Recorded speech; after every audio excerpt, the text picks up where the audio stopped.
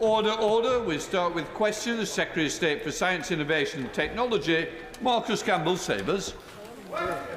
Thank you, Mr. Speaker. Question one.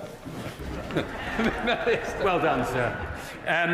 One of the things that keeps me awake at night is how we make sure that people are protected, the most vulnerable people in particular, and rural communities, as we transition from the copper network to fibre. That's why I was really glad that in November last year I was able to get all the network operators to sign up to a new code of conduct, which will, I think, provide precisely that protection.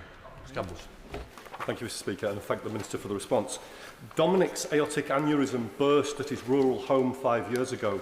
With no phone signal in their stone-built house, it was a 50-minute landline call to emergency services that helped his wife keep him alive while they waited for an ambulance. As he waits for more open-heart surgery, can the Minister reassure his family that we are doing all we can to mitigate the risks to him and other vulnerable people during a power cut? Minister. I certainly can, and obviously I send my best wishes to his constituent. I think he said that there was a stone-built house.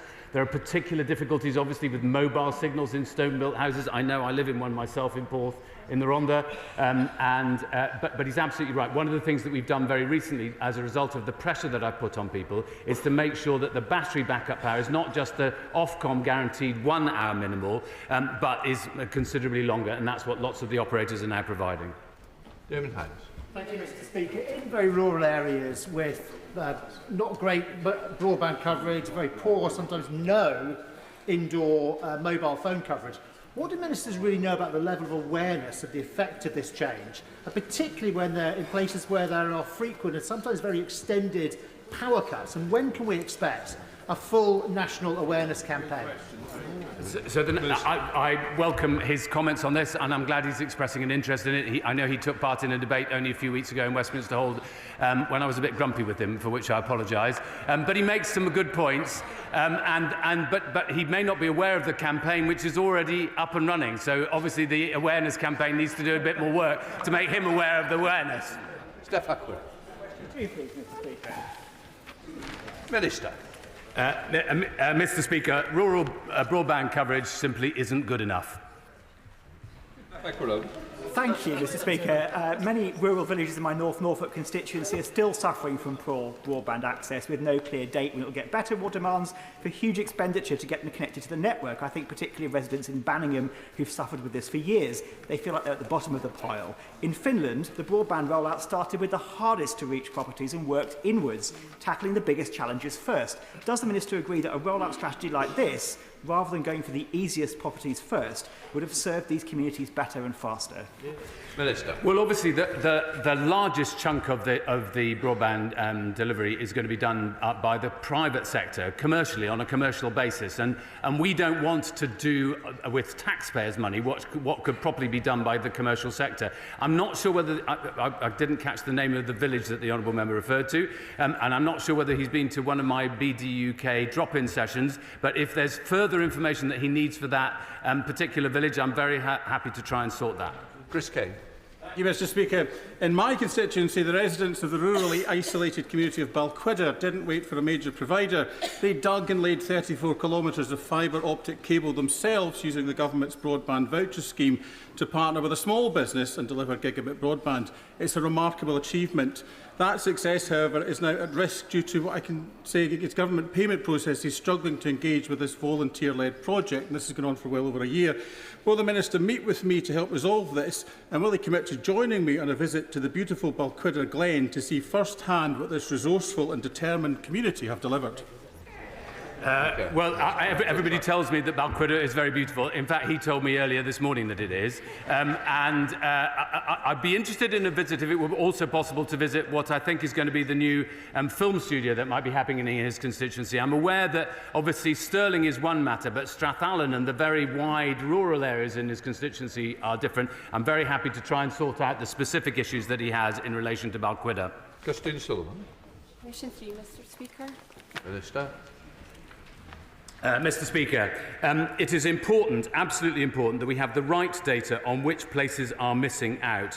That's why, as I've said before, I'm very desperate to make sure that we end up with a situation where if people go online to check Ofcom's announcements on coverage in their area, it actually matches their lived experience. I can announce that Ofcom is going to be radically changing their online coverage network system. I've placed a letter in the library today, which between myself and Ofcom, which will lay out when we are going to do that in June. I think you want to group it as well, Minister. And I thought they were different constituencies, so I wasn't sure that I was allowed to. But if I'm allowed to, Mr. Speaker, then I'd love to. You chose the grouping, not me. So, yeah, it is grouped. That's not done by me, it's done by your department. Sadiq Al-Hassan.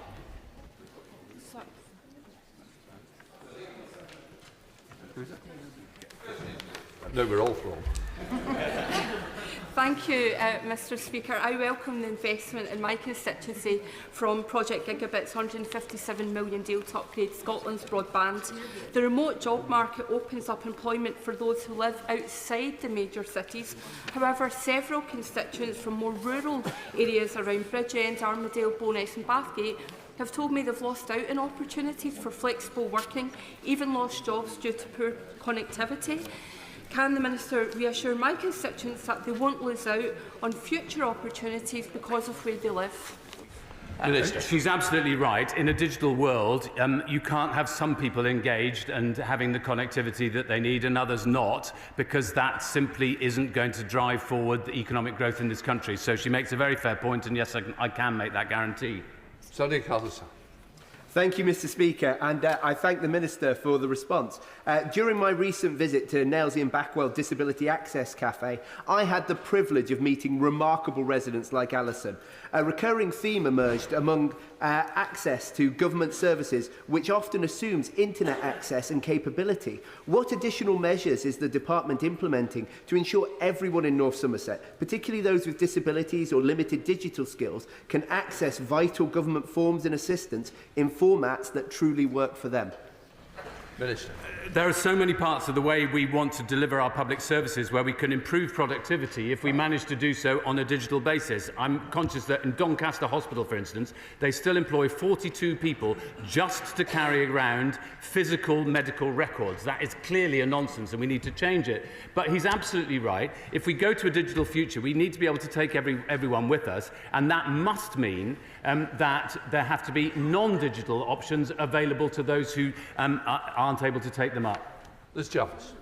Thank you, Mr. Speaker.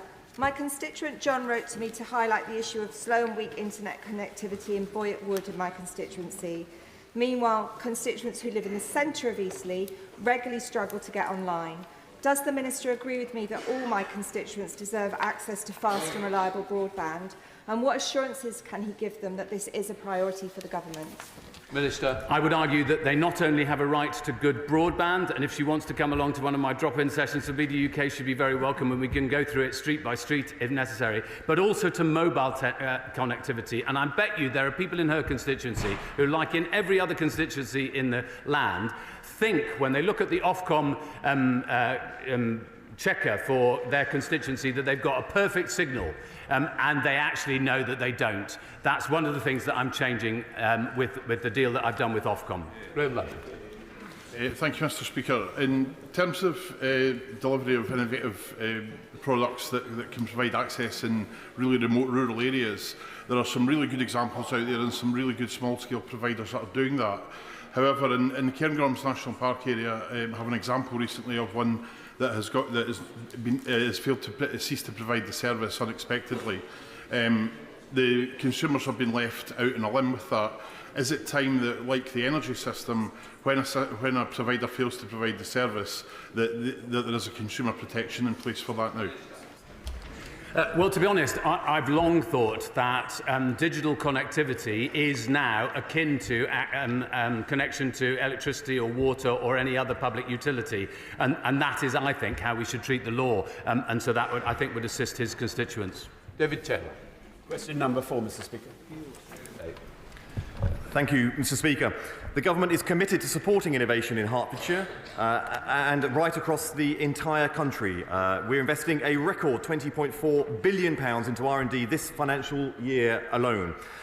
In the last financial year, UKRI invested £67 million into projects in Hertfordshire. For example, over £650,000 was awarded to Copco Limited, based in Hemel Hempstead, to develop a digitally enhanced, low-cost technology in aerostructures. Taylor. Thank you, Mr Speaker, and I thank the Secretary of State for his answer. I was fortunate enough to visit the British Standards Institute in Hemel Hempstead recently to see their work helping businesses to deliver better products and drive towards a more sustainable planet. They showed me their research that 78% of UK companies increase turnover and productivity because of their standards. What steps is the government doing to support more companies to adopt and certify standards like the BSI's AI management system standard so that we can grow the UK tech sector and enable innovation, collaboration safely and securely? I'm extremely grateful for his question. It shows how diligently and how assiduously he is working for the businesses in his constituency. I can assure him that standards and high standards lead to adoption, and this government is committed to the very highest of standards. And I saw this on visits to Hertfordshire myself, where I visited Airbus, seeing cutting-edge work being done there in the area in which he represents, and then also to the tech firm Autolus, doing cutting-edge work to the highest of standards, contributing to the innovation of our country as well as to the area that he represents so well. Can I thank the Minister very much for his answer? The Minister is right to say it's helping not just Hertfordshire but everywhere else. The Minister has been a regular visit to Northern Ireland. He's been a specific interest in cyber security in Northern Ireland. Has he had the opportunity to interact with the companies in Northern Ireland to ensure that we can also benefit from cyber security and expansion in the future? I'm very grateful for his question, and I'm very grateful for the recognition of the commitment that I personally have to Northern Ireland, visiting for the second time just recently. I can say that this government is committed to cyber security right across the United Kingdom. The budgets for it are, and the application of it are subject to the Barnett consequentials. I know that he'll be working with the devolved authority to make sure that that is spent wisely, and in central government here, they will have the partner they need. Biro Abbey. Thank you, Mr Speaker. Whilst AI... Oh, number 5, excuse me. Minister. Thank you, Mr Speaker. I'd like to thank my honourable friend for that question. The SIT works very closely with other government departments, including DESNES and DEFRA, to align AI energy demand with future energy planning to ensure long-term sustainability. We understand that AI is a very energy-hungry technology, and that's why we have set up the AI Energy Council. And through this council, Mr Speaker, we are assessing ways to address the growing energy demands of AI sustainability, including by exploring bold, clean energy solutions from next-generation renewables to small modular reactors. Thank you, Mr Speaker. And we know AI has the power to transform civilization. The huge drain on the environment is a problem. So, for example, ChatGPT, which has an estimated 57 million daily users, we're finding that for every 5 to 50 questions it's asked, 500 millilitres of water are used to cool down its data centres. Now, I know she's explained some of the work that's being done, and I understand the AI Energy Council will be looking at energy solutions to align the government's AI ambitions with our net zero goals. But with the increased incidence of drought and the overall climate emergency situation, what steps are the government taking specifically to manage water consumption and sustainability in its AI ambitions?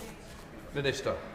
Thank you, Mr Speaker. I thank the honourable member for that question. I can assure her that the government is committed to ensuring AI development aligns with sustainability goals, and we welcome the advances in cooling technology, such as dry cooling and closed-loop systems, in addition to promoting the use of renewable energy resources.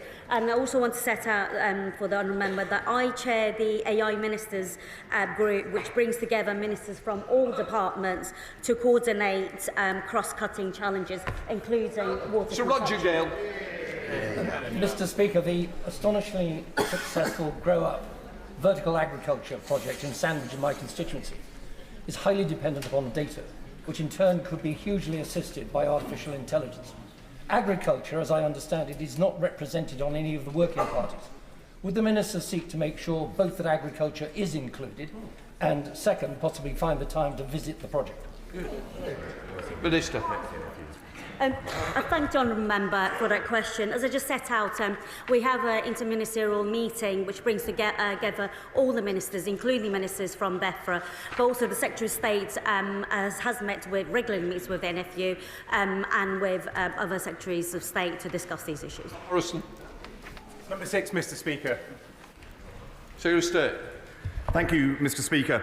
I'd like to congratulate the Prime Minister and the Business Secretary on the UK-US trade deal, which is, among many provisions, includes the commitments to deepen digital trade. My department will continue to work across Whitehall to strengthen the transatlantic trade relationship that benefits our country so greatly. And when it comes to online harms, we will continue to strengthen those provisions too. Tom Morris. Speaker, thank you very much for that response. Many of my constituents have contacted me about concerns around social media and public health. Nearly 40% of children are reporting that social media has a negative impact on their mental health, and with glaring holes in the Online Safety Act, dangerous smaller websites still remain unregulated. So can the Minister confirm that protections for children will not be up for negotiation in any deal with the United States? Thank you. I'm grateful for the question, and I certainly share his concern for young people's welfare online, which is why so many of the provisions that have been brought in since I came into office, including issuing a statement of strategic priorities to Ofcom, tackling intimate image abuse, getting right behind the implementation of the new regulations from January and age verification that will come in July. We are behind these, as well as working on what will come next in terms of strengthening it. And let me reassure him and the House, Mr. Speaker, online harms is never up for negotiation. It will never be up for negotiation by this government. Committee, Chair. Maura. Thank you very much, Deputy Speaker. And I really welcome the US-UK trade deal and the fact that the Secretary of State and the Prime Minister kept their commitment not to put online safety on the table for those negotiations. Now, my committee's inquiry into social media misinformation and algorithms has heard evidence that the algorithms in social media drive the spread of misinformation, and we saw the consequences of that after the summer riot. Would the Secretary of State confirm that, as well as not watering down the Online Safety Act, he will look to strengthen it, and that he is discussing how to do so with our allies in the US? I can reassure her that I'm looking very closely about how we strengthen the online safety regime in order to protect children further into the future. I've commissioned research into the exact causal relationship between young people's use of which products and the impact it has on young people, and I will act accordingly from there. Victoria Collins, Liberal Democrat spokesperson. Thank you, Mr. Speaker. Given these growing concerns around the Online Safety Act that could be weakened during UK-US trade negotiations, and reports of the Right Honourable Peter Kyle, the Secretary of State, meeting with the Right Honourable Secretary of State, repeatedly meeting with tech giants, including Amazon, Google and Meta, it is vital that children's safety remains a red line in both our trade policy and our ongoing evolving data protection framework. I welcome the comments that you made around the online harms will not be up for negotiation, but can the Secretary of State please confirm whether the Online Safety Act will not be up for negotiation at UK-US Trade Act now or in the future? Mr. Speaker, we have just delivered a deal between the UK and the US, and none of it weakened any of the legislation we have that keeps children safe in this country. We were promised that we were front of the queue for a UK-US trade deal by that party there. For this government, we took us out of the queue altogether and delivered the deal. A decade for them, we delivered the deal, and we are strengthening the rights that young people have to keep them safe, not weakening them. Luke Murphy. Question 7, Mr. Speaker. Thank you, Mr. Speaker. This government is piloting a range of technologies, including generative AI and large language models across departments in order to release their potential to boost public sector productivity. We are aiming for a smarter, smaller state, and that is exactly what we will deliver. Luke Murphy. I thank the Secretary of State for his answer. The government is rightly focused on driving public sector reform through the smarter use of technology. In Basingstoke, we've seen what's possible. ICS AI has already helped Derby City Council save millions of pounds using AI. Gemma Secure, another local firm, is developing homegrown tech to help protect vital infrastructure from cyber threats. And TBSC have produced software to reduce costs wasted on unused IT subscriptions by up to 25%. Will the Secretary of State join me in Basingstoke to meet these and other firms to discuss how his department can work with them to help achieve our mission of building a more efficient, secure and modern public sector? The AI questions is I'm very grateful for his question. He is highlighting the great work coming out of Basingstoke, which will contribute to the productivity not just of local authorities around the country, but also to the benefit of our entire economy. I can assure him that this government is committed to harnessing the power of British technology, putting it to use for citizens across our country and for productivity in government, and I look forward to engaging more with the companies that he mentions. Tim Farron. Speaker, the use of AI in radiotherapy planning increases productivity by 20-fold, and yet the government's decision to stop funding for AI contouring is estimated to cost 500,000 extra days in waiting lists. So will the government intervene and talk to friends in the health department to make sure they restore this funding and save lives? I'm grateful for his question. I can assure you that we are investing heavily into AI technology across the NHS for the benefit of patients. I visited Huddersfield Hospital, where AI has been integrated fully into the radiography department there. I will look into the specific issue that he raises. If there's any conversations to be had, I can assure you we are on the side of patients and for harnessing technology for the good of patients. John Minister, Dr. Benson. Thank you, Mr. Speaker. Accurate data is important, particularly in the public sector, and we will be voting on this later today. How will he measure his planned productivity improvements, and how will he define success, and over what time period? I can assure you that we are deploying technology to deliver productivity gains across Whitehall, and they are starting now. We are investing heavily from the digital centre that we created in DCIT, working intensively with departments such as DWP and HMRC, and already identified billions of pounds worth of savings. They will be put to use within government for the benefit of citizens without delay. Come to topicals, Laura Kirk-Smith. Mr. Speaker. Thank you, Mr. Speaker. This government is harnessing the power of technology to create smarter, smaller state. My department is partnering with DWP and HMRC to understand how AI can save taxpayers money and deliver a world-class public services that people deserve. At the same time, we are tearing down the barriers facing businesses who want to invest in Britain. Last month, we welcomed experts from across the energy and tech sectors for the first meeting of the AI Energy Council. We discussed how we can use clean energy power to power our domestic AI sector and deliver strong growth and good jobs right across the country. Thank you, Mr. Speaker. I met Jess and Hannah from Aston Clinton in my constituency, who are doing brilliant work to encourage parents to delay giving their children smartphones. Responding to the second reading of the Safer Phones Bill, the Digital Minister agreed that excessive smartphone usage is detrimental to the physical, mental and spiritual health of young people, and confirmed that the government intends to act in this area. Can the Secretary of State share what his next steps will be? Yes. I agree with her. Excessive use is detrimental to children, as it is for MPs across the House too. I can assure her that I'm commissioning evidence into the impact of social media use on children. I'm looking closely, particularly at the addictive nature of some of the algorithms being deployed, and looking closely at how we can act into the future to keep children safe, but also benefit their welfare. The Secretary of State, Alan Mack. Thank you, Mr. Speaker. Labour have cancelled Britain's new national supercomputer at Edinburgh University, damaging our research capability and economic growth. The project was fully funded by the Conservatives, and the university say it will be a disaster if the cancellation isn't reversed. So will the government reinstate that supercomputer, or will it be another victim of the Chancellor's failed economic experiment? It does surprise me that he continues down this path. As the Secretary of State, I came in and one of the first decisions I had to take was how we look at an unfunded commitment for hundreds of millions of pounds where the money never existed, the Treasury had not committed it, and not a single letter of writing going to my department from the Treasury, and yet years of commitments verbally from this government. We will deliver a compute strategy that is fit for purpose, that will get our country where it needs to be, and every word of it will be delivered. We're not going to get everybody in, Secretary of State. Alan.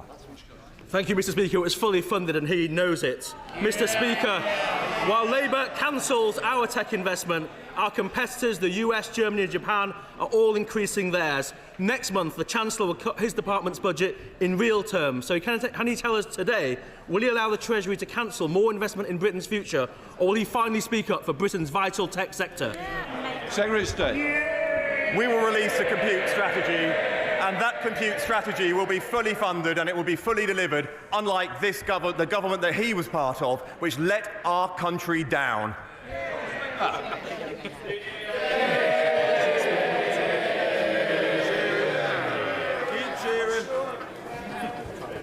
John Slinger. Thank you, Mr. Speaker. There are incredible dividends from digital for government administration and service delivery, but some older and vulnerable constituents tell me they cannot use smartphones or are not online and are worried about being left behind. Now, I'm liaising with Citizens Advice, the local council, Age Concern and others to take action locally to help them. Can the Minister reassure me that sufficient advice, support and funding will be made available to them and my constituents to ensure digital inclusion as we rightly seek to utilise digital far more effectively? Minister. My honourable friend is absolutely right. There are older people and others, for that matter, who have no access to either an online or don't have a smartphone, who wouldn't be able to access things in a digital world. That's why we introduced a digital inclusion plan. And that's one of the key differences between a Labour government and a Tory government. They didn't have any interest in digital inclusion. They didn't have a plan for 10 years, and we brought one in. Before we come to Prime Minister's questions, can I welcome into the gallery the speakers of Anguilla, Bermuda, British Virgin Islands, the Falkland Islands, Gibraltar, Montserrat and St Helena. Lorraine Beavers. Thank you, Mr. Speaker. Question number 1. Mr. Speaker, over the past week we've secured a historic trade deal with India and a landmark agreement with the United States, protecting and creating British jobs, slashing tariffs and driving economic growth. We've also published a white paper setting out how this government will end the open borders experiment of the party opposite, bringing net migration down, backing British workers and delivering fair control of our borders. Mr. Speaker, I know the whole House will also want to mark the 40th anniversary of the Bradford City fire. We remember the victims of that devastating tragedy and celebrate the strength of the community. Mr. Speaker, this morning I had meetings with ministerial colleagues and others. In addition to my duties in this House, I shall have further such meetings later today. Thank you, Mr. Speaker. 14 years of Conservative cuts have stripped the Environment Agency of the resources and the staff they need to properly deal with badly managed landfill sites, blighting communities like mine. The Jameson Road landfill site in my constituency of Blackpool North and Fleetwood has been producing toxic stenches for over a year now, causing nosebleeds, headaches, vomiting and breathing problems for my residents. Will the Prime Minister commit to ensure the Environment Agency have the staff and resources to police badly managed sites like this and across the country, so they can act swiftly and effectively to protect communities like mine? Mr. Speaker, I love the fact that when anyone says 14 years of a Conservative government, they'll go, oh no, that's how the country feels. Mr. Speaker, once again, a hard-working Labour MP clearing up the mess that was left behind. Our residents deserve far better. We expect rapid improvements. We're closely monitoring air quality and won't hesitate to take further action. She's right, we must tackle rogue operators who blight our communities. That's why we've boosted Environment Agency funding by £188 million, alongside tough new rules on incinerators and commercial fly tippers. Leader of the Opposition, Kemi Bennett. If I may, Mr. Speaker, Sir Roy Stone served 13 chief whips and prime ministers from Margaret Thatcher to Boris Johnson, and I'd like to pay tribute to his extraordinary service and send my best wishes to his family. And also, before we start, Mr. Speaker, I would like to say to the Prime Minister how horrified I was to hear about the attack on his family home. It is completely unacceptable. And I think I speak for the whole House when I say that this wasn't just an attack on him, but on all of us and on our democracy. Yesterday, we learned that unemployment is up 10% since the election. Why does the Prime Minister think unemployment is rising on his watch? Mr. Speaker, can I pay tribute to Roy Stone as well and the service that was given us in various capacities. Can I thank her for her words about the attacks on me and my family and the kind messages from many others in the last few days. She did actually message me pretty well straight away, and I really do appreciate that. And she's absolutely right that this is an attack on all of us, on democracy and the values that we stand for. Mr. Speaker, she comes here every week to talk the country down. We've got 200,000 new jobs, record investment, 4 interest rates cut. Contrast that to the disastrous Liz Truss mini-budget, inflation through the roof, and a £22 billion black hole. I'm not sure the Prime Minister even knew that unemployment was up, but there's no point him blaming everyone else. The fact is, Conservatives reduced the deficit every year until the pandemic, more than doubled the personal allowance. We left 4 million extra jobs, tackled the post-pandemic inflation spike, and left the fastest-growing economy in the G7. Let's talk about what is happening today. Let's look at Beals, a 180-year-old department store in Dorset. They survived 2 world wars and the winter of discontent, but they couldn't survive this Labour government. Beals is having, and I quote, Mr. Speaker, a Rachel Reeves closing down sale. What does the Prime Minister have to say to all the people who have lost their jobs? Mr. Speaker, nobody wants to see job losses, but she must be the only person left in the country who thinks the economy was booming after the last government. We've created new jobs, record investment, trade deals that they tried. The India deal, I think they tried for 8 years and failed. We did that deal. They talked about a US deal. We did that deal. We tend to get a stronger relationship with the EU. The former Trade Minister must be the only former Trade Minister who's against all trade deals which boost our economy. She says she's against the India deal, even though it's got the same provisions she put on the table. She's against the US deal, even though it saves thousands of jobs in car manufacturing. And, Mr. Speaker, most absurdly, she says she's going to rip up the EU deal when she hasn't even seen what's on the page. They're reduced to a brain rot. A once great political party is sliding into brain-dead oblivion. Mr. Speaker, I'm very happy to welcome his tiny tariff deal, but the fact is, it has put us in a worse position than we were in March. He should not over-egg the pudding. Let's talk about how things are getting worse now. In every month of this year, household names like Sainsbury's, Tesco, Asda and Santander have cut staff.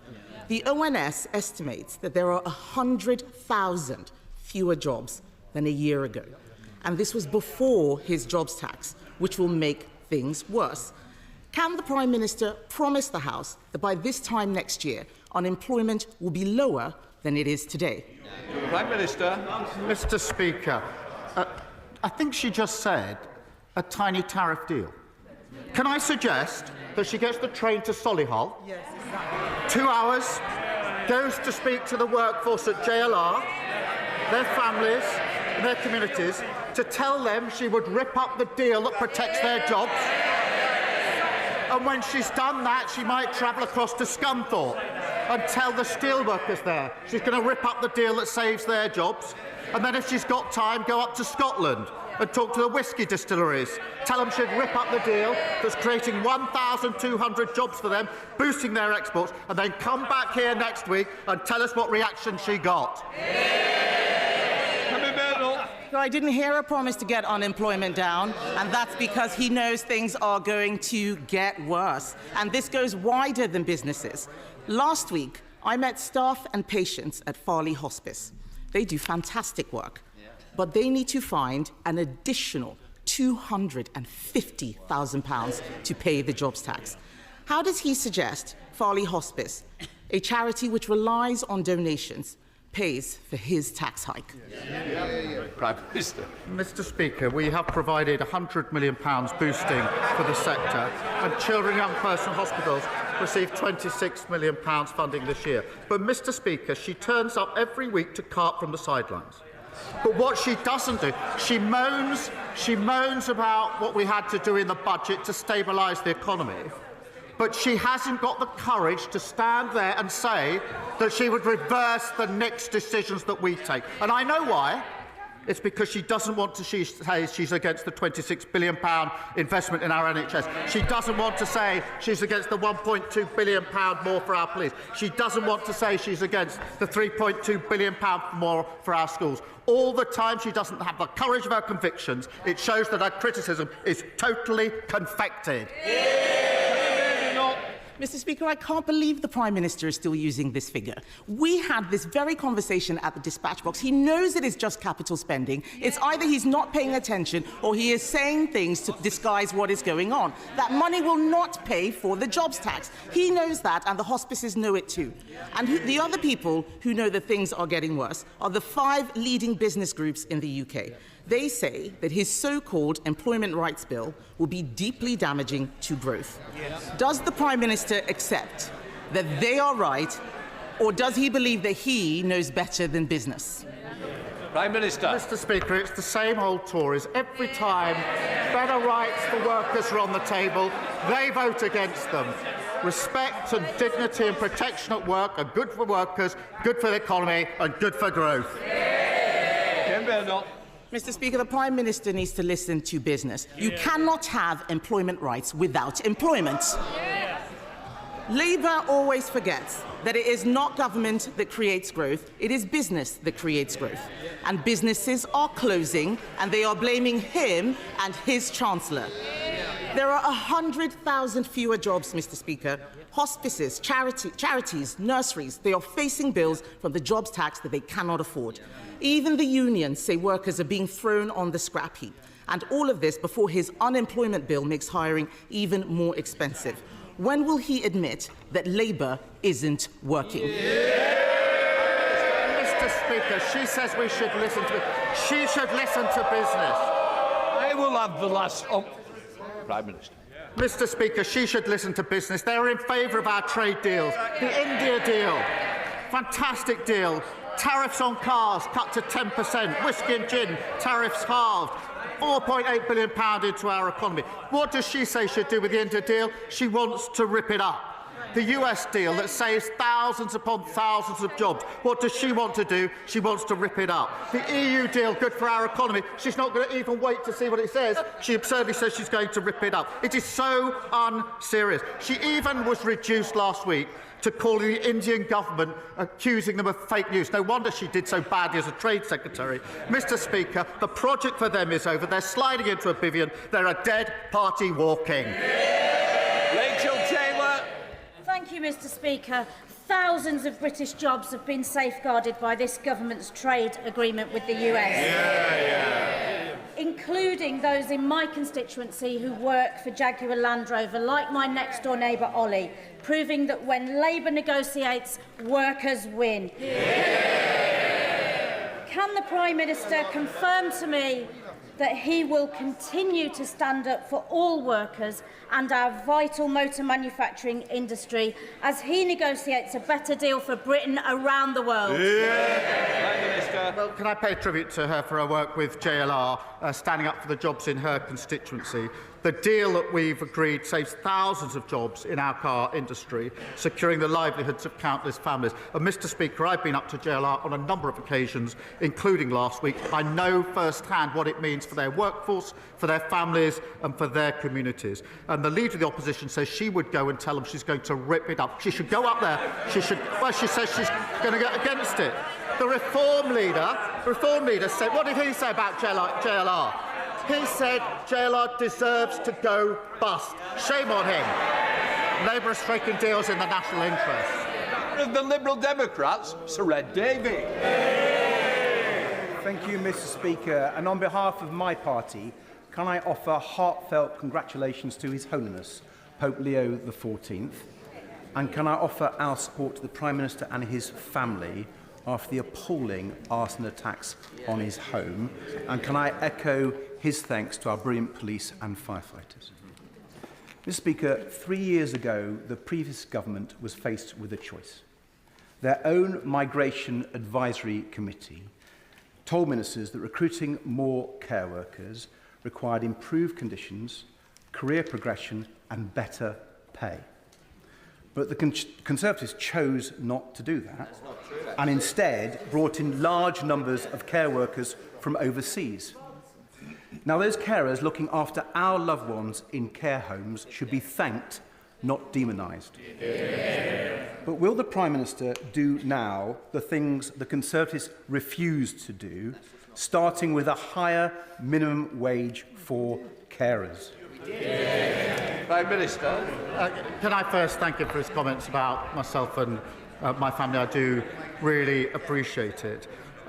It is important that we have fair pay for care workers, and that's why we've put in place our fair pay agreements. This is the first of its type. It will be applied first to care workers to ensure that they get fair pay, but also a better framework for progression. As he will know, most people leaving care work are leaving care work to go to the NHS because of the pay and the ability to progress. Our fair pay agreements will deal with that to make sure that in the future those jobs are more secure. And I would just add, Mr. Speaker, a declaration of interest. My sister is a care worker. I know firsthand how important the work is and how difficult sometimes the situation is facing them.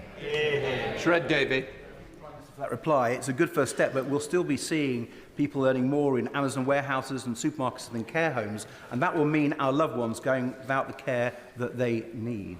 But turning to the Middle East now, Mr. Speaker, for more than 10 weeks, Israeli forces have blocked food, water and medicine getting into Gaza.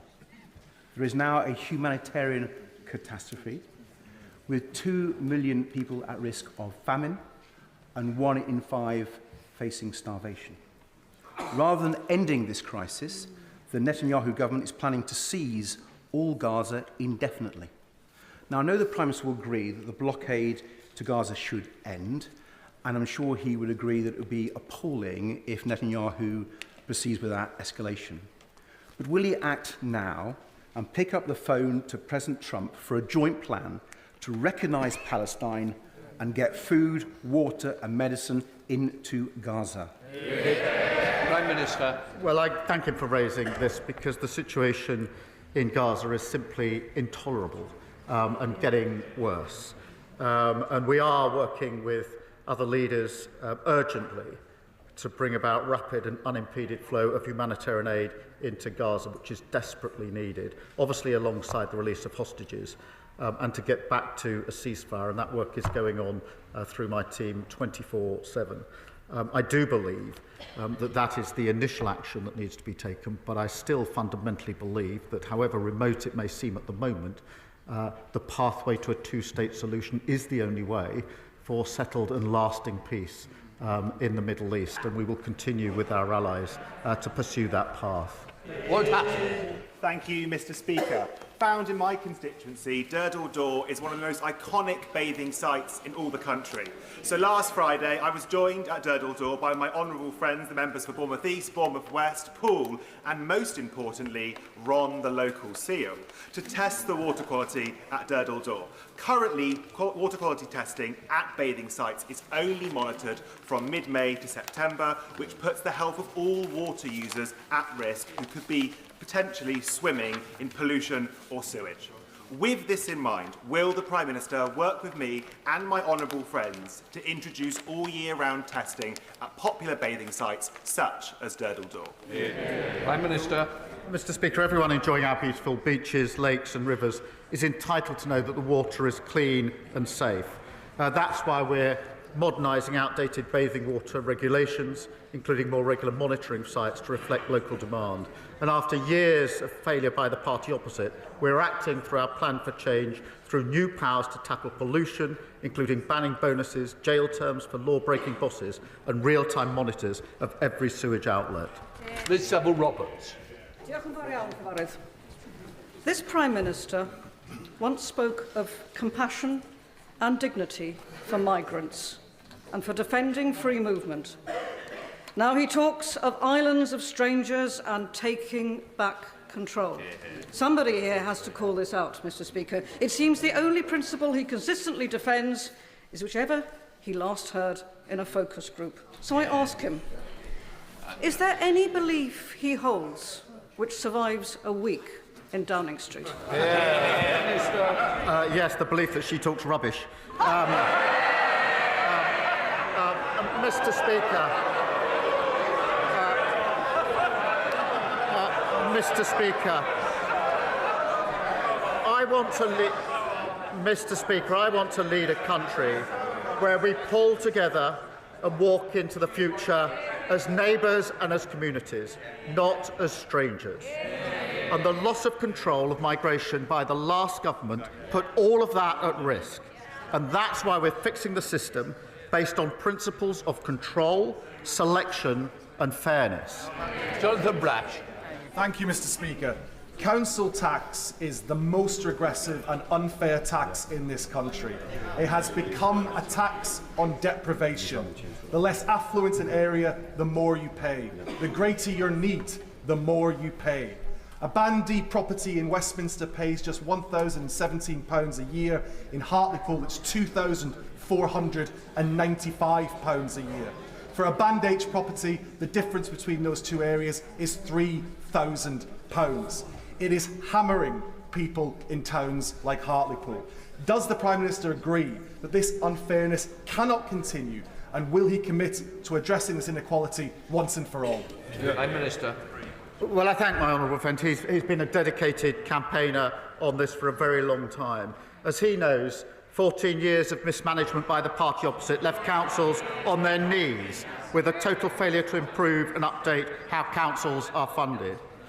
Through £69 billion of funding this year and the upcoming multi-year settlement, the first in over a decade, will give councils far greater certainty and stability. Our detailed funding review will create a fairer system to make sure his constituents see strong, affordable local services. Wendy Moore. Mr. Speaker, while the Prime Minister prefers to take to the international stage, back here at home, Labour's Birmingham bin strike is now in its 10th week. Rubbish is still piled on the streets and recycling goes uncollected. And the reputation of the West Midlands is being trashed. His ministers continue to wash their hands of this. His mayor doesn't even want to talk about it. So will the Prime Minister come to the West Midlands and sort this out? Because at the moment, it's only the squeaky blinders that are winning. Prime Minister. Well, further evidence, Mr. Speaker, of the decline of the Tory party when they say that going to Ukraine at the weekend to try and secure peace for Ukraine and for Europe and the security and defence of Europe is somehow the wrong priority. That conflict has already massively impacted people in this country through the cost of living crisis and energy. Ukraine, Europe and we deserve peace and to live in peace. Mr. Speaker, on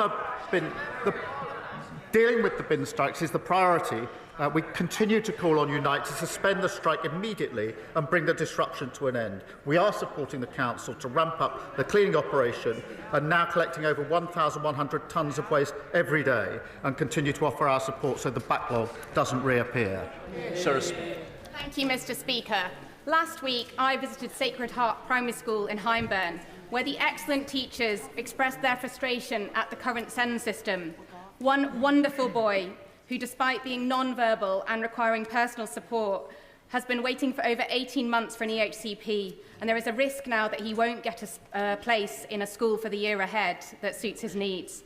How will the Prime Minister ensure that the voices of parents and children are at the heart of the SEND reforms that the government will bring forward?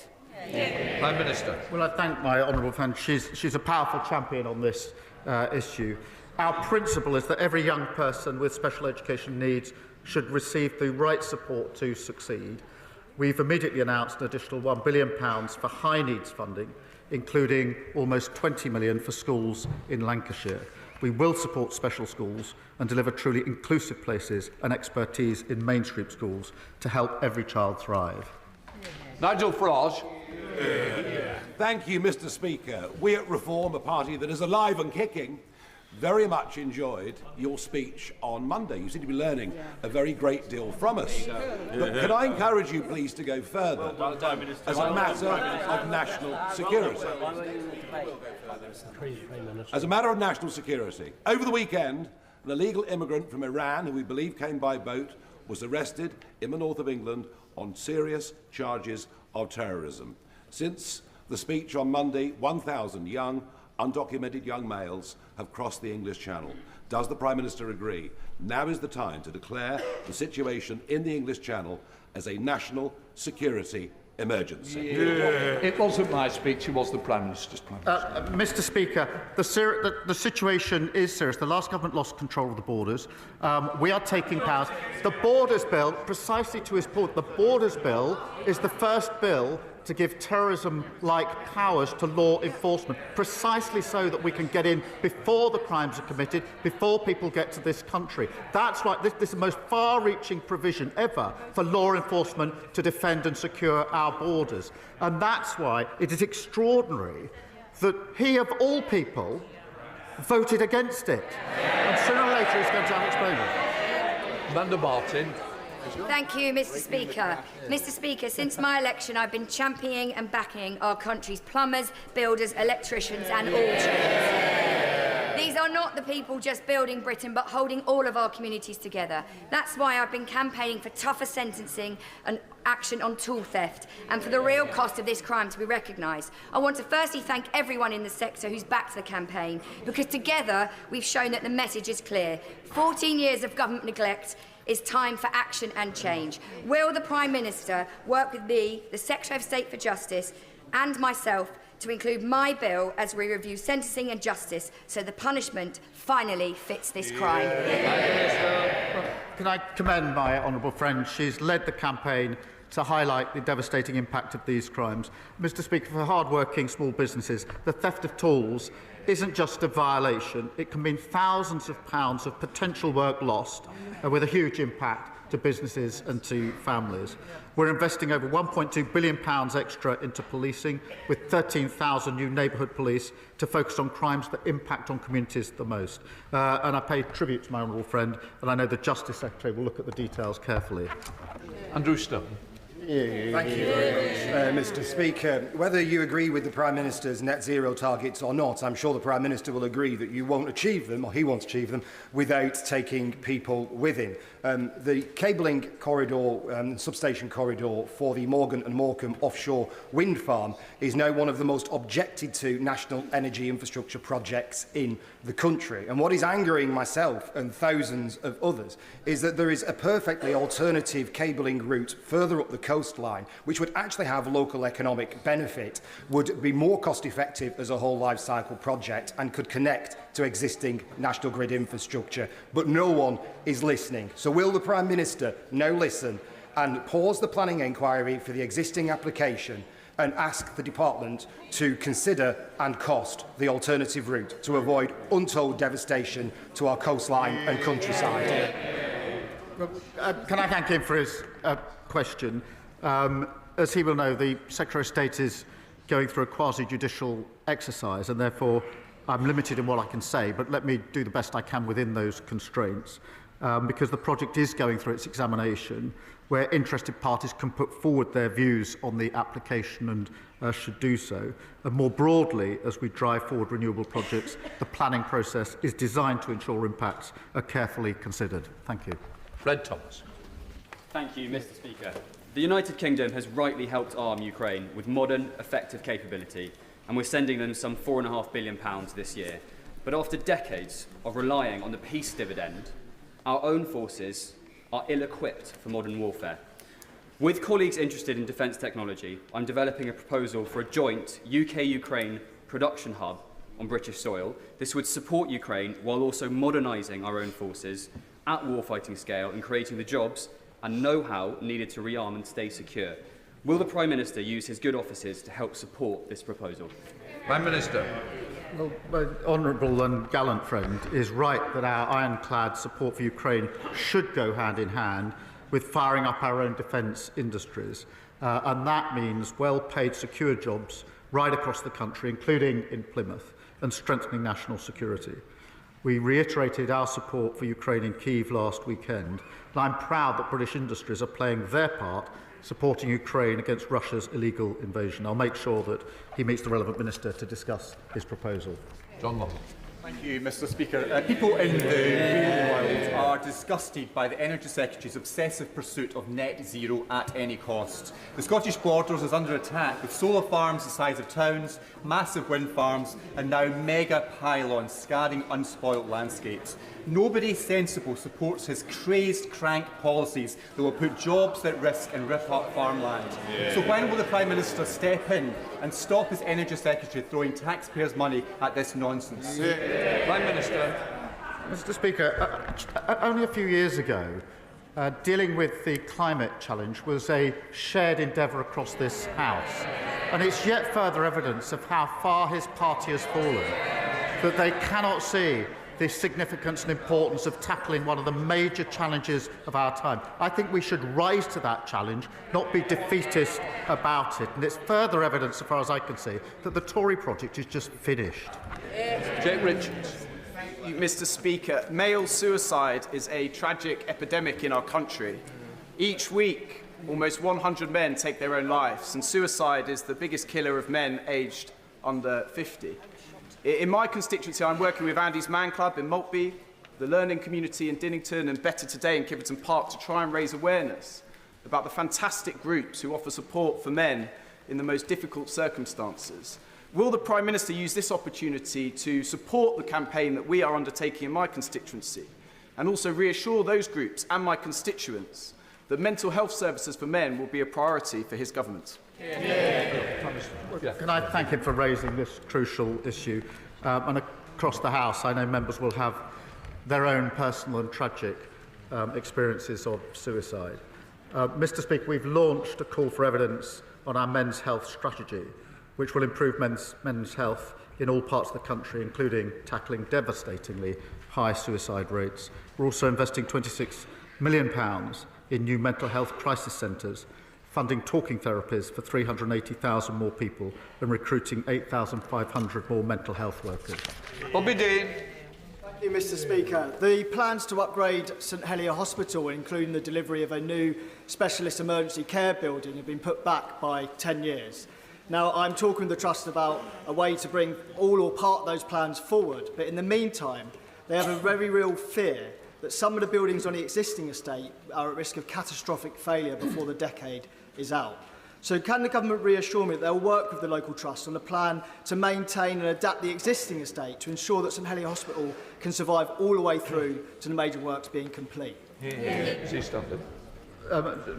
honourable member's constituents have been badly let down by the previous government's empty promises, which were never going to deliver. We put the new hospitals programme on a sustainable financial footing, increasing the NHS capital budget to record levels so we can address the backlog of critical maintenance, repairs and upgrades. And I'll make sure that he gets a meeting with the relevant minister to discuss the particular case. Melanie. Thank you very much, Mr. Speaker. Great Grimsby and Cleethorpes is the renewable energy capital of England, delivering homegrown, secure energy and boosting local skills. And over 12,000 people are employed in a clean energy job in Greater Lincolnshire. But these jobs are now under threat from Reform's new mayor, who has declared war on renewables, putting livelihoods at risk. What steps will the Prime Minister take to protect jobs by supporting the supply chain and delivery of renewable projects? Mr. Speaker, she's a superb champion for energy security, driving down bills and the good secure jobs that renewables offer. And the parties opposite are climate defeatists. Anti-jobs, anti-growth, anti-business and anti-investment. And they should go and peddle their policies to the tens of thousands of people, working people in this country, working in renewables every single day. They don't think that Britain has the skills and they would deny us incredible opportunities. We're focused on securing billions in investment, creating tens of thousands of jobs and taking us off the roller coaster of an international fossil fuels. Alison Griffiths. Thank you, Mr. Speaker. A constituent of mine, Victor Franklin, was made severely disabled after a savage dog attack left him with multiple amputations. Will the Prime Minister explain why pensioners like Victor, who become severely disabled after retirement, are excluded from claiming personal independence payments and are instead limited to the lesser support of attendance allowance? And will he commit to reviewing this unfair rule? Prime Minister. Can I extend my thoughts to Victor and the awful circumstances that she describes, which must be extremely challenging. We do have to reform the system that we've got. It's not working. I think there's a general agreement about that, but the principles have to be clear, that we protect and secure those that need that protection and security. We help those who can work into work, and those who can work should work. But we have to reform the system that we've got to make it a better system, because what we've got doesn't work. Mr. Speaker. Every week I meet families in Barking and Dagenham who tell me that they worry about paying for their bills because they are on a 0-hour contract. My constituents want the chance to work hard in a secure job, earn a decent wage and to have dignity in their workplace. As Labour plans for change delivers the biggest uplift in workers' rights in a generation, does the Prime Minister agree with me that Reform MPs working and voting against our employment rights bill show that they are no friend of workers in this country? She's absolutely right. Let's be clear what the parties opposite voted against. Stronger statutory sick pay, they voted against. The right to guaranteed hours, they voted against. Protection from unfair dismissal, they voted against. Stronger protection for pregnant mothers, they voted against. Insecure work, a package worth £600 to the poorest workers, they voted against. Mr. Speaker, we're backing British workers. They vote against them at every turn. Thank you, Mr. Speaker. Maternity services in Yeovil are due to shut on Monday after a deeply flawed CQC inspection in January and be moved to Musgrove Park Hospital in Taunton, which does not have the capacity for an extra 1,300 births a year. While the closure is initially for 6 months, I've received no guarantee it will open again. This creates huge fear. Will the Prime Minister or relative minister agree to meet with me and colleagues in the South West to stop this decision? Prime Minister. Mr. Speaker, I'm grateful to him for raising this issue, which must be of concern. I'm not across the details of it, I'm afraid, at this stage, but I will make sure that he gets a meeting with the relevant minister to get to the bottom of the issue that he's described. That completes Prime Minister's questions. Point of order, Jane Richards. Mr. Speaker, at Prime Minister's questions, the Leader of the Opposition claimed that unemployment had risen by 10% since the last general election. That figure is completely and utterly incorrect. It's no wonder that George Osborne, a former Conservative Chancellor, says she's got no economic plan if she can't even get basic statistics right. Will she return to the House and correct the record? It's not up to the Chair for the accuracy of what a member states. What I would say is you've corrected the record in your opinion, and we'll leave it at that for now. Bench changeover.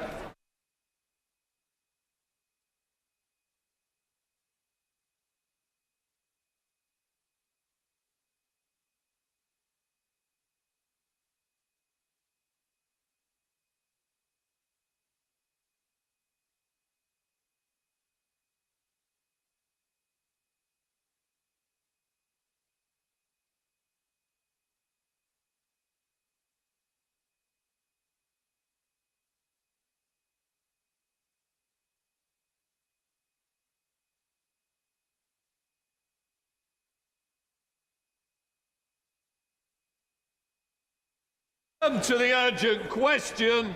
Adrian Ramsey. Mr. Speaker, to ask the Secretary of State for FCDO if he will make a statement on the UK's assessment of the likelihood of genocide in Gaza. Minister. Mr. Speaker, yesterday, alongside partners, the UK convened a meeting of the UN Security Council in response to the intolerable civilian suffering and humanitarian need in Gaza. As I told this House yesterday, Israel's denial of aid is appalling. Tons of food are currently sitting, rotting at the Gaza-Israel border, blocked from reaching people who are starving. Israeli ministers have said Israel's decision to block this aid is a pressure lever. This is cruel and it is indefensible. Overnight, yet more Palestinians have been killed in Israeli strikes. This must end. The message yesterday was clear. The world demands Israel stop and change course immediately. With our allies, we are telling the government of Israel, lift the block on aid entering Gaza now. Enable the UN and all humanitarians to save lives now. We need an immediate ceasefire now. Humanitarian aid must never be used as a political tool or military tactic, and the UK will not support any aid mechanism that seeks to deliver political or military objectives or puts vulnerable civilians at risk. The International Court of Justice case on genocide is ongoing, Mr. Speaker. We support the ICJ. We support its independence. The ICJ issued a set of provisional measures in this case, and we support those measures. Israel has an obligation to implement them. It is the UK government's long-standing position that any formal determination as to whether genocide has occurred is a matter for a competent court and not for governments or non-judicial bodies. The UK is fully committed to upholding our responsibilities under domestic and international law, and we have at all times acted in a manner consistent with our legal obligations, including under the Genocide Convention.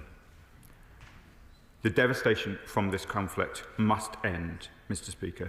Our complete focus is on lifting Israeli restrictions on aid, on freeing the hostages, on protecting civilians, and on restoring the ceasefire. We will work urgently with our allies and partners on further pressure to make Israel change course. Mr. Speaker, overnight, the UN's Emergency Relief Coordinator, Tom Fletcher, warned that a genocide was possible in Gaza. 1 in 5 people faces starvation. The entire population is facing high levels of acute food insecurity. In Gaza, Gaza North, Deir al-Balah, Khan Yunis and Rafah, there is a risk of famine. And there's one primary cause: Israel's aid blockade since the 2nd of March. The Security Council were told that civilians in Gaza have again been forcibly displaced and confined into ever-shrinking spaces, with 80% of the territory either within Israeli militarised zones or under displacement orders. Israeli airstrikes on the European hospital in Gaza yesterday killed 28 people, with further reports of at least 48 deaths overnight from strikes elsewhere. So can he tell us whether the FCDO has conducted any recent assessment of its own on the risk that the Israeli authorities are committing genocide? Last night, the UK's ambassador to the UN rightly called on Israel to lift the restrictions and ensure a return to delivery of aid in Gaza in line with humanitarian principles and international law. But this is not enough. Notwithstanding the government's position that it's for judicial bodies to make a determination, what is the minister's response to the latest UN assessment that genocide is possible in Gaza? Can he confirm whether the UK stands by the obligation to prevent duty in the Genocide Convention? Parliament needs to know whether the UN Emergency Relief Coordinator's assessment will lead to a shift in the UK government's position. Why is it that when the horrors increase, the UK government's position stays the same? And lastly, to echo the words in Tom Fletcher's briefing, will you act decisively to prevent genocide and ensure respect for international humanitarian law, or will you instead repeat the empty words, "We did all we could"? Minister. Mr. Speaker, I'm grateful to the honourable gentleman for asking these important questions. The testimony of the Emergency Relief Coordinator, the very most senior official in the entire humanitarian system in the world, last night at the UN Security Council meeting that we called with our allies, is clearly incredibly important. And I can confirm to the honourable member that we do abide by our international law obligations, including to the Genocide Convention, and we consider in all of our IHL assessments, which are ongoing, all of the relevant tests, and we will continue to do so. The Honourable Gentleman, Mr. Speaker, asks important questions, questions which have echoed in this chamber yesterday and throughout this long and painful conflict. This government has taken steps, whether it's restoring funding, suspending arms exports, working with our partners in the UN and elsewhere, but clearly we are in a situation today where nobody in this House would wish to be, nobody on these benches, and I'm sure nobody on the benches opposite. We will need to take more and more action until we see the change that we need, but the central question, as I've told this House repeatedly, the central question is that aid is not being allowed into Gaza. While it is not allowed into Gaza, there is nothing that can be done to get the aid at the scale and in the manner necessary to save Palestinian life. And it is on that point that we call the Security Council, and on that point we will continue to act. Can I just remind people not to use you, because I'm not responsible for some of those statements. Right. Andy MacDonald, you put also a UKIP.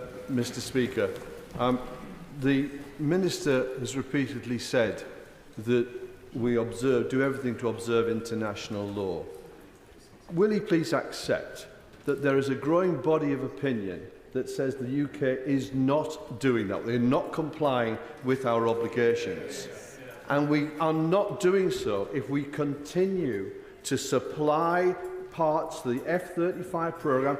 These are the weapons that are dropping on children in Gaza. We cannot say that we're observing the Genocide, Geneva Conventions and Rome Statutes if we continue to supply those goods.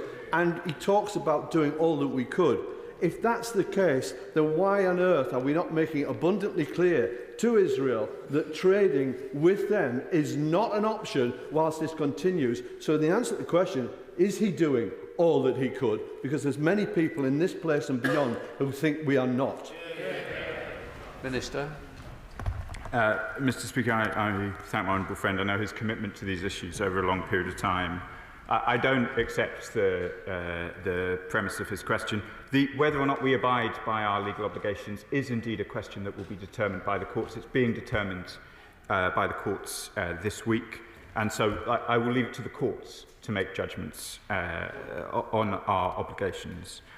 We are taking all of the steps that we can to bring this conflict to a close. He mentions the vital questions of the F-35 programme. I know this House understands the significance of that programme, not just in Europe, but across the world. The carve-out that we have put in place, we have done so on the basis of robust legal advice which is being tested in the courts this week. We must abide by our obligations to our allies. We are not selling F-35s directly to the Israeli authorities. We continue to supply a global spares pool, which is necessary for the continued function of the F-35 programme, which has critical importance to European security. We make these judgments calmly and soberly, and we will continue to do so. Shadow Minister Wenham. Thank you, Mr. Speaker. The situation in the Middle East continues to cause concern. That's why, on this side of the House, we've been clear. We need to see the return of the hostages and a lasting ceasefire. And while we welcome the release of Eden Alexander, there are still 58 hostages held in Gaza by the Iranian-backed terrorists. Those who are still alive are being held in the most dreadful and appalling conditions, without access to aid and medicines. And what they and their families have been going through for approaching 600 days is unimaginable. They must be released as a matter of urgency. So can the Minister give an update on the diplomatic steps being taken by the government to secure the release of the remaining hostages? And what is Britain contributing to those efforts? This conflict would have been over long ago had Hamas released them, and the House should not be in any doubt that Hamas and their Iranian sponsors are committed to wiping out the State of Israel. So can the Minister tell us what steps are being taken with international partners to deal with the threat to peace, security and stability posed by Iran? We have constantly asked for a strategy to tackle Iran, so when will this come forward? The government has shared our view that Hamas can have no role in the future governance of Gaza.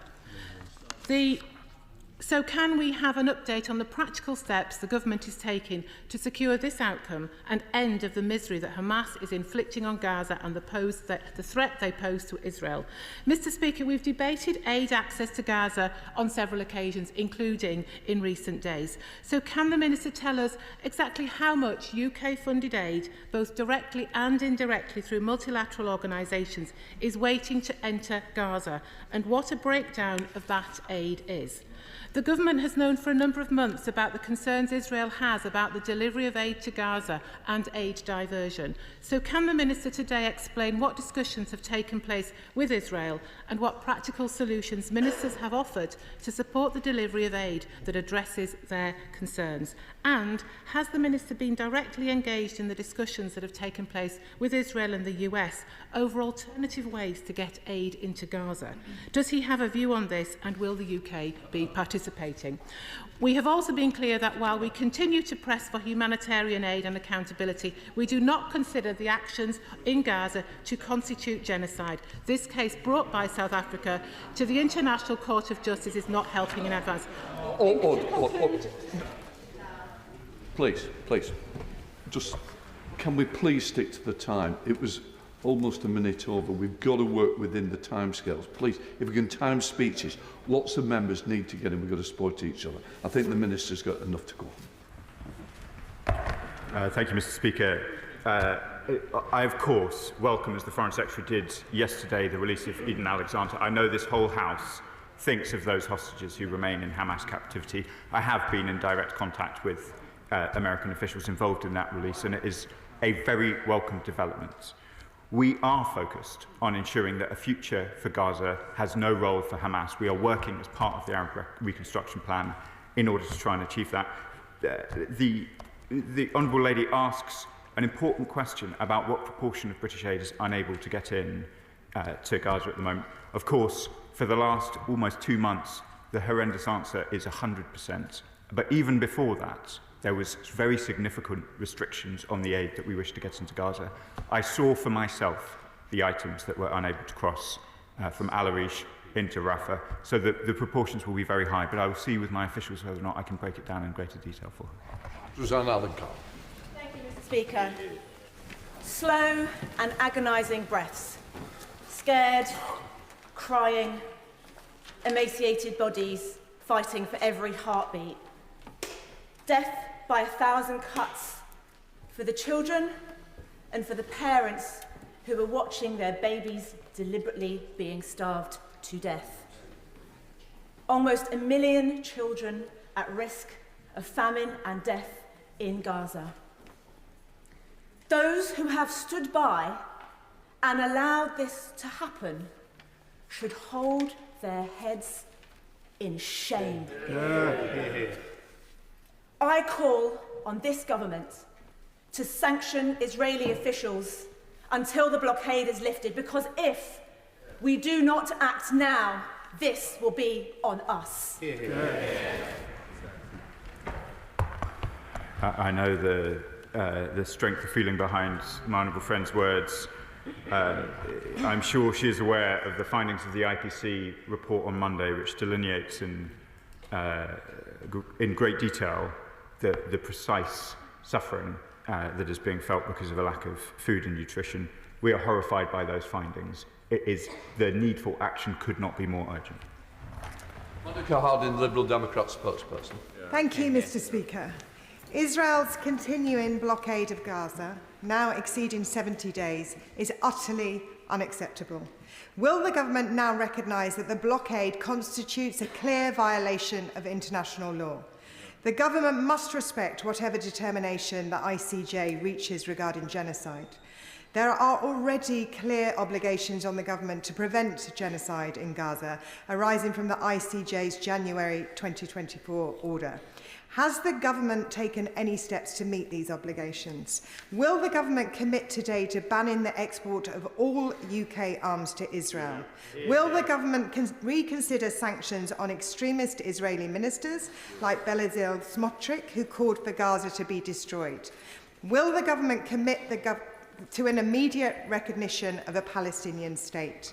And as the UN's British relief chief, told the Security Council yesterday, if we have not done all we could to end the violence in Gaza, we should fear the judgment of future generations. Does the Minister agree? Mr. Speaker, these responsibilities weigh heavily on me and every member of the government and the Foreign Office team.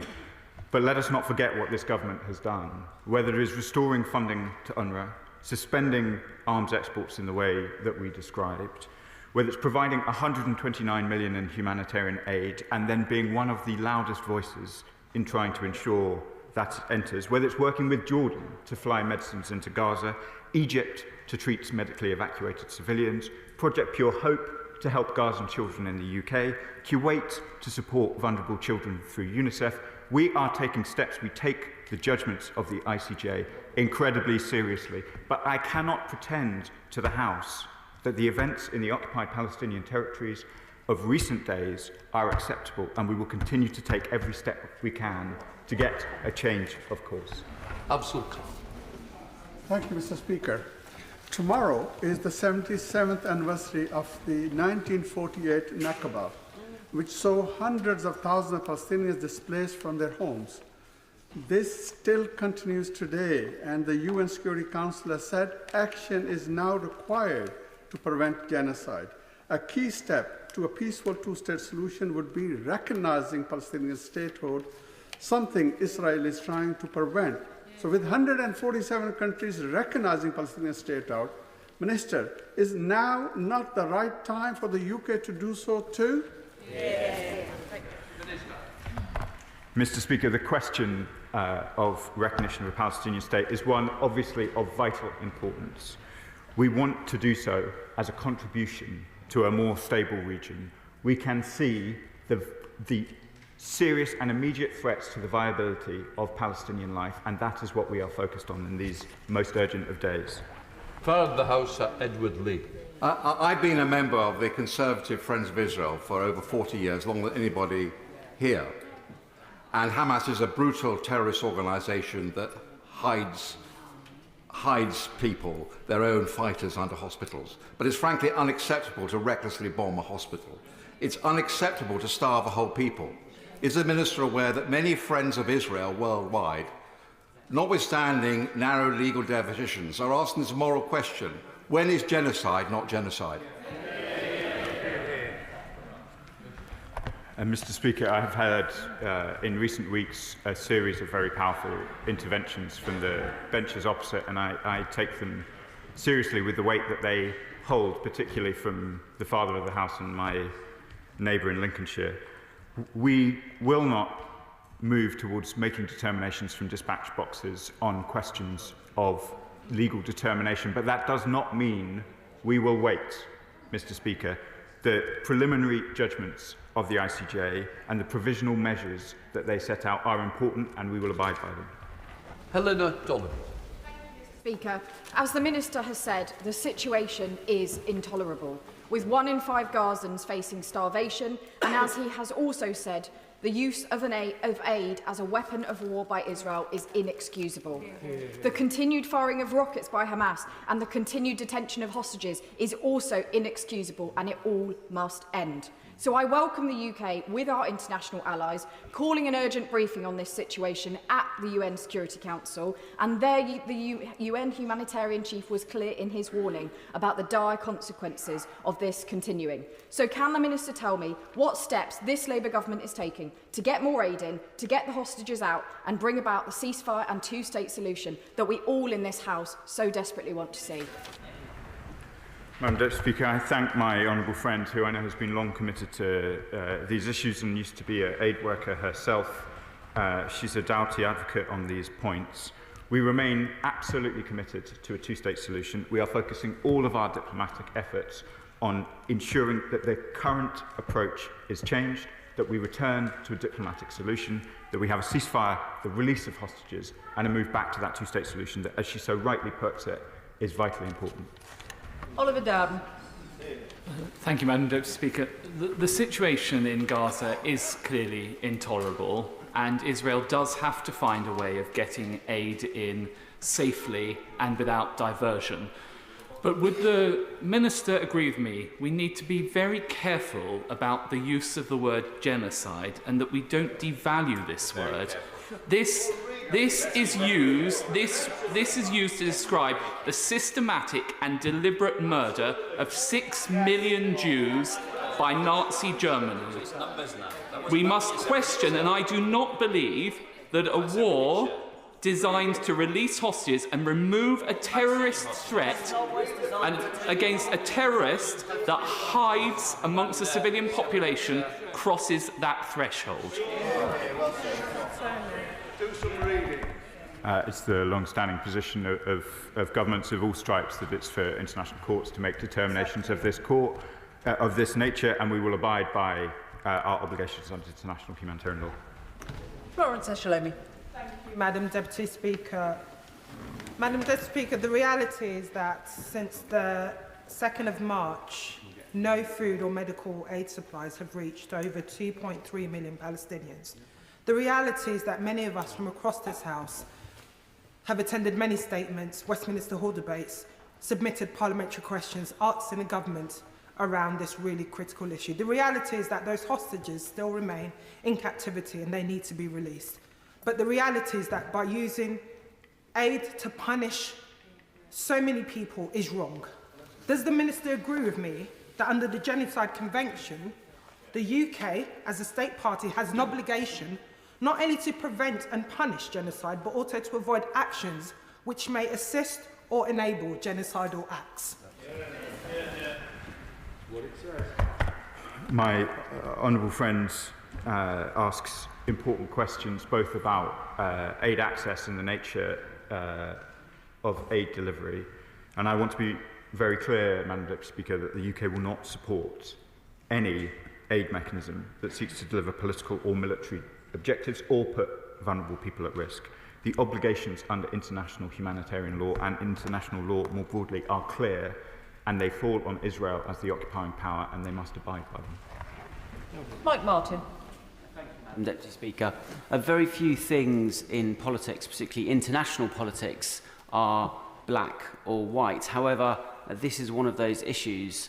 The Israeli government is using collective punishment of the civilian Palestinian population, and this is illegal under international law. In particular, it contravenes the Geneva Conventions, which Israel is a party to. My question is, does the Minister think that the British government has lost its moral and legal compass in continuing its tacit support for Israel? Madam Deputy Speaker, I have set out some of what this government has done.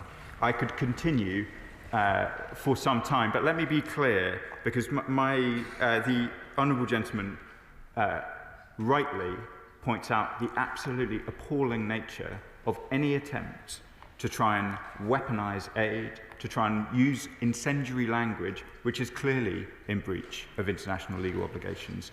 We have condemned from this dispatch box much of that language. Some of that language was repeated by the Liberal Democrat spokesperson, and I want to take the opportunity again to say the British government absolutely condemns that inflammatory language, will continue to do so, and makes our views known in the most forceful possible way with the Israeli government. Abdisan Mohammed. Madam Deputy Speaker. The international community have failed to stop Israel's impunity. We have collectively failed to act on the violations as they are committed and to hold Israel to account. And in our collective failure, Palestinians in Gaza face collective punishment. Israeli ministers' statements of stopping humanitarian aid as one of their main levers of pressure is not only cruel and indefensible, they are explicit admissions of violating international law. Minister, I hear our condemnations, but I see no action. Why are we still sending arms? Why are we not sanctioning ministers? The UN have said what many know to be true. We, as a signatory to the Geneva Convention, have a legal obligation to prevent a genocide from taking place. Minister, when will we act? Madam Deputy Speaker, the member for Sheffield Central, my friend, is a very forceful advocate on these questions, and she points to failure, and I recognise that failure, that we are still so many months on, so many days on, with the people of Gaza, the people of West Bank, and of course the hostages in the most distressing possible circumstances. I won't comment from this dispatch box on sanctions as she would expect, but I can assure her that we will be working urgently with our allies and partners on further pressure to make Israel change course. Kit Malthouse. Madam Deputy Speaker, it's becoming increasingly difficult to keep up with the slaughter in Gaza, the brutality and cruelty in the West Bank, and starvation as a policy. And the crimes come daily. Crimes such as the recent killing of Mohammed Bardawil, one of only 3 key eyewitnesses to the slaughter of rescue workers just a few weeks ago, their bodies being buried in shallow graves. It's clear to everybody that crimes are being committed daily. Now, as a number of members have pointed out, the UK is a party to international agreements which provide for a positive obligation to act to prevent genocide, torture, to protect the rights of other people. And we have an obligation as a member of the Security Council of the United Nations and as a state party to the Geneva Conventions to promote peace and security. So what advice has the Minister taken as to his own liability in this regard, which will attach to him as a decision maker? And has the government received advice as to whether the Prime Minister, the Foreign Secretary, or indeed any senior officials or previous ministers may be exposed when the reckoning comes?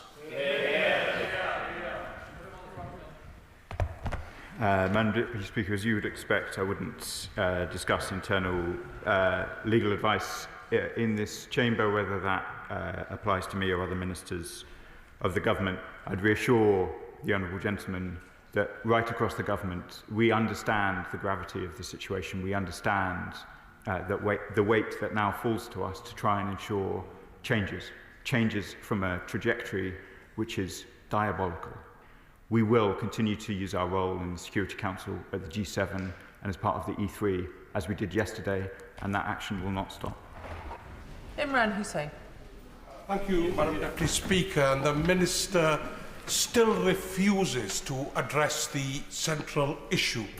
Our obligation to prevent genocide under the Rome Statute has already been triggered by the ample evidence in front of us of Israeli war crimes in Gaza. So I ask the Minister, in the week marking 77 years since the Nakba, how many more times will he come to this chamber with just words? Words that do nothing. We need action. And let us be clear, it's not a case of if, but when he will end the UK's complicity in arming a state accused of genocide against the Palestinians, and when he will finally impose widespread sanctions on Israel. And I say this to the Minister, history will judge his delay. Well said. Madam Deputy Speaker, I would just like to remind the House of the decisions that we took last year. And we have discussed the question of the F-35 global spares pool, where the basis on of which we've made a carve-out is clear and been debated many times. But let me be clear, aside from that carve-out, we took an assessment, we took a solemn duty on becoming the government to make an assessment which did not appear to have been made about a serious risk of potential breaches of international humanitarian law. We then suspended arms export licenses where those weapons could be used in such conduct. That means in Gaza, that means in West Bank, that means in relation to all of the areas where those risks accrued. We took far-reaching action. That action is still in place. We continue to conduct those assessments. I can understand why many members may feel frustrated about the F-35 carve-out. Perhaps they feel frustrated too that we will continue to sell arms which cannot be used, in our view, which could not risk a violation, as according to the assessment much discussed here. But we think it is right that we do continue to, for example, provide body armour that might be used by NGOs in Gaza, that we do provide part of the supply chain that could end up in the hands of NATO allies. We have taken far-reaching action on arms. That is important work which we are proud of. Brendan O'Hara. Thank you, Madam Deputy Speaker. I have just returned from the High Court this morning, where his government's lawyers will argue when defending the continued supply of F-35 components that, and I quote, "The evidence available does not support a finding of genocide, and certainly there is a tenable view that no genocide has occurred or is occurring." So, Minister, it appears your government, whether it has told you or not, has already made a determination. And that would explain, I believe, why there is no intention to have an independent assessment of whether a genocide is likely, because the government knows that were they so to do, they would be revealing an unpalatable truth, a truth which would then prevent them from supplying Israel with the weapons that it needs to continue its merciless onslaught. It really is as grubby as that, Minister, isn't it? Good question. Madam Deputy Speaker, it is not as grubby as that. Almost every word of that.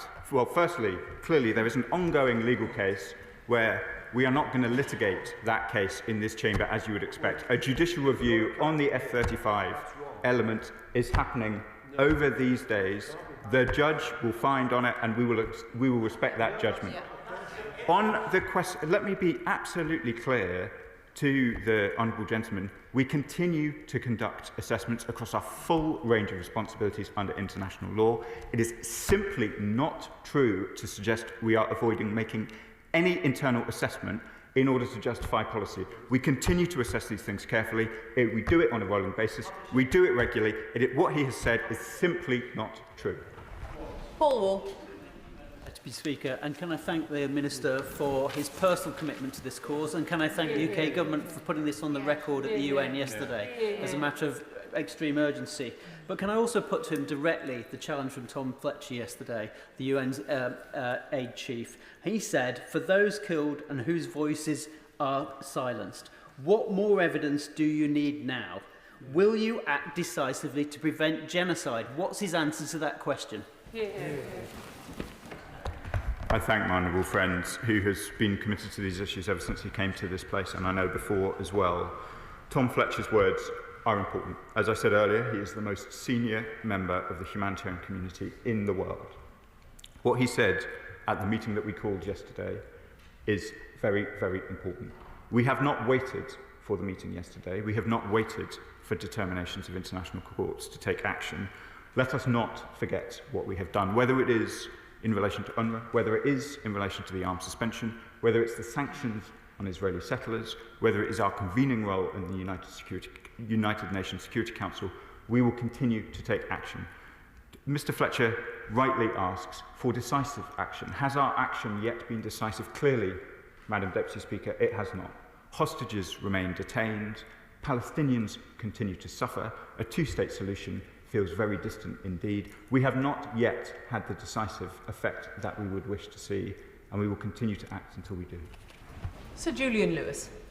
As well as raping, kidnapping and killing civilians on October the 7th for its own sake, Hamas had a strategy of trying to prevent further peace deals between Israel and its Arab neighbours by provoking a massive, frenzied reaction to the atrocities. Does the Minister share my dismay that that brutal strategy seems to be succeeding? I do share his dismay that events in the region since October the 7th, since the horrific actions of October the 7th, have involved an enormous amount of bloodshed, an enormous amount of civilian suffering. This government hopes that we will yet see a day where there is a stable region with normal diplomatic relations amongst all of its members, with a two-state solution, with two states living securely and safely side by side, and I regret that that feels such a distant prospect. Nasha. Madam Deputy Speaker. 77 years on since the Nakba, Israel's illegal occupation eats away at the land, and now we have, and let me just repeat the word loud and clear, Genocide, plausible genocide, ICJ, plausible genocide, ICC, plausible genocide, Amnesty International, plausible genocide, United Nations. What I want to know is, since this week's news, what I'm asking the Minister is what new assessments have been done and how often are they done to determine what else and what other actions we can do to stop what is happening to the Gazans, to the children, to the civilians, to the aid workers, to make sure that we can get aid in. What other pressures and levers can this government use, not just from our country, but as a bloc with international partners and others, in addition to recognising Palestine? Surely that's long overdue. Madam Deputy Speaker, my honourable friend asks important questions about assessments. They are made regularly, they're made on a rolling basis, they're made in light of new events. But I want to reassure her that we do not wait for assessments, nor do we wait for final legal determinations before taking action. I've listed some of that action already, and I can reassure her that we will work urgently with our allies and partners on further pressure to make Israel change course. Jeremy Corbyn. Thank you, Madam Deputy Speaker. Even if the Minister can't condemn what is obviously an act of genocide, could he tell us in clear terms, are we still supplying parts to F-35 jets that do find their way to Israel, that do take part in the bombardment of Gaza? And are there still flights going from RAF Akrotiri over to Israel that are carrying military equipment that can be used either to bomb Gaza or to undertake military action against the people of the West Bank? To be clear, Madam Deputy Speaker, the decisions that we take on arms bind every part of the UK government. We are a government committed to abide by our international legal obligations, and we will continue to do so. Let me be clear again on the position on F-35s. Where F-35 sales were directly to Israel, and whether that is in relation to any particular component, those sales have been suspended. Where the sales are to a global pool, which is necessary for the continued function for the global F-35 programme, that has not been suspended. Where sales go to a global pool, it is clearly possible that they could find final destination in Israel. But to suspend our provision of components to the F-35 global pool would, in effect, be to render the F-35 programme inoperable. And it is on that basis that we set out the decisions that we took in September. Andrew Pakes.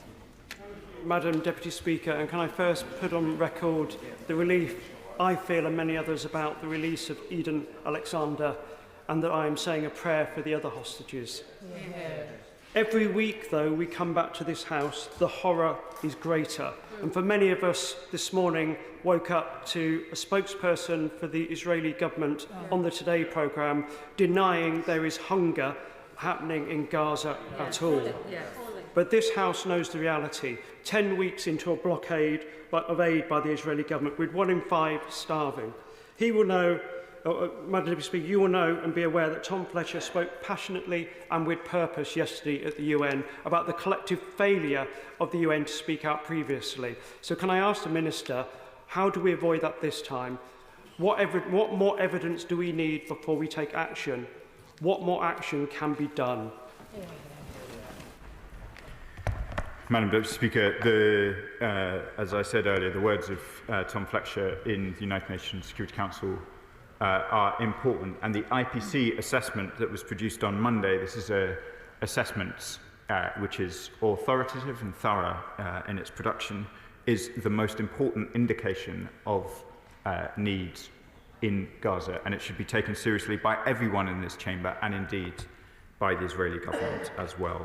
We have, as my honourable friend who has been long committed to these issues, he knows the actions that we have taken so far. I will not speculate from this dispatch box other than to reassure the House that we will be working urgently with our allies and partners in order to ensure that Israel changes course. Dr. Andrew Morrison. Madam Deputy Speaker, there can be few now who would believe that the conduct of the Netanyahu government is anything other than gross and disproportionate. But does the Minister agree with me that the actor in the region that is unequivocally embarked on genocide is Hamas, with its self-avowed policy of killing Jews and eradicating the State of Israel. Hear, hear. Well said, Dr. Andrew. I have condemned Hamas, their despicable actions, their ugly and unacceptable rhetoric many times within this dispatch box, and I'm happy to do so again. It is the events of October the 7th, in all of their full horror, that triggered this most recent, most horrific round of violence. Debbie Abrahams. Thank you, Madam Deputy Speaker. So in addition to calling for the release of all hostages, Tom Fletcher, the UN Emergency Release Chief, also asked last night, what action will we tell future generations we each took to stop the 21st century atrocity to which we bear daily witness in Gaza? So what action will the government take if in the next 24 hours Israel doesn't allow aid into Gaza? Madam Deputy Speaker, as I've said throughout the course of the afternoon, the responsibilities weigh heavily on all of us. We do not view the situation as acceptable, and we will continue to take steps with our allies and partners to urge Israel to change course. Mark Pritchard. Madam Deputy Speaker, but as we all meet here in this rather grand palace of Westminster, the reality is, on the ground, that Palestinian children continue to die in the rubble.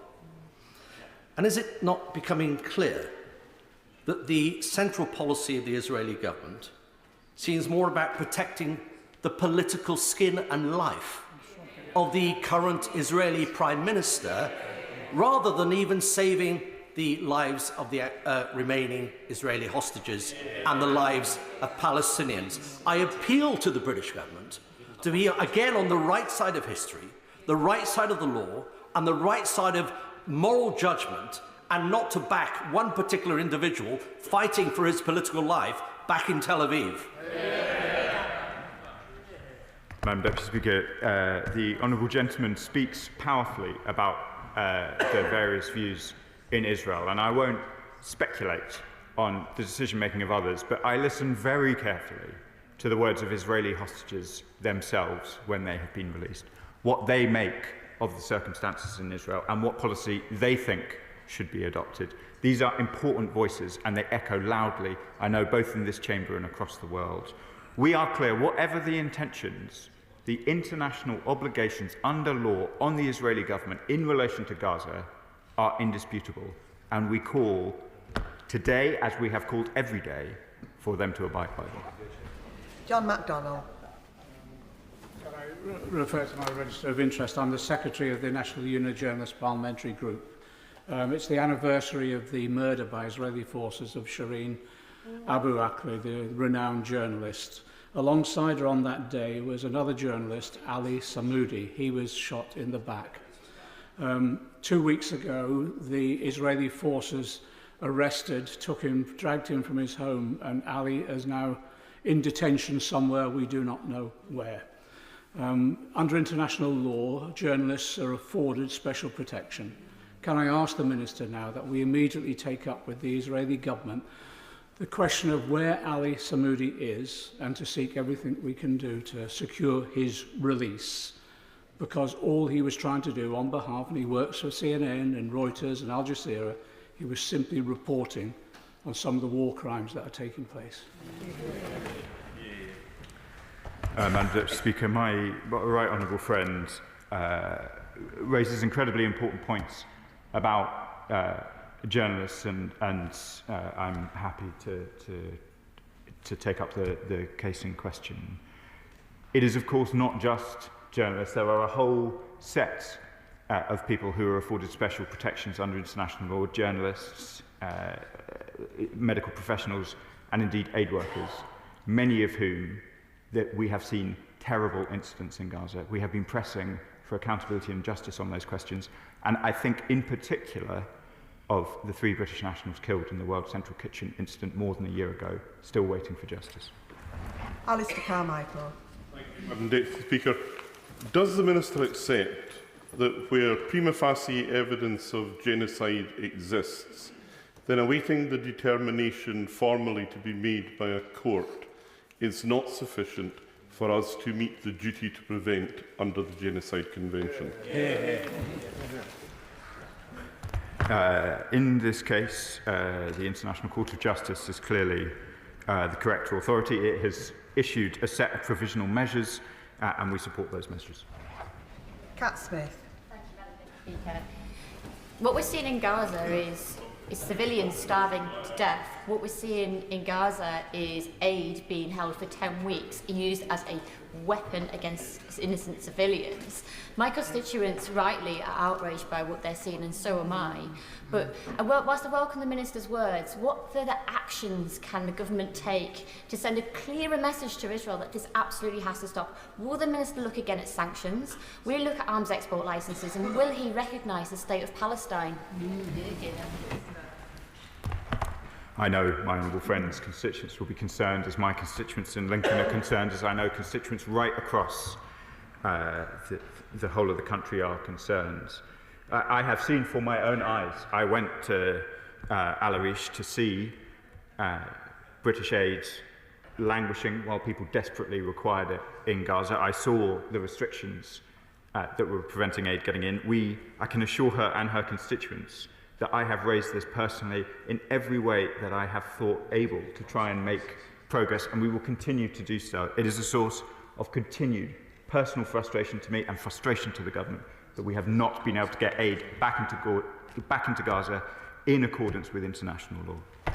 John Cooper. Thank you, Madam Deputy Speaker. Does the Minister have any information about how much aid is being held in Hamas-controlled warehouses in Gaza? And isn't the key to this desperate situation our links to Tehran? Because at the end of the day, it's the Iranian regime which pulls the strings of its puppet organisation Hamas, which is holding these hostages in conditions which are akin to torture. So we take serious steps, Madam Deputy Speaker, to ensure that Hamas do not get access to aid. We supported a review into UNRWA's function. Mr Fletcher set out yesterday in his remarks his view on the robustness of the United Nations provisions in order to try and prevent Hamas from stockpiling aid. And the findings of the IPC report on Monday are sobering reading about the circumstances in which Palestinian civilians are trying to live in Gaza. But I agree with him. Iran's malign role in the region must stop. They have supported Hamas, who have brought nothing but pain and misery, not just to Israelis, but to Palestinians as well. Andy Slaughter. Thank you, Madam Deputy Speaker. Last week, the Minister said, in response to a question I asked, that forcible movement of the Gazan population out of Gaza would be forcible displacement. Forcible displacement is a war crime, and that is what is already happening and is about to accelerate. So will he say in terms, as the head of UNRWA said this week, as the former Israeli Defence Minister Moshe Yalon said last week, that Israel is committing war crimes in Gaza? I will resist. My honourable friend is not just a doughty advocate for the Palestinian people, he's also a very much respected lawyer, so as he would expect, I'm not going to take the opportunity to make a determination at the dispatch box, but I will be clear again that forced displacement is clearly prohibited by international law, and we're clear on that at all times. Adnan Hussain. Thank you, Madam Deputy Speaker. Amnesty International has described the 2-month siege in Gaza as genocide in action. Israel is, according to experts, deliberately creating conditions that could lead to the physical destruction of the Palestinian people, a pattern many may argue amounts to genocide. As a signatory to the Genocide Convention, does the Minister agree that the UK has a legal duty to act when there is a risk of genocide? And that duty to prevent begins not when genocide is confirmed, not when genocide is proven, not when genocide is established, but when there is a reasonable suspicion that it is occurring. The alarm bells are flashing red. The warning signs are there for the government to act. Will the government act? Madam Deputy Speaker, I've set out both the process of determination, the provisional measures that have been issued by the ICJ and the government's determination not to wait until cases are concluded, but to take action now to try and preserve life. Tahir Ali. Thank you, Madam Deputy Speaker. Israel is intentionally starving Palestinians, and action should be taken to stop the war crimes and genocide. These are the words of a leading United Nations expert on right to food. Will the Minister tell us what is preventing, or what are they scared of, in terms of imposing sanctions on Israel? Because if this dispatch box is not where we can discuss this, certainly we can't discuss this behind closed doors. Madam Deputy Speaker, I think the House has heard me talk about sanctions in the same terms over a long period of time, and I understand the frustration about not being able to speculate from this dispatch box about sanctions we might take. To do so would reduce their effectiveness and would frustrate the will of the House. We do keep all of these matters under close review. We are not scared in the performance of our duties. We are working all of the time, Madam Deputy Speaker, to try and practically change the situation on the ground, and that is to what all our efforts are directed. Vicky Slade. Deputy Speaker, barely a day goes by that I don't receive impassioned pleas from my constituents in Mid Dorset Northpool begging for actions, not words, from this government. And many have shared their distress that we celebrated the defeat of tyranny on VE Day at the same time as the people of Gaza starve and are bombed to oblivion. They say that we are complicit in genocide. What does he say to my constituents? Because I agree with them, but I feel powerless to do any more than come here every time and say the same thing. Madam Deputy Speaker, deeds not words, restoring funding to UNRWA, suspending arms licences, £129 million in humanitarian assistance to the occupied Palestinian territories, continued work at the UN Security Council, continued work in relation to international courts.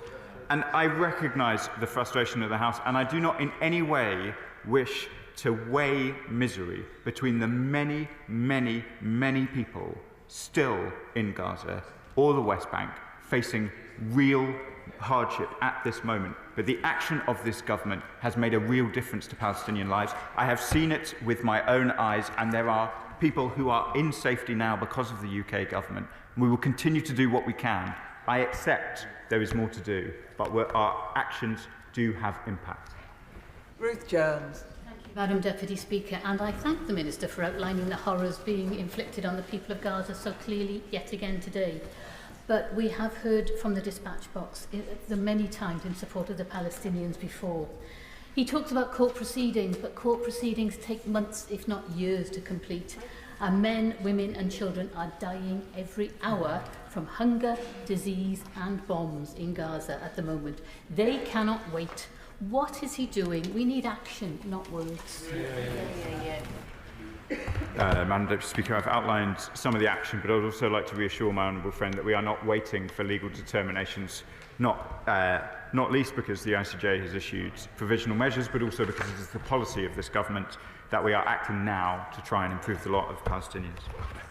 Thank you, Madam Deputy Speaker. One thing we can all agree on is that we want to see the safe release of the hostages.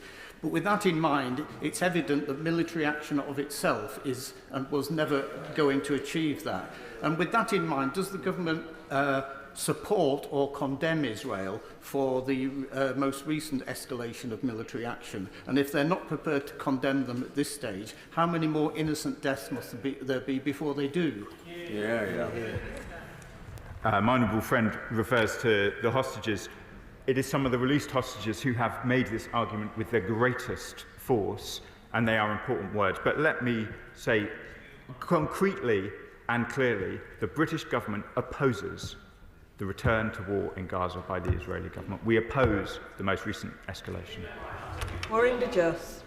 Madam Deputy Speaker, I'm sure I'm not the only member in this House who is getting increasingly frustrated by the number of discussions we are having, saying the same things over and over again, whilst the horrific situation for the Palestinian people in Gaza worsens day by day.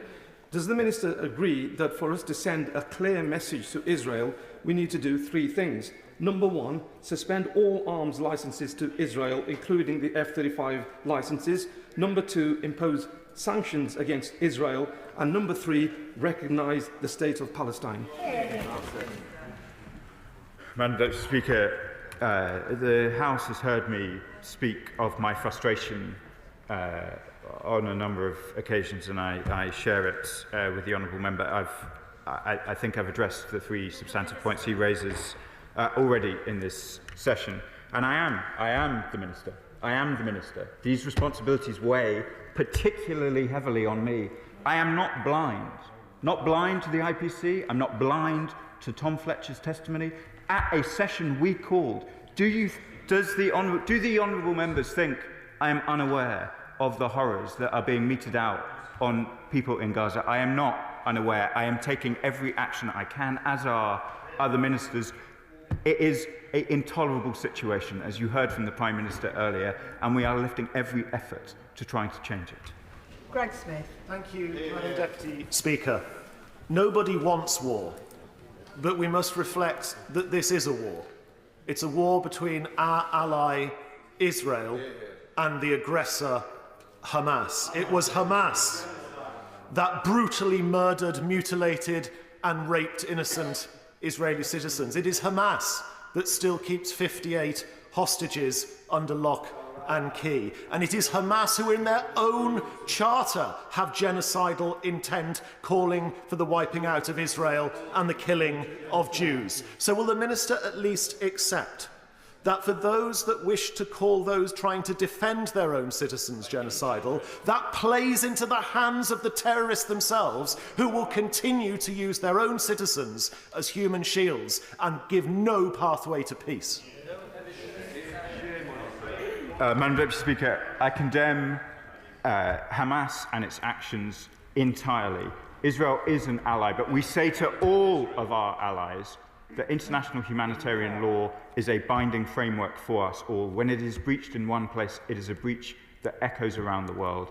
That is why we have been so clear on these questions throughout. Richard Bergen. Thank you, Madam Deputy Speaker. I'm sick and tired of coming back to this chamber, asking the same questions, getting the same answers, when war crime after war crime is being committed and when a genocide is taking place. And it's a sick joke to believe that it's right, which it is, to impose sanctions on Russia for its unlawful invasion of Ukraine, yet we're meant to believe that tutting Benjamin Netanyahu and telling everyone that we think this is really bad somehow cuts the mustard. It doesn't. Words aren't enough to stop war crimes. We need more than words. We need more than actions. So can the Minister advise this House how many more Gazans need to be killed by Israel, injured by Israel, starved by Israel, until the government does the right thing and brings widespread sanctions in, like it's done on Russia, because people think we're scared and people think it's double standards? Madam Deputy Speaker, we have taken action. I've described that action this afternoon. I have already assured the House that it is certainly not fear that shapes our actions. And I'm, of course, always happy to return to this dispatch box to answer questions from parliamentarians about this question. But I would not want to give the House the impression that that is all I do. When I am not in this House, I am working on these tasks with urgency. I've listed some of the actions that we have taken since I've been the Minister. I will continue to work on these questions, and I will continue to return to the House to answer your questions when you have them. Bob Blackman. Thank you, Madam Deputy Speaker. Over the last 18 months, Israel has facilitated 1.7 million tonnes of aid going into Gaza. Very sadly, much of that aid has ended up in warehouses, trucks have been raided by Hamas operatives, and the aid has failed to get into the hands of the people that desperately need it. So now we've got a position whereby the blockade has continued. Will the Minister come up with a credible plan to actually get the aid in, require the IDF to facilitate the aid going to the people that desperately need it, and prevent Hamas and its other terrorists from capturing the aid and preventing the people of Gaza gaining the aid they desperately need? I do condemn where Hamas has interfered with aid deliveries, I condemn it utterly. We have to be clear that considerable amounts of aid were not allowed into Gaza, even before this most recent blockade. And this blockade is now ensuring that nowhere near the scale of aid required is getting in. There are proposals, as I think the honourable members are alluding to, for other methods of getting in. We would support proposals to get aid into Gaza, provided that they are in accordance with humanitarian principles, which are vital in every conflict zone around the world, and the Emergency Relief Coordinator yesterday set out his views about how those principles need to be adhered to. Rachel Maskell. Thank you, Madam Deputy Speaker. UK manufacturers of F-35 components can place GPS markers on every single component. The UK government can ensure that every component that is exported can have a GPS marker on it. So what is the government's excuse for continuing with its programme on F-35s when it can distinguish the destination of every single component? Madam Deputy Speaker, I've set out the position on F-35s. I've set out the manner in which the global spares pool works. That is information provided by the experts who are responsible. I understand that some honourable members may disagree with those facts. The discussion is happening in a judicial review this week, and I'll not get ahead of that process. John Morrison. Thank you, Madam Deputy Speaker. 1 in 5 are facing starvation. 90% of people are now displaced. Over 50,000 people are dead, and Gaza is the most dangerous place on earth for humanitarian workers. This has to end. But still, the government keep on condemning Netanyahu, but he doesn't listen. The time for words has to stop. We need action. So will the Minister take this time to commit to sanctioning those extremist members of the Israeli cabinet, suspending all arms trades with the Israeli government, and recognising a Palestinian state? Madam Deputy Speaker, I think those 3 points have been put to me already on the over the course of the afternoon, so I won't repeat my answers. I won't speculate on further sanctions, but I would point out he references sanctions on settlers. We have taken far-reaching sanctions on settlers. We continue to impose the violent expansion of settlements in the occupied territories, which are illegal under international law, and we will continue to do so. Rachel Hopkins. Madam Deputy Speaker, I thank the Minister for his often candid comments here, but we will continue to come to this chamber and ask those questions when our constituents continue to be horrified, like we are, at the devastation that is playing out in Gaza. The UN has stated that action must be taken now to prevent genocide. So does the Minister understand that our constituents, when they see a legal response, just remain so frustrated they want to see tangible action? Does the Minister understand that? I do understand the frustration of constituents, as I said earlier, Madam Deputy Speaker. That is a frustration that is very much shared in Lincoln, and I know across the country. Everybody in this House, everybody across the country wants to see an end to the awful scenes on our television screens. Iqbal Mohammed. Thank you, Madam Deputy Speaker. The Minister has stated that the legality of UK's F-35 exports is currently being tested in the courts. In the High Court, the government has made submissions that no evidence has been seen that Israel is deliberately targeting civilian women and children. There is also evidence of Israel making efforts to limit incidental harm to civilians.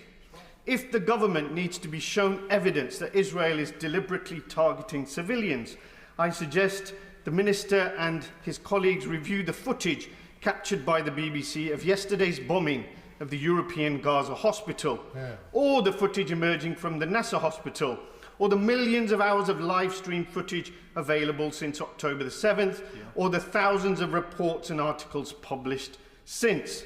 The past 18 months has seen a total war of all of Gaza, with acts of ethnic cleansing and extermination according to the UN.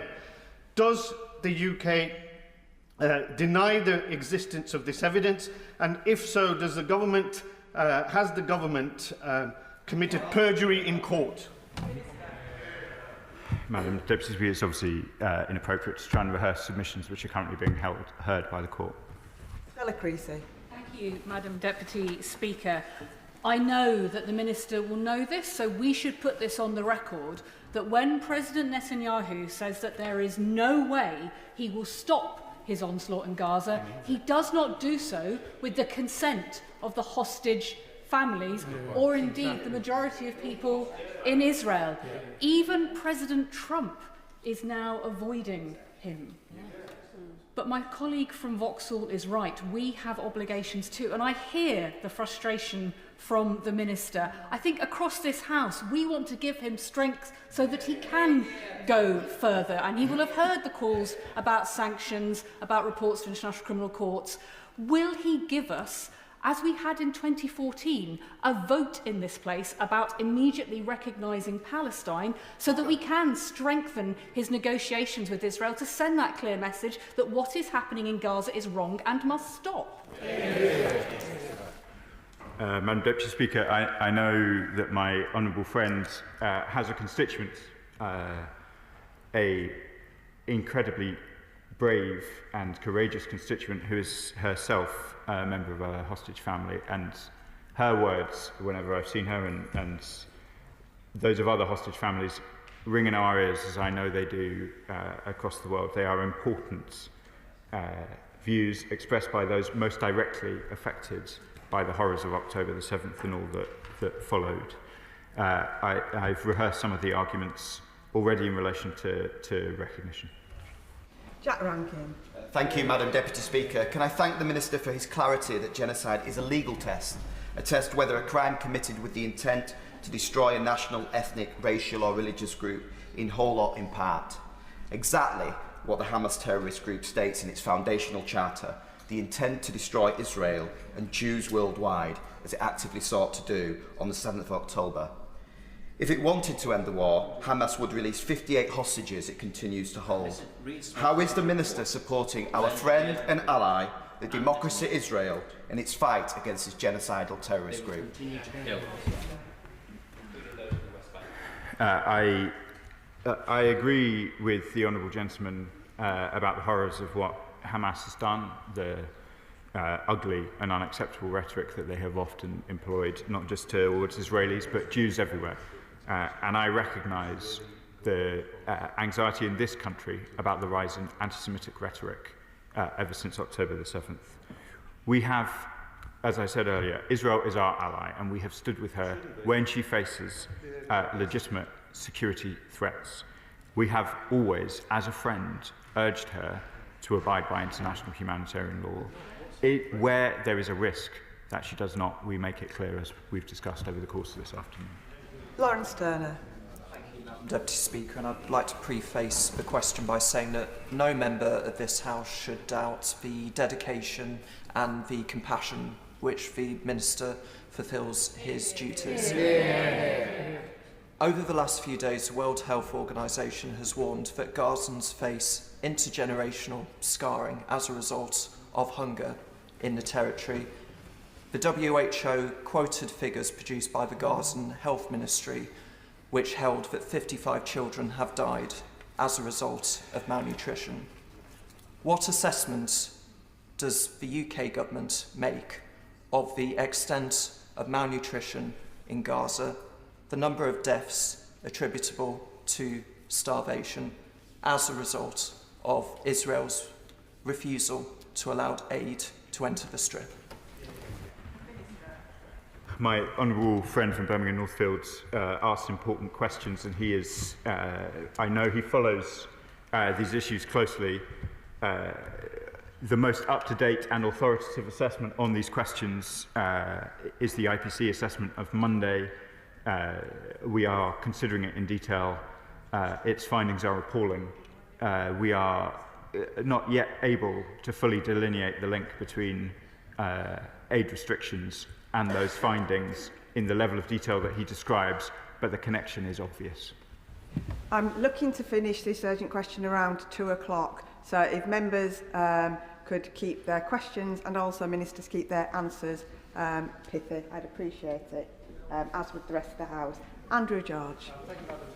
Deputy Speaker, I've recently returned from the occupied Palestinian territories with the Honourable Member for Leicester South. We were expecting an appalling situation. It was far, far, far worse.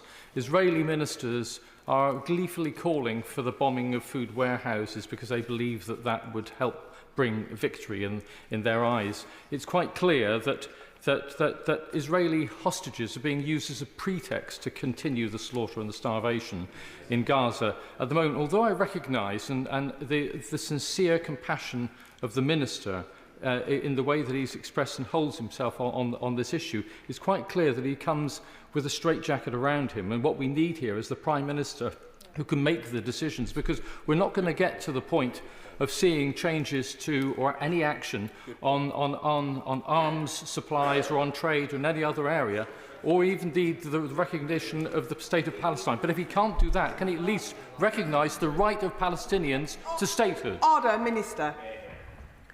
I'm glad that the honourable gentleman was able to travel. I recognise, as I've said before, from this dispatch box, the importance of members from across the House seeing these situations up close and being able to form their own judgments. And I am the relevant minister and I speak with the authority of the government. Dr. Rupert Hook. Thank you, Madam Deputy Speaker. The Minister, who's a good man, recognises that the 70-day aid blockade has made starvation widespread in Gaza.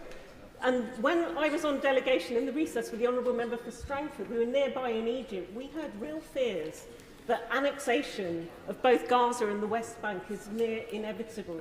He's told us what steps he's taken up to now, but there has been a clear escalation. Can you please give us some hope that there are further levers that can be pulled, because we don't want to be on the wrong side of history? Madam Deputy Speaker, I won't speculate about further actions, but I'd like to recognise, both as I did in the previous intervention, how welcome it is that my honourable friend has travelled to the region.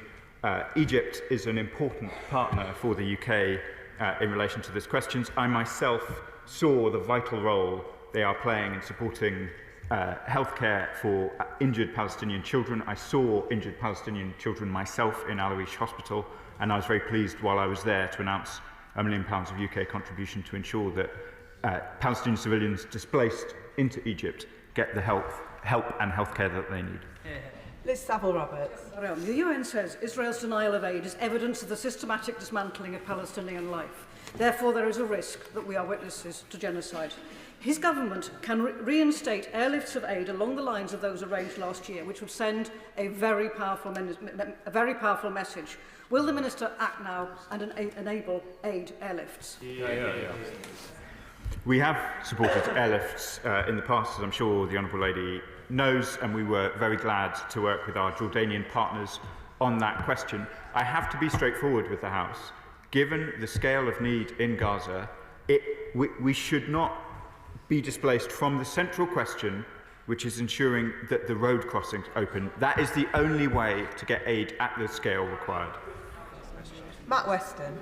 Deputy Speaker, it should have been clear at the outset when Yoav Gallant, the former Israeli Defence Minister, said Israel will eliminate everything. 18 months and 52,000 deaths later, Israel Katz, also a Defence Minister in Israel, stated that blocking aid was being used to pressure Hamas, making starvation an openly stated Israeli weapon of war. Elimination, eradication, or genocide. As Tom Fletcher said, can this government now urgently act to prevent it?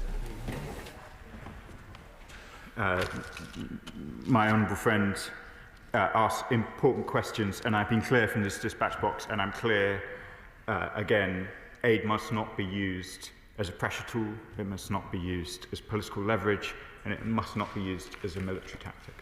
Ayub Khan. Thank you, Madam Deputy Speaker. We've had truly shocking statements in this chamber. The Foreign Minister suggested that not enough Palestinians had been killed in order to constitute a genocide. The Prime Minister stated that although he understood the definition of genocide, he didn't refer to it as a genocide. The Minister repeats that this is a matter for international courts. If that is the case, why are the government lawyers making submissions, advancing submissions, that no genocide has been conducted when it comes to the sale of the F-35 parts? Madam Deputy Speaker, as I've said, I'm not going to try and litigate the submissions of the court case on the questions that we have described. I have addressed the issues repeatedly in this House. I have always been clear that we would defend that case, and that is what we're doing, and we will all see the judgment of the judges. Sonia Kumar. Thank you, Madam Deputy Speaker. Currently, 4,000 newborns in Gaza are unable to access essential life-saving care due to the destruction of medical facilities. Severe malnutrition and death of critically ill children is now a daily reality. In light of the ongoing suffering of children, does the Minister agree that it's time for the UK to go further in its actions and find alternative ways to getting critical medicines into Gaza and protect those vulnerable children and ensure humanitarian access to Gaza? And will he consider alternative routes for those children who are desperately needing critical care? Madam Deputy Speaker, my honourable friend from Dudley is very committed to these questions. I responded to an earlier question emphasising the central importance of road routes ensuring aid of the scale required. But I want to assure the House that, of course, we continue to look at what alternatives we can find to help where we can. That has included supporting a small number of Gazan children to get access to specialist healthcare here in the UK, which they are currently accessing. Where we can help, we will help, but I must be honest with the House about the scale of aid required if the IPC findings of Monday are to be averted. Shaukat Adam. Thank you. Madam Deputy Speaker, 3 weeks ago, whilst I was in the West Bank, I spoke to a young Palestinian refugee mother with tears in her eyes, asked me, why has the world forgotten us? My response then has been echoed today. We, as the world, haven't forgotten them, but what we have done is failed them completely. And the failure looks like this. United Nations has now confirmed that every single day, over 100 children have been killed or injured since March. Imagine that as our children. So can I ask the Minister, if God forbid, if 100 European children were being killed every single day, or God forbid, 100 Israeli children were being killed every single day, would we be supplying even a penknife to the perpetrators of this crime, yes or no? Madam Deputy Speaker, the death of any child is a tragedy. I have set out already the steps that we have taken in relation to arms suspension, and I would like to reassure those watching not from the UK, as I reassured Jordanian MPs who I saw this morning, nobody has forgotten about Gaza, not in this House, not in this country. It will continue to be an issue of the first-rank importance for this government, and I will continue to work every day to try and see the changes we've described this afternoon. Ian Byrne. Thank you, Madam Deputy Speaker. Minister, you've touched on the UK government supplying the global pool on the supply of F-35 jets for international security and peace. Considering we are seeing the live streaming with genocide against the Palestinian people, and F-35s are a crucial part of that, being used to bomb civilian camps and hospitals, can I ask if the government are actually considering whether Israel, with its actions, should be part of that global pool? Madam Deputy Speaker, I don't wish to seem evasive, but when these questions are being determined in the court this week, I don't want to get ahead of those submissions and those discussions. Shannon. Deputy Speaker, I think some thanks should be given to the Minister for his temperament, his words well chosen, and his reaction to all of the questions. And he showed incredible patience, and I think we all admire him for that. Undoubtedly, there are innocent people who are suffering and have been suffering since the Hamas genocidal attacks on the 7th of October took place. The suffering of Israeli and Palestinian children mean that we must find a way forward to secure peace. So how does the Minister believe we can further push for the aim of peace and to put the welfare of the children, the innocents in this region, as a priority? The Honourable Member for Strangford is unfailing in his courtesy, and I'm grateful for it again this afternoon. He asks the vital, the central question: how can we return to a diplomatic process that can provide for security and stability in the region? It must be, in accordance with the Arab Reconstruction Plan, no place for Hamas in the future, an immediate release of hostages, an immediate return of aid, and a return to a diplomatic process that can provide for security and stability for two states side by side. Joanna Baxter. Madam Deputy Speaker. My constituents in Paisley and Renfrewshire South write to me on an almost daily basis, horrified at the humanitarian catastrophe unfolding before our very eyes. The denial of aid to innocent Palestinians is not only intolerable, it's unconscionable. My honourable friend was right earlier when he talked about deeds, not words. So can I ask the Minister, what does further pressure on Israel look like, and what practical measures will our government take to prevent genocide in line with our international legal obligations? I can reassure my honourable friend and her constituents in Paisley that we discuss these matters urgently with our friends and allies, and that we will always abide by our international legal obligations, including those she mentions. Paula Barker. Thank you, Madam Deputy Speaker. Given the genocide that we are witnessing unfold before our eyes every single day, will the government drop the 2030 roadmap for UK-Israel bilateral relations and impose economic and diplomatic sanctions in order to apply pressure on Israel to abide by its obligations under international law? I thank my honourable friend from Liverpool Riverside for her continued engagement in these questions. I'm afraid, Madam Deputy Speaker, as you would expect, I won't be speculating on further sanctions from this dispatch box this afternoon. John Slinger. Thank you, Madam Deputy Speaker. I acknowledge the dedication of my honourable friend and British diplomats in this regard, but my constituents are deeply concerned. Does he agree that the Israeli Security Cabinet's recent plans are completely unacceptable? Its aid blockade is also totally unconscionable, and we must make plain to this Israeli government that we and the international community will not tolerate this, and as in other theatres of conflict, we will consider all practical steps, including military aid drops, to get aid through to those who need it. I thank my honourable friend from Rugby, and I recognise the concern that his constituents would be feeling. I can reassure him that we are considering all measures to try and ensure that aid gets into Gaza. I regret that there is no alternative to road access given the scale of aid required, but we will continue to work on these questions with the urgency that he describes, and I'm grateful for his words about British diplomats, and I can reassure the House that it is not just the ministerial team, it is the diplomatic service of the United Kingdom that works on these questions each day, including in the Security Council yesterday afternoon. Kim Johnson. Thank you, Madam Deputy Speaker. 10 long weeks since the Israeli blockade has brought famine to the region, while food is rotting across the border, while the Israeli government are lying and denying the scale of the atrocities, with the Defence Minister, Israel Katz, quoting, "The blockade is a main pressure lever to secure victory." Minister, as a member of the UN Security Council, when will this government impose meaningful sanctions to stop the genocide that we see happening? Madam Deputy Speaker, we've covered sanctions and determinations, but I want to reassure my honourable friend that we consider our position on the UN Security Council as an important responsibility, and that is why we called the meeting yesterday in the Council that has led to so much of the discussion this afternoon. Emily Darlington. Thank you, Madam Deputy Speaker.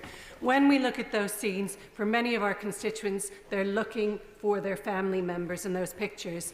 One such member is Dr. Roddy, who's stuck in North Gaza, very ill and frail, and his son and daughter-in-law are important NHS doctors in my constituency. What are we doing to make sure that those people that need care, that are stuck in Gaza, have a way to come out and be cared for their family members here?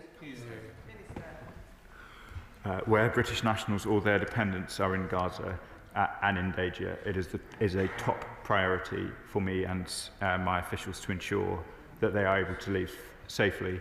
I don't wish to comment on the specifics, but I'm very happy to take up the specific case both with my honourable friend who's asked it and any other member in a similar circumstance. Tony Vaughan. Thank you, Madam Madam Deputy Speaker, and I too thank the Minister for all his work on this issue. Given the UK's commitment to a two-state solution and given our obligations under international law, can the Minister explain how the government justifies engaging in trade negotiations with Israel while the UN is warning us about genocide in Gaza? And would the Minister agree that pursuing a trade deal in these circumstances would undermine our ability to broker a two-state solution, would also undermine our positive obligations to act to prevent violations of international law? Madam Deputy Speaker, I can assure the House that my focus is on the matters we have discussed this afternoon. They are urgent and immediate and crowd out all other priorities. Brian Leishman.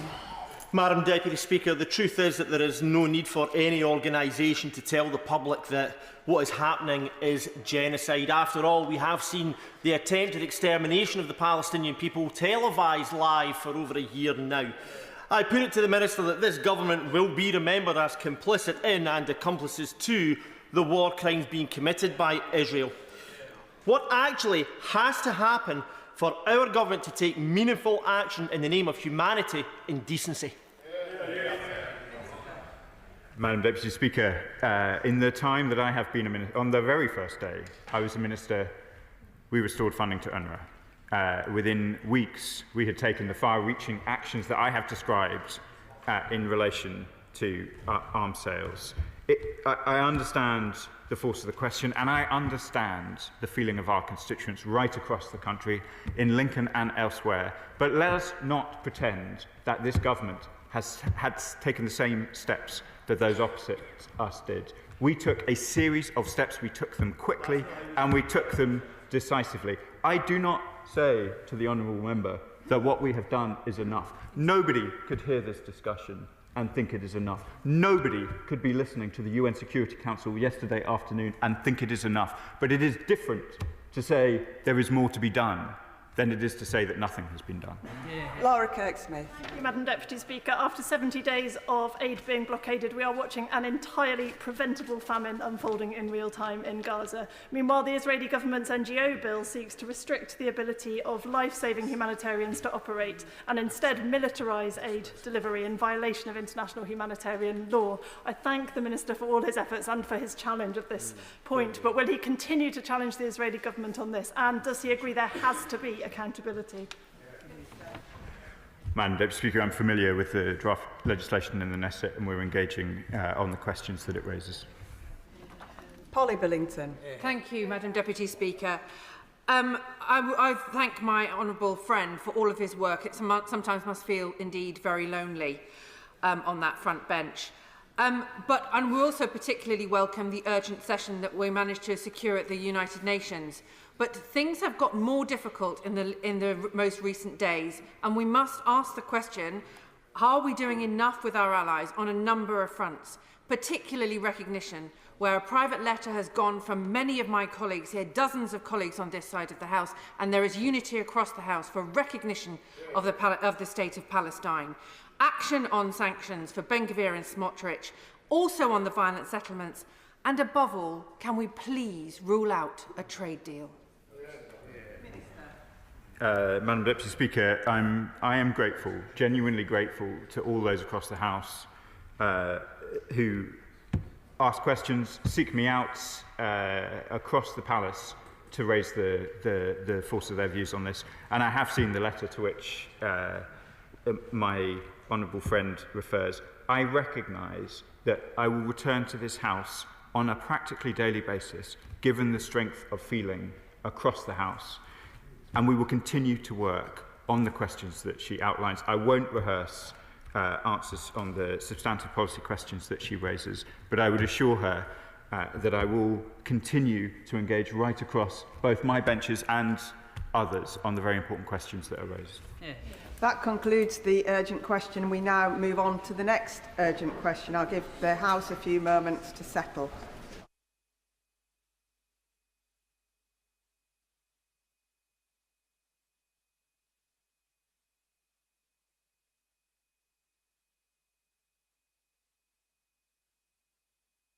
Urgent question, Kirsty Blackman. Madam Deputy Speaker, I'd like to ask the Leader of the House if she will make a statement on government compliance with the general principles set out in paragraph 9.1 of the Ministerial Code. House. Thank you, Madam Deputy Speaker. The Ministerial Code is clear.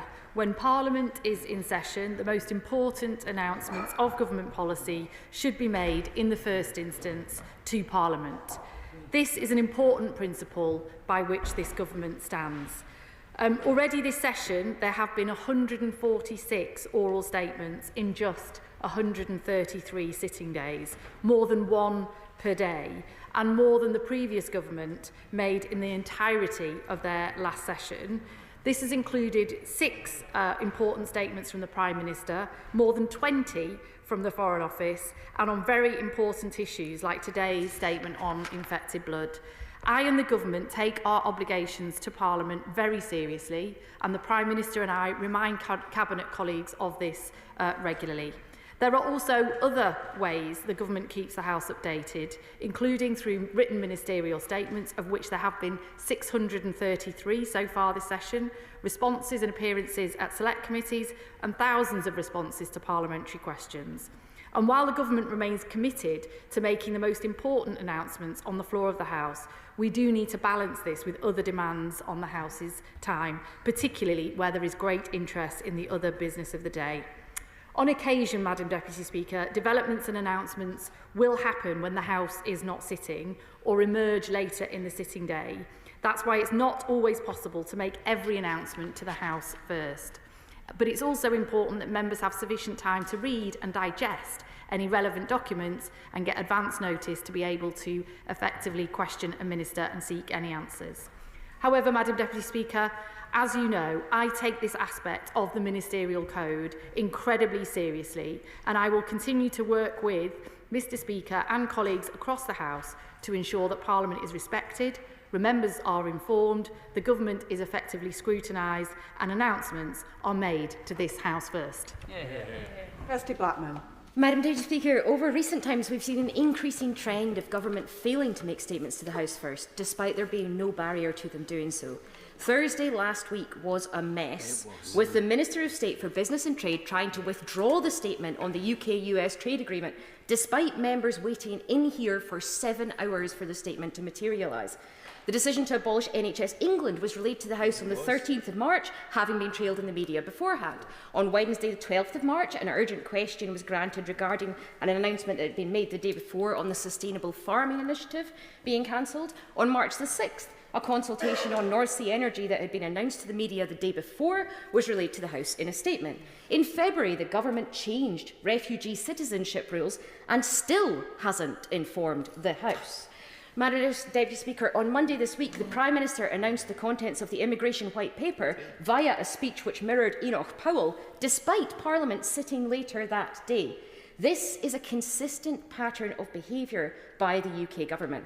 I'm concerned, Madam Deputy Speaker, that there is little point in having a ministerial code if the government can ignore one of the key principles with no sanction and apparently no consequences. The government are nearly a year into their term, and so disorganisation or a lack of familiarity with the rules can surely no longer be cited as reasons for consistent breaches of the code. Madam Deputy Speaker, I believe the UK Government should adhere to the principles set out in the Ministerial Code, and that the Leader of the House must urgently set out how she intends to improve this situation and ensure adherence happens.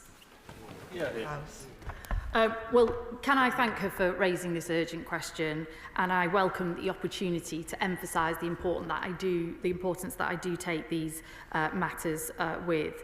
We have made a number of very big announcements to the House, often responding to world events in real times. I also recognise, and I hope she will respect this, that there are judgments to be made and there is a balance to be struck at times, and I do this with the best interests of the House in mind. There have been many times, she hasn't mentioned those, in this parliamentary session where statements have been made to this House long before the media or anybody else was aware of them. For example, on prison capacity, the increase of defence spending to 2.5%, the response to the Parliamentary Ombudsman's report into the women's state pension age, and many others. And actually, Madam Deputy Speaker, on many of those occasions, the criticism that I received was that members didn't have enough time to properly consider the details of those before having the opportunity to question the Minister. On the immigration white paper, I would just say, with that in mind, hard copies of the white paper, which is a very lengthy, detailed document, were made available in the table office at 9:30 that morning to allow members ample time to read and consider that before questioning the Home Secretary on the floor of the House in a session that lasted an hour and 25 minutes. She raises the US trade deal as well last Thursday. And look, I think we can all recognise that that didn't happen exactly as we would have liked it, because international events are often outside of our control, and on this occasion and on other occasions those international events don't take account of UK parliamentary sitting hours and our sort of timing. The Trade Minister made an oral statement to the House as soon as he was able to do so, and I was trying to get the balance right there between that statement being made when the maximum number of members were here versus a statement then not being made for several days otherwise, because it was a Thursday as the House was rising. So we are doing a lot. We are getting on with delivering a huge amount of issues and policies. These trade deals, which are unprecedented in relation to other countries, the US trade deal delivering lower tariffs for steel and car manufacturing, absolutely critical. The India trade deal delivering for Scottish distilleries and for Scotland as well. In trying to do everything all the time, we are trying to get that balance right, but I do want to just emphasise my commitment to making sure that when announcements can be made to this House first, they absolutely are. Shadow Leader of the House. I'm very grateful to the Honourable Lady for Aberdeen North for raising this urgent question. As she has highlighted, there is a consistent pattern of failure to report first to this House as required in the Ministerial Code. She has rightly drawn attention to the farcical scenes that we had in relation to the Trade Minister required to deliver a statement, then having to be UQ'd the following Monday and trying to give the same statement without any recognition and being rebuked by the Speaker for not knowing the difference. We had, of course, back in October, the embarrassing sight for the government of the Chancellor announcing intended changes to the government's fiscal rules to the media before informing Parliament and having to be publicly rebuked by Mr. Speaker for doing so. Since then, she's mentioned a number of cases. I would highlight the Secretary of State Education announcing tuition fees to the press before Parliament in November, Deputy Prime Minister announcing planning reforms before the final MPPF update was publicly available, an MOD leak on the Global Combat Air Programme in December. Now, as we all know, the Ministerial Code, which the government took great credit for seeking to strengthen on its arrival, makes very plain what the rule is. It doesn't say judgments are to be made. It says the first announcement must be made to Parliament or when the most important announcements of government policy are made. And it doesn't say, by the way, you can prioritise these things. Does anyone seriously think that an announcement on trade wouldn't be of the first importance to this House, or on planning, or on tuition fees, or on the Global Combat Air Programme? No, of course, every single one of those would be vital. But it's not just a matter of ministerial code and ministerial accountability. These decisions are made in breach of the Nolan principles of openness and the requirement for accountability. And of course, they're made in breach of Labour's own manifesto to restore confidence in government and ensure ministers adhere to the highest standards. So the question, if I may say so, is this: will the Honourable Lady, Right Honourable Lady, encourage the independent adviser to make an inquiry? Will she look to the Cabinet Secretary to do the same with civil servants? And will she and you, Madam Deputy Speaker, look to the Speaker for adequate enforcement of the present rules, which are being widely flouted? Well, I would gently remind the honourable gentleman that the Ministerial Code does say when the House is in session, announcements will be made to this House first. And I will also remind him that those announcements can be made via written ministerial statements and other things as well. And that is the balance to be struck. And we try to do that in the best interest of the House. But I'm sorry, Madam Deputy Speaker, and you know he describes this as business question bingo, but I'm going to give him a bingo because I'm really not going to take a lecture from the honourable gentleman on these matters. This government has done twice as many oral statements in the same number of sitting days as his government did. We are ensuring there is proper time to scrutinise government bills, something that they didn't do. We are answering significantly more written parliamentary questions than his government ever did. And his government, I have to remind the House at this stage, illegally prorogued Parliament when they couldn't get their own way, something that he went out and defended to his constituents. They had a Prime Minister who was found guilty of misleading this House, something he also defended. And when an MP broke the standards rules, they tried to change them. They had to be dragged here time and time again. This government respects Parliament. We stand up for the rights of Parliament. His government absolutely traduced them. Richard Baker. Will the Minister agree there's a certain irony in the SNP raising this matter, given the regularity to which SNP ministers trailed government announcements in the press before coming to a chamber in Holyrood, certainly when I served as a member of the Scottish Parliament.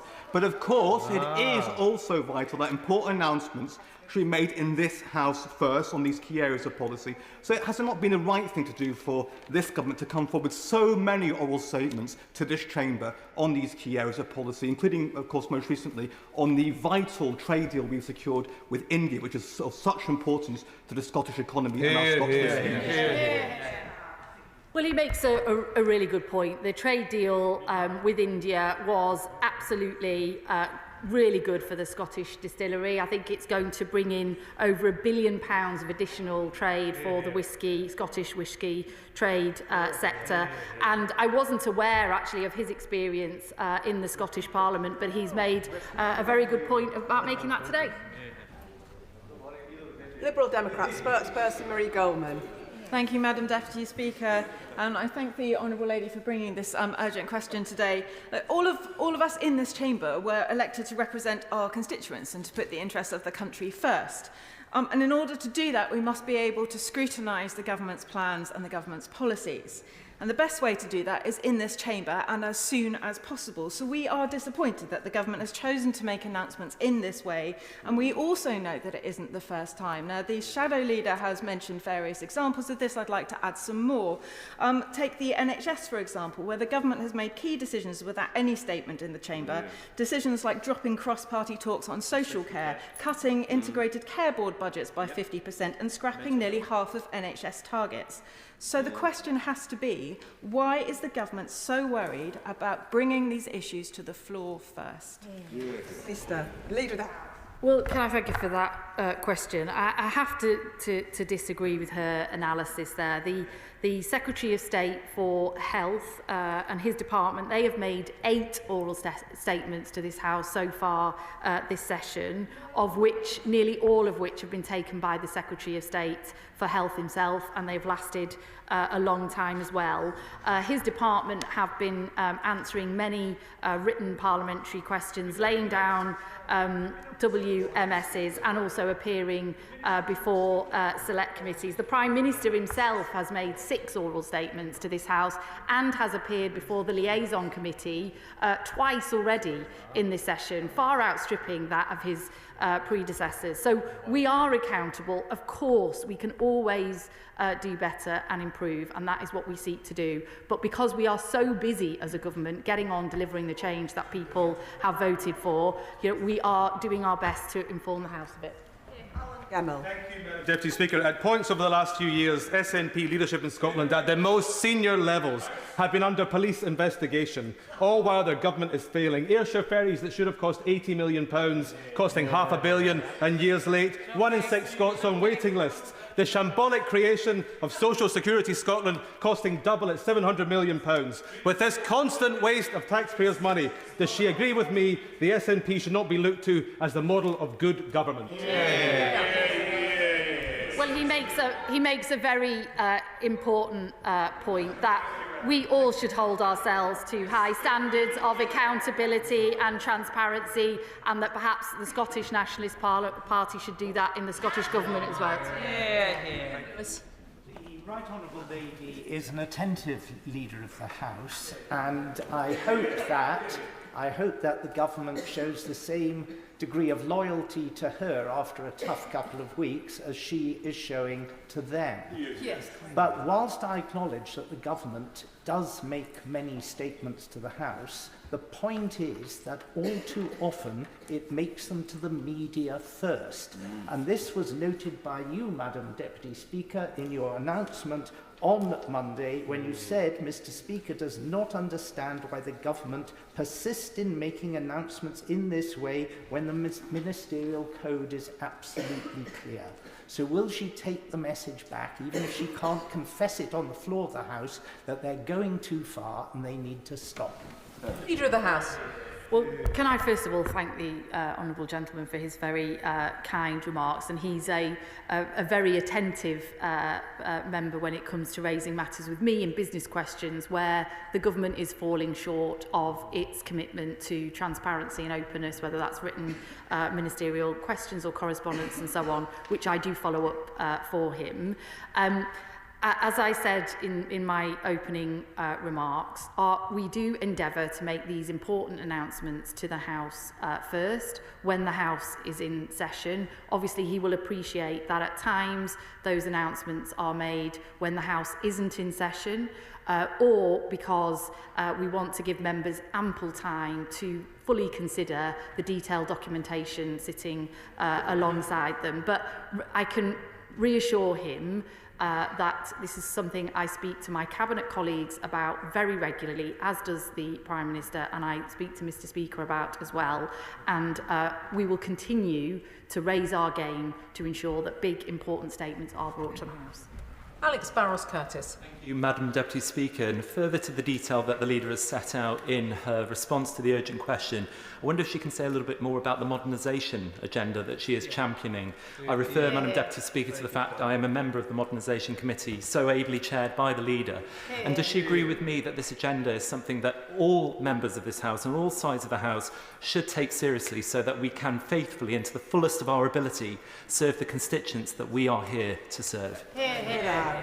Well, can I thank him for raising that? As he knows, as a member of the Modernisation Committee, I am determined to ensure that this House of Commons and Parliament becomes and remains the crucible of national debate.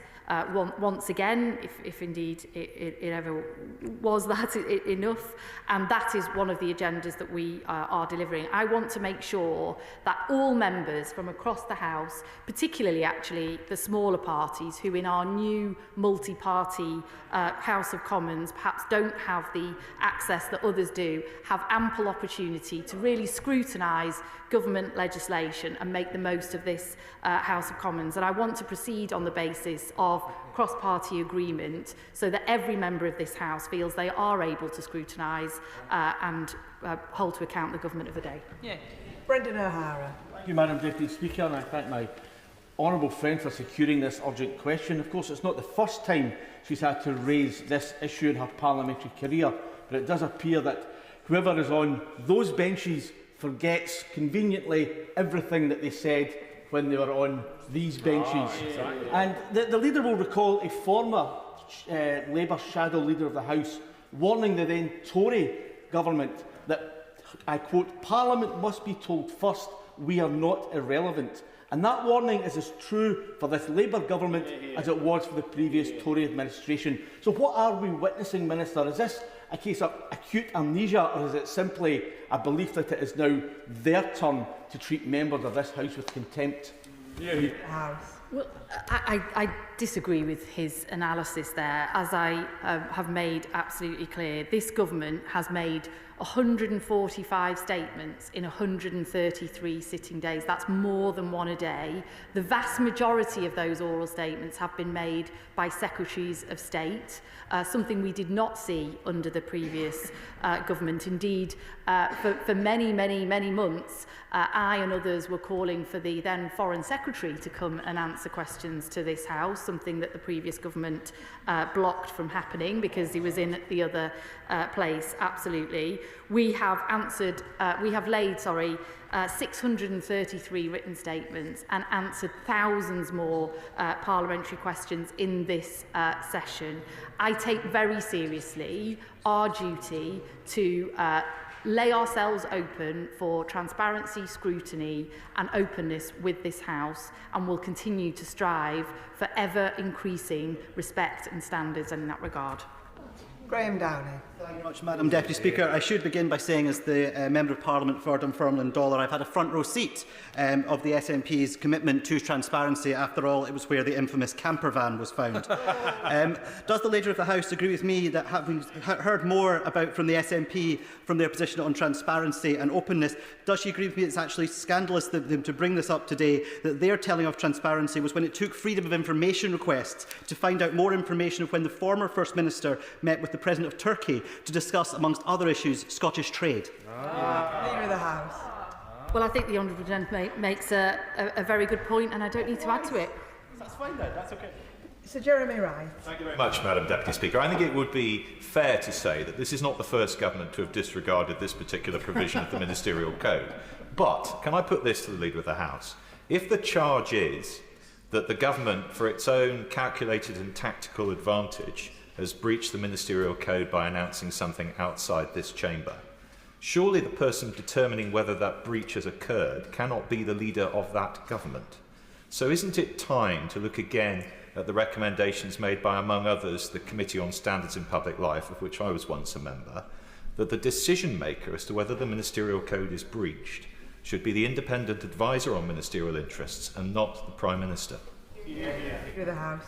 Well, he will know that the independent advisor on the Ministerial Code appointed by the previous government was reappointed by this government, and their powers strengthened so that they can initiate inquiries. Those inquiries don't now need to be initiated by the Prime Minister. We are raising standards when it comes to members of Parliament, when it comes to ministers as well. We are holding ourselves accountable to those much higher standards than actually happened under the previous government. And I would just like to reiterate for the House that the Ministerial Code does say when Parliament is in session, the most important announcements of government policy should be made in the first instance to Parliament. So there are times when Parliament is not in session, and those announcements then are brought to the House at other times. John Davies. Madam Deputy Speaker, as a new member of this House, I've noticed that on average, almost every single day that this Parliament sits, there is a statement from the government, alongside, of course, and quite rightly, urgent questions too. Will the Leader of the House use the Modernisation Committee to look at further ways in which we can scrutinise the work of the government, but without slowing down the delivery of government, which is what we need to do to rebuild Britain? Leader of the House. Well, he makes a good point about the balance of business in the day. We are bringing forward a number of key pieces of legislation.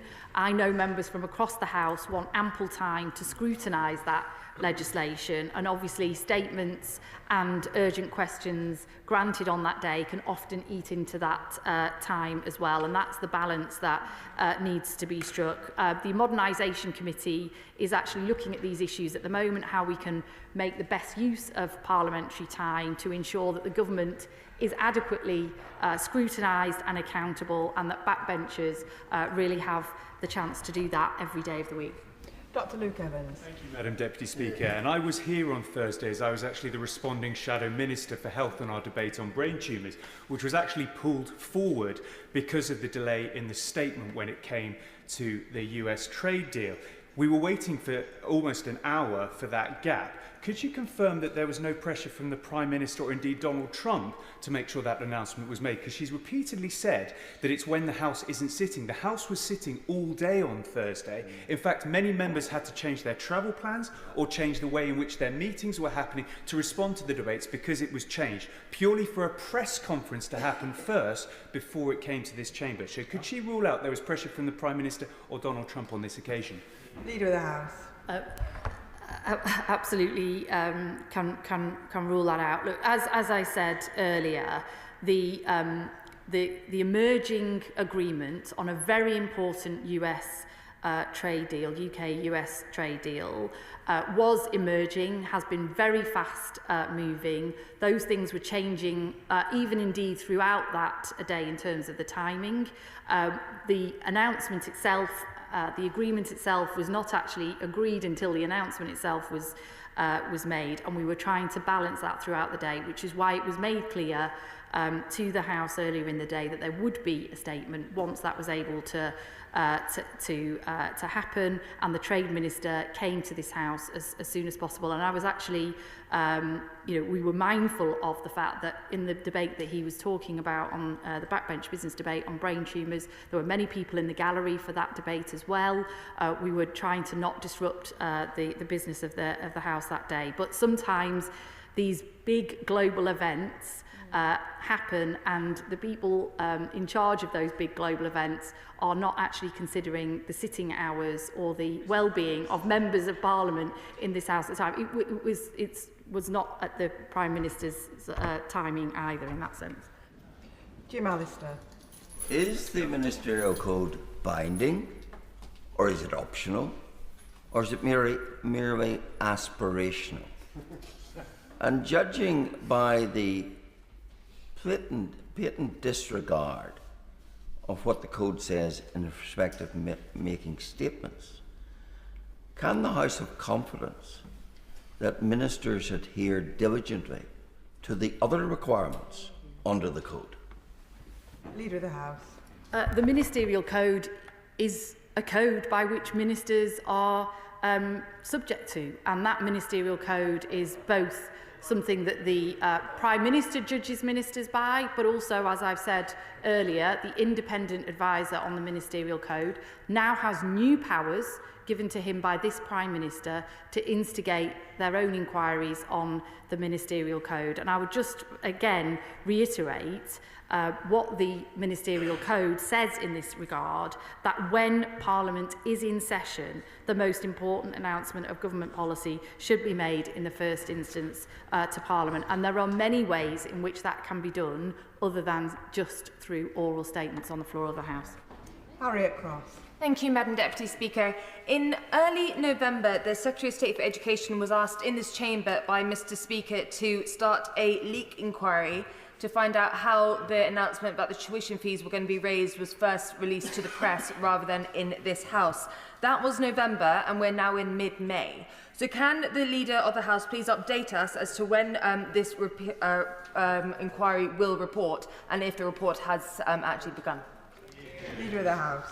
Well, the Secretary of State for Education made absolutely clear, I think, to the floor of this House then and on subsequent occasion, her fury that announcement, some elements of that announcement were leaked moments before she stood at the dispatch box for a very important announcement to this House, which had been hitherto kept completely under wraps, and no one had sight of it, and that happened moments before she came to this House. And I know she has spoken to Mr. Speaker about that subsequently, and I will ensure that any findings of that investigation are reported to her.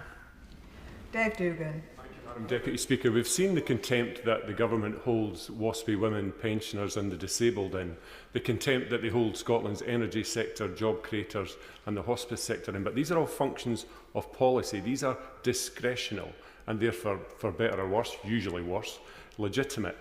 It is not discretional to adhere to the Ministerial Code. And it is frankly, if I could be honest, a little beneath the Leader of the House to say that, well, we don't announce it to Parliament first every time, but we do some of the time. And sometimes the House isn't sitting, despite every example being presented today to her was when the House was sitting. So when will she relay to the government, to the Prime Minister, the severe annoyance of members of this House at the repeated inaction of the government on this? And can I advise her, for her own information, that contrary to the 3 Scottish Cross sitting on a wall behind her, there is no such duty on Scottish Government ministers as that which is set out in 9.1 of the Ministerial Code. Leader of the House.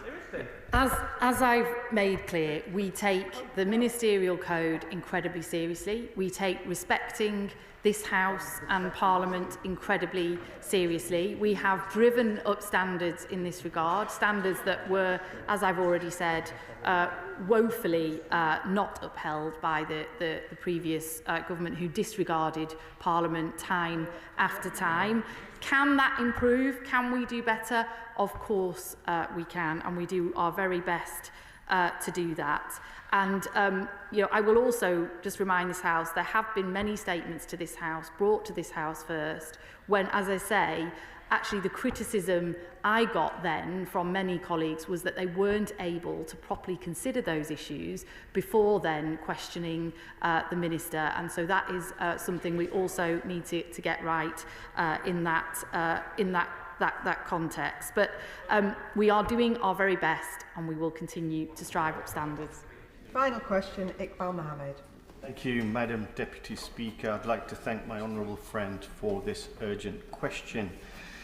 The people of Britain have lost faith in politics and politicians, and it's really important that what we do in this place, since the new Labour government came to power and from this day forward, aims to rebuild that trust. And the question I have to the Minister is, what reassurance will she give to me, the members of this House, and our electorate, that the government will not deliberately or knowingly breach the Ministerial Code going forward? Leader. Well, as I have said, I am committed and determined that this House of Commons remains and becomes and continues to be the crucible of national debate, showing itself to be operating at the highest standards with the best behaviour and culture. We've been looking at some of those issues in the Modernisation Committee, ensuring that independent members like himself and smaller parties have their voice in this House. I think this House has shown itself at times to be all of those things. I've taken steps to raise standards by also taking action on MP second jobs, for example, taking action to ensure that those who misbehave are not on the estate and that action is taken against them as well. I will continue to do that. I hope that he and other smaller parties and other parties across this House will join us in taking those steps to ensure that we have the best behaviour, the highest standards, but also that this House is able to hold the government to account and be the crucible of national debate that we all want it to be. That concludes the urgent question, and we will now move on to the statement. I'll give the House a few moments to settle.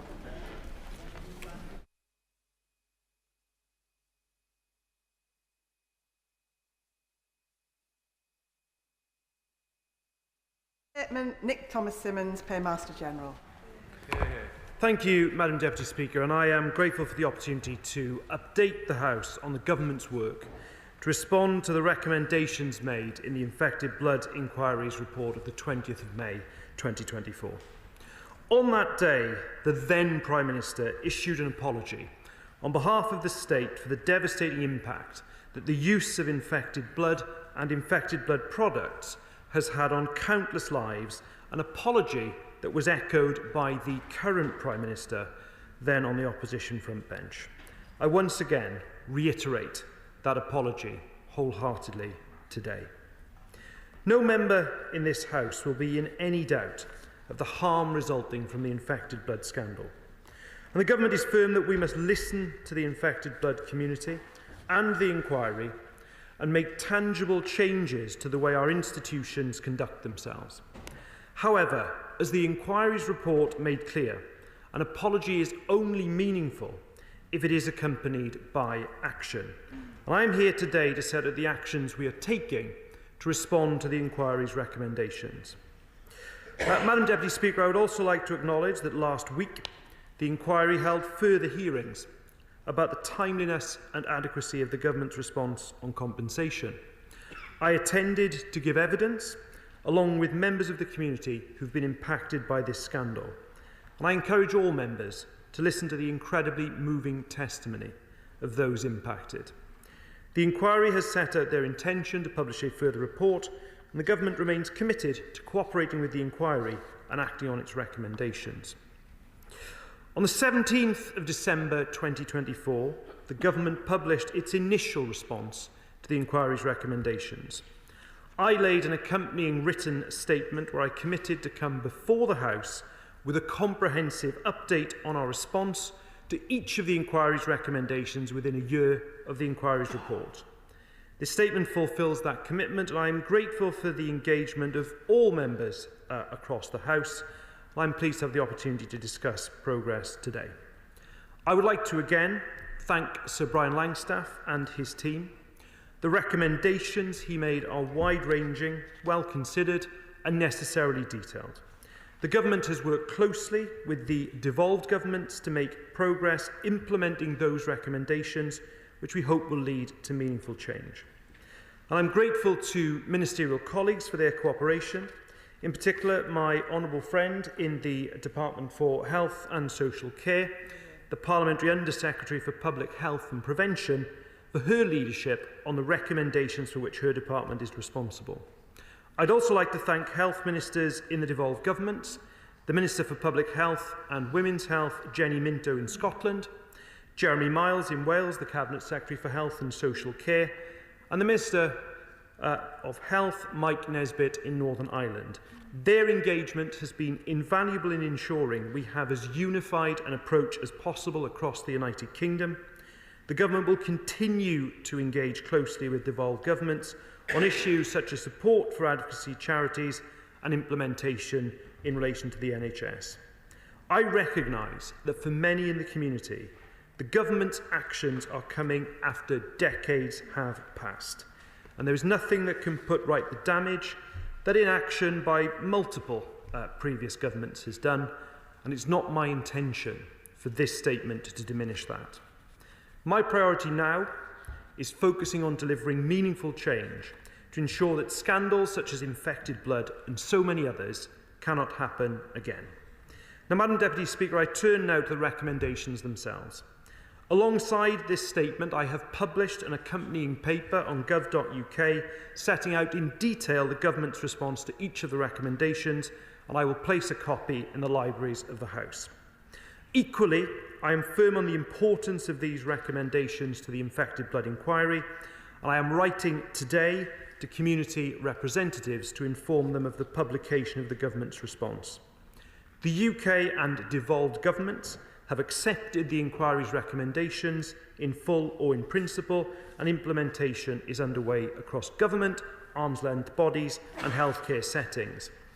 Where recommendations are accepted in principle, we've sought to explain the rationale for doing so, balancing agreement of the spirit of the recommendations with their implementation, and some are subject to future DHSC spending decisions.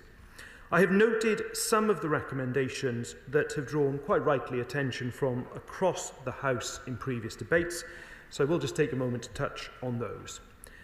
Firstly, on compensation, and I'm grateful to those who've attended previous debates on this in the House, and indeed many are here today. The Infected Blood Compensation Authority, or IBCA, delivered on the government's commitment to provide the first full compensation payments by the end of last year. IBCA publishes its data regarding compensation on a monthly basis, and as of the 6th of May, payments totalling over 96 million have been made. IBCA is continuing to scale up its operations to deliver compensation as quickly as possible, and has confirmed plans to contact an average of 100 people every week to begin their claims. I'm also pleased to announce today that the interim chair, Sir Robert Francis, who developed vital work to inform the design of the compensation scheme, and has overseen delivery of the scheme to this point, will continue in that role of interim chair for a further 18 months. Another recommendation that has been of particular interest to honourable and right honourable members is recommendation 10 regarding funding for charities providing patient advocacy services. And I'm pleased that last week my honourable friend wrote to charities confirming that £500,000 worth of funding has been made available for this financial year to ensure that the vital work these charities do in relation to patient advocacy is sustained. And I know officials are now meeting to begin the grant process to finalise the awards. And Madam Deputy Speaker, the Government also recognises the importance of recommendation 5 on ending the defensive culture in the civil service. It's imperative we get this right so the public can put their trust in our institutions, which have let down not just the infected blood community, but victims of scandals that have taken place over decades. The Prime Minister has committed to legislation on a duty of candour and has confirmed the duty will apply to public authorities and public servants and include criminal sanctions. We are consulting on this issue and working to draft the best, most effective version of a Hillsborough law as part of our wider efforts to create a politics of public service. In conclusion, Madam Deputy Speaker, the inquiry's final recommendation relates to giving effect to the recommendations it's made. I am only too aware of the strength of feeling and the need to ensure that the infected blood scandal does not fade from public consciousness. A lot more needs to be done, and as I made clear to the inquiry in my evidence last week, I am open to considering how we can improve the government's actions to ensure we deliver justice for the victims of this devastating scandal. As progress continues to be made, my colleagues and I will report on the recommendations where we are responsible. We're committed to transparency and accountability, and we will publish the government's progress via a publicly accessible dashboard in due course, which will be regularly updated as progress is made.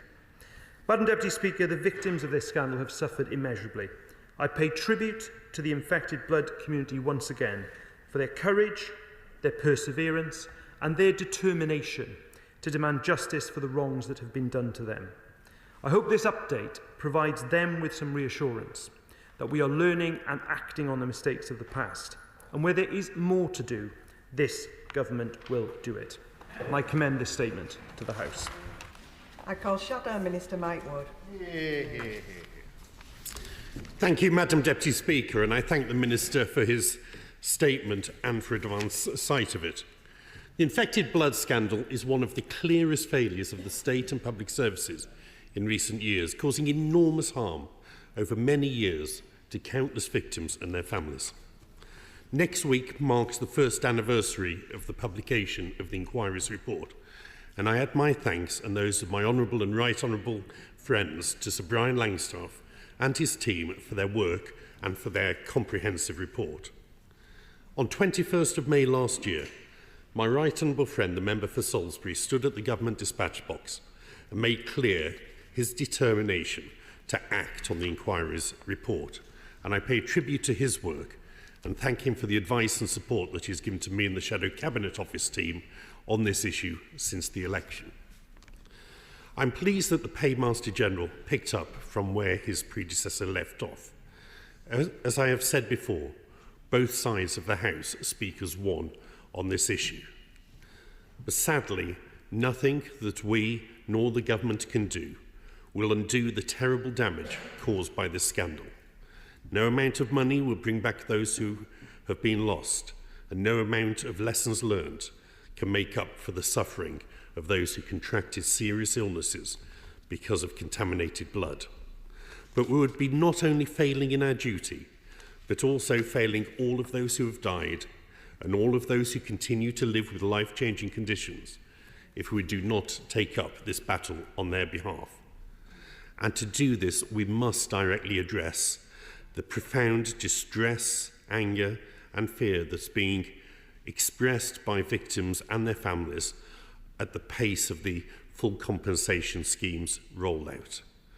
Victims have referred in the recent hearings to the wait as torture and disgraceful, just to mention a few cases. Of course, the gravity of those concerns has been underscored by the decision to reopen the infected blood inquiry for a further report on compensation. And whilst we support this decision, we of course need to make sure that it does not delay the proper compensation for those who have already lost so much. Because we know that with every week and month that passes, more infected and affected individuals will sadly die before receiving their full and final compensation. This underscores the human cost of every single day of delay. And so whilst recognising that the Compensation Authority was set up precisely to be independent of government in operational matters, I asked the Minister whether he is content with the current pace of delivery. And if not, what he and the government are doing to help David Foley and his team to speed up payouts to dying victims. Turning to other recommendations made by the inquiry, and on recommendation 6, on monitoring liver damage for people who are infected with hepatitis C, could I ask the Paymaster General what progress has been made on this recommendation within the National Health Service? And on recommendation 8, finding the undiagnosed, what action has been taken to ensure that patients who had transfusions before 1996 are offered a blood test for hepatitis C? Can the Paymaster General update the House on how many such tests have so far been carried out, and what assessment he has made of the additional infected and affected patients who may now be eligible for compensation? Madam Deputy Speaker, the journey to rebuild trust with the victims and their families will be long and requires not only words of apology and commitment, but crucially demonstrable action that proves that the government and indeed this House are listening and responding. The acknowledgement that the current compensation scheme has not yet won the full trust and confidence of the community is a start, and I hope the government will continue to take these concerns seriously to put in place the robust changes that are necessary, and we will support them in that work. Paymaster General.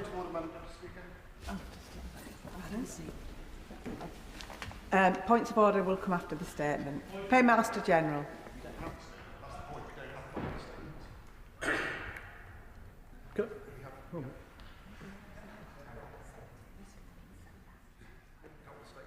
I'm reassured. I'm just reassured. I think I can anticipate the honourable gentleman's point. I'm being reassured by the department it's being sent and it's on its way, is what I'm just being told. So I hope that might deal with that issue. So could I just say first of all to the Shadow Minister that I do think the cross-party approach that we've had has been very, very important. It was the approach, as the honourable gentleman knows, I took with my predecessor as Paymaster General, to whom the honourable member for Salisbury, to whom I've often paid tribute in this House for the diligent way in which he pursued this matter. I should also say to the honourable gentleman who asked me about current pace of delivery, absolutely not. I am restless for progress, and I will not be satisfied with the pace of delivery until the point at which everyone who is eligible for compensation has received it. He asked me about what we will do about the pace of compensation going forward. IBCA has adopted a test and learn approach. That test and learn approach is now being completed, and I expect to see a significant increase now in the pace of the payments. I will both, respecting IBCA's operational independence, be holding it to account, and indeed quite rightly I will be held to account by this House over the pace of payments, but secondly I also stand ready to assist IBCA in whatever way I can to speed the payments up. On the issue of the monitoring of liver damage, there will be a new surveillance registry that will be set up. On the point he's asking about the blood test prior to 1996, for that detail I will ask my honourable friend who sat here to write to the Shadow Minister with the precise figures on that. But overall, Madam Deputy Speaker, I think it unites the whole House. We all want to see the pace of payments speed up, and that's exactly what I'm seeking to do.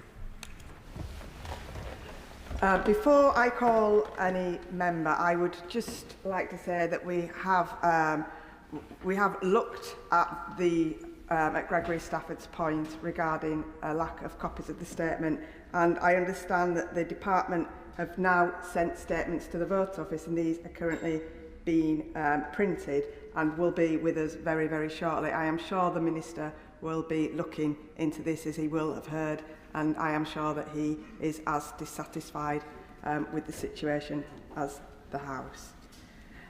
I now call Andrew Cooper. Thank you, Madam Deputy Speaker. I met with two of my constituents who've been tragically affected by this scandal and attended the hearings last week. They told me what an emotional day it was, almost like a family reunion in some ways, but the immense frustration at still having to fight in their long wait for justice remains. They told me again that they feel payments made to victims and families is happening far too slowly, and that it's still unclear what evidence they'll need to provide to support their claim. Now, I welcome that the government has identified £11.8 billion to pay compensation, and this has been properly budgeted for the first time. But I'm sure my honourable friend will agree with me that the challenge now is to ensure that trust is built and maintained as we complete this process. So could he possibly tell the House what he can do to ensure that the evidential requirements are clear to families to allow them to prepare for being contacted, and that payments are accelerated and that justice is delivered to everybody affected by this appalling scandal? Paymaster General. Yes, the hearing last week was an extremely moving experience, and he, I'm sure, will be aware of the evidence that I gave to the inquiry last week. So the point he's making about evidence is actually a really important point, because with regard to evidence, we know, first of all, that so much happened a long time ago, so evidence is difficult to source. But second, Sir Brian Langstaff's inquiry also identified evidence of deliberate document destruction. And for those two reasons in particular, it is essential that IBCA takes a sympathetic, enabling view to the evidence that is required and has caseworkers assisting victims in terms of finding the evidence they need. Liberal Democrat spokesperson Sarah Olney. Thank you very much, Madam Deputy Speaker, and may I thank the Paymaster General for advance sight of his statement. The infected blood scandal is a harrowing story of people being failed, not only by the medical professionals who treated them, but by the NHS, who should have been responsible for the safety of their treatment, and by a series of governments who should have prevented such horror from ever having taken place. As the Minister knows, I and my Liberal Democrat colleagues welcome the introduction of the Infected Blood Compensation Scheme. The Government was right to introduce the scheme at the start of the Parliament, and I'm glad to hear the Minister say the Infected Blood Compensation Authority are scaling up their operation. However, we're alarmed that the rollout of the scheme has been far too slow, leaving victims without the justice that they deserve. Victims and their families have been waiting for decades for answers and recognition of the suffering that they endured. So far, only 106 people have received payments from IBCA, with 54 others having received offers.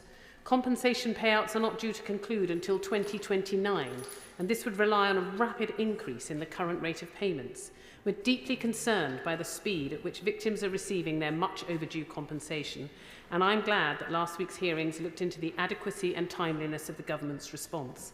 To echo the words of Sir Brian Langstaff, people infected and affected do not have time on their side. To that end, and to provide confidence to victims and their families, I ask the Minister to clarify what deadline he has for the implementation of the inquiry's recommendations. Moreover, what further steps is he taking to increase the speed at which payments are being made? And can he confirm when all victims can expect to have received their long overdue compensation? And also, what more can be done to help those who need to provide a proof of infection where their medical records have been destroyed? It's crucial that there are mechanisms in place to ensure the concerns of the charities, organisations and affected individuals are heard, supporting the work of these vital organisations and engaging with them to understand exactly the needs of those affected. Liberal Democrats are backing the survivors' call for a duty of candour on all public officials, and as such I'm glad to hear the sentiment behind the Government's response to Recommendation 5. However, I ask the Minister when the Government will bring proposals to this effect forward so that such a scandal is never repeated, and can he clarify why there's been a delay, given relevant legislation was originally meant to be published in April? Thank you, Madam Deputy Speaker. Master General. Well, first of all, with regard to the current position, just over £96 million has been paid, and IBCA has invited 677 claimants to begin the process. But just to be clear, the date to which the Honourable Lady referred of 2029. Now, it is correct to say that there is what I regard as backstop dates of 2027 for the infected and 2029 for the affected. But that is what they are, backstops. They are not targets. The target is to make these payments as soon as possible.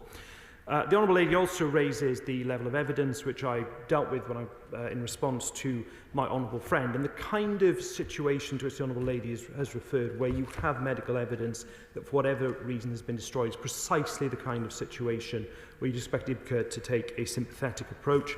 On the issue of the duty of candour, the government remains committed to bring in that duty of candour legislation.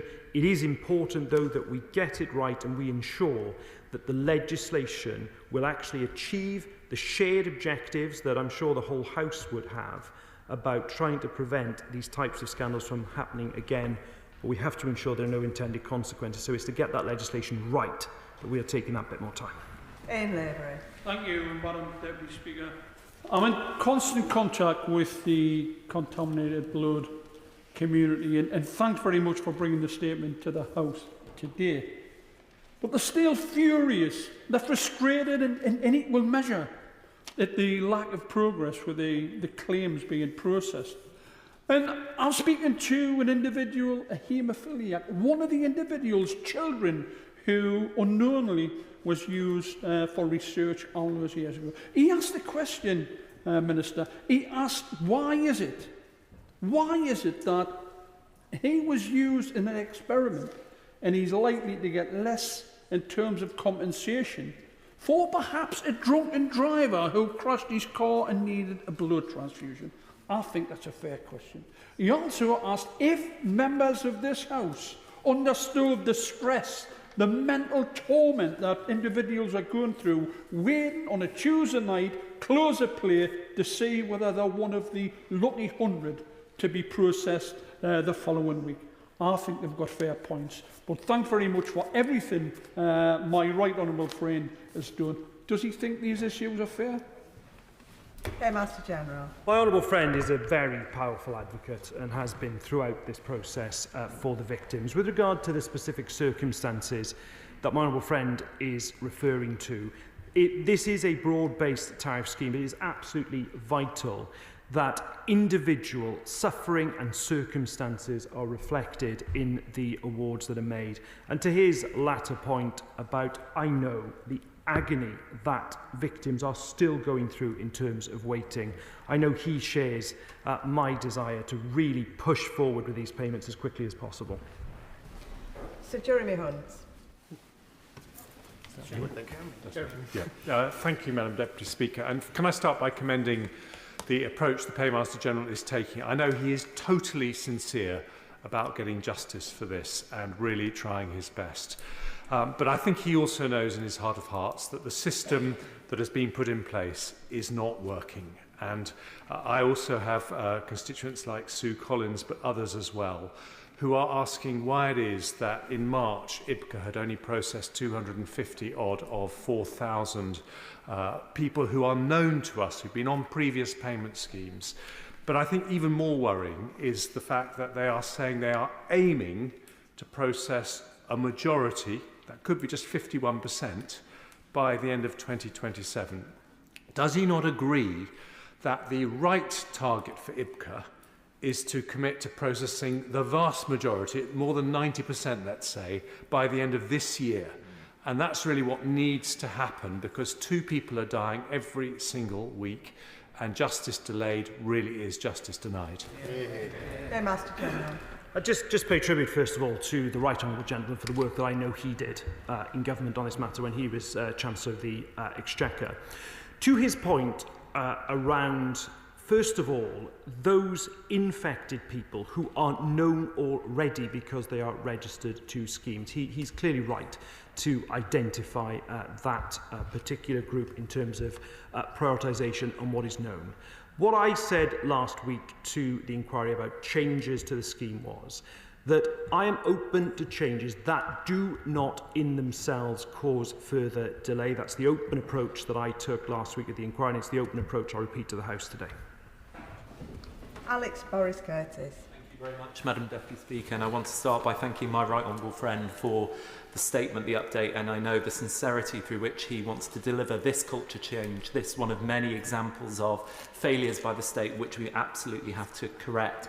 As has been said on both sides of the House, and as has been said to me by constituents, speed in the delivery of compensation to infected and affected individuals is of paramount importance. So I wonder if you could say a little bit more about the conversations he's having with the devolved nations, in particular in Wales, but with all devolved nations, in order to bring efficacy to the recommendations, and also if he might have any advice he could offer to my constituent, Suzanne Morgan, who very recently visited my surgery. Her mother, Marie Jupe, died due to infected blood, but as her mother was not registered with an existing infected blood scheme or the Alliance House Organisation scheme, she is not eligible for any compensation. So I wonder if he could perhaps meet with me to discuss that case. Thank you. Paymaster General. On the latter point, I should just say to my honourable friend, obviously my thoughts are with Suzanne, although in respect of Suzanne's mother, the registration deadline for the infected blood support scheme has passed. That does not mean that she is not entitled to compensation, so there would be an entitlement to compensation. With regard to the wider point about the whole United Kingdom, one of the issues I'm sure honourable and right honourable members will appreciate is that those awful days when this infected blood and infected blood products were being imported were in the pre-devolution age. But of course, many of the recommendations now require things to be implemented across the NHS, which of course are devolved. The undertaking I give to the House is I will continue to work closely with ministers in the devolved administrations to give that equity that my honourable friend is talking about in terms of the recommendations across the UK. Damian Hines. Thank you, Madam Deputy Speaker. And clearly, to get to a good and timely operation of this compensation scheme is going to take the Paymaster General's personal attention, and I know he will give it that attention because of his dedication to getting this right.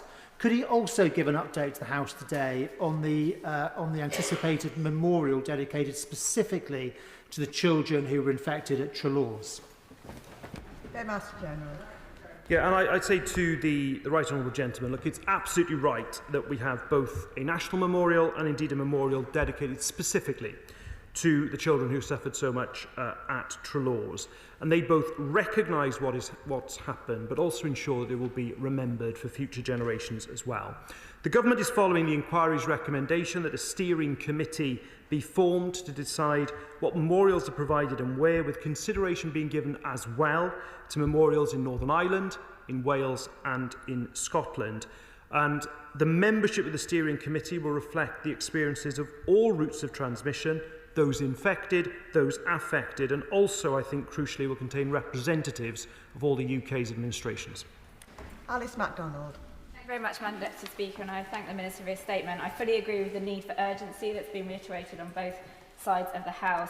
I've spoken to constituents who are frustrated, but also the toil and distress, as we have heard, the turmoil and distress on them is immense. So could the Minister provide more detail on how individuals are being kept updated on the progress of their own individual claims, and also what support is being provided in terms of dedicated caseworkers to address these cases?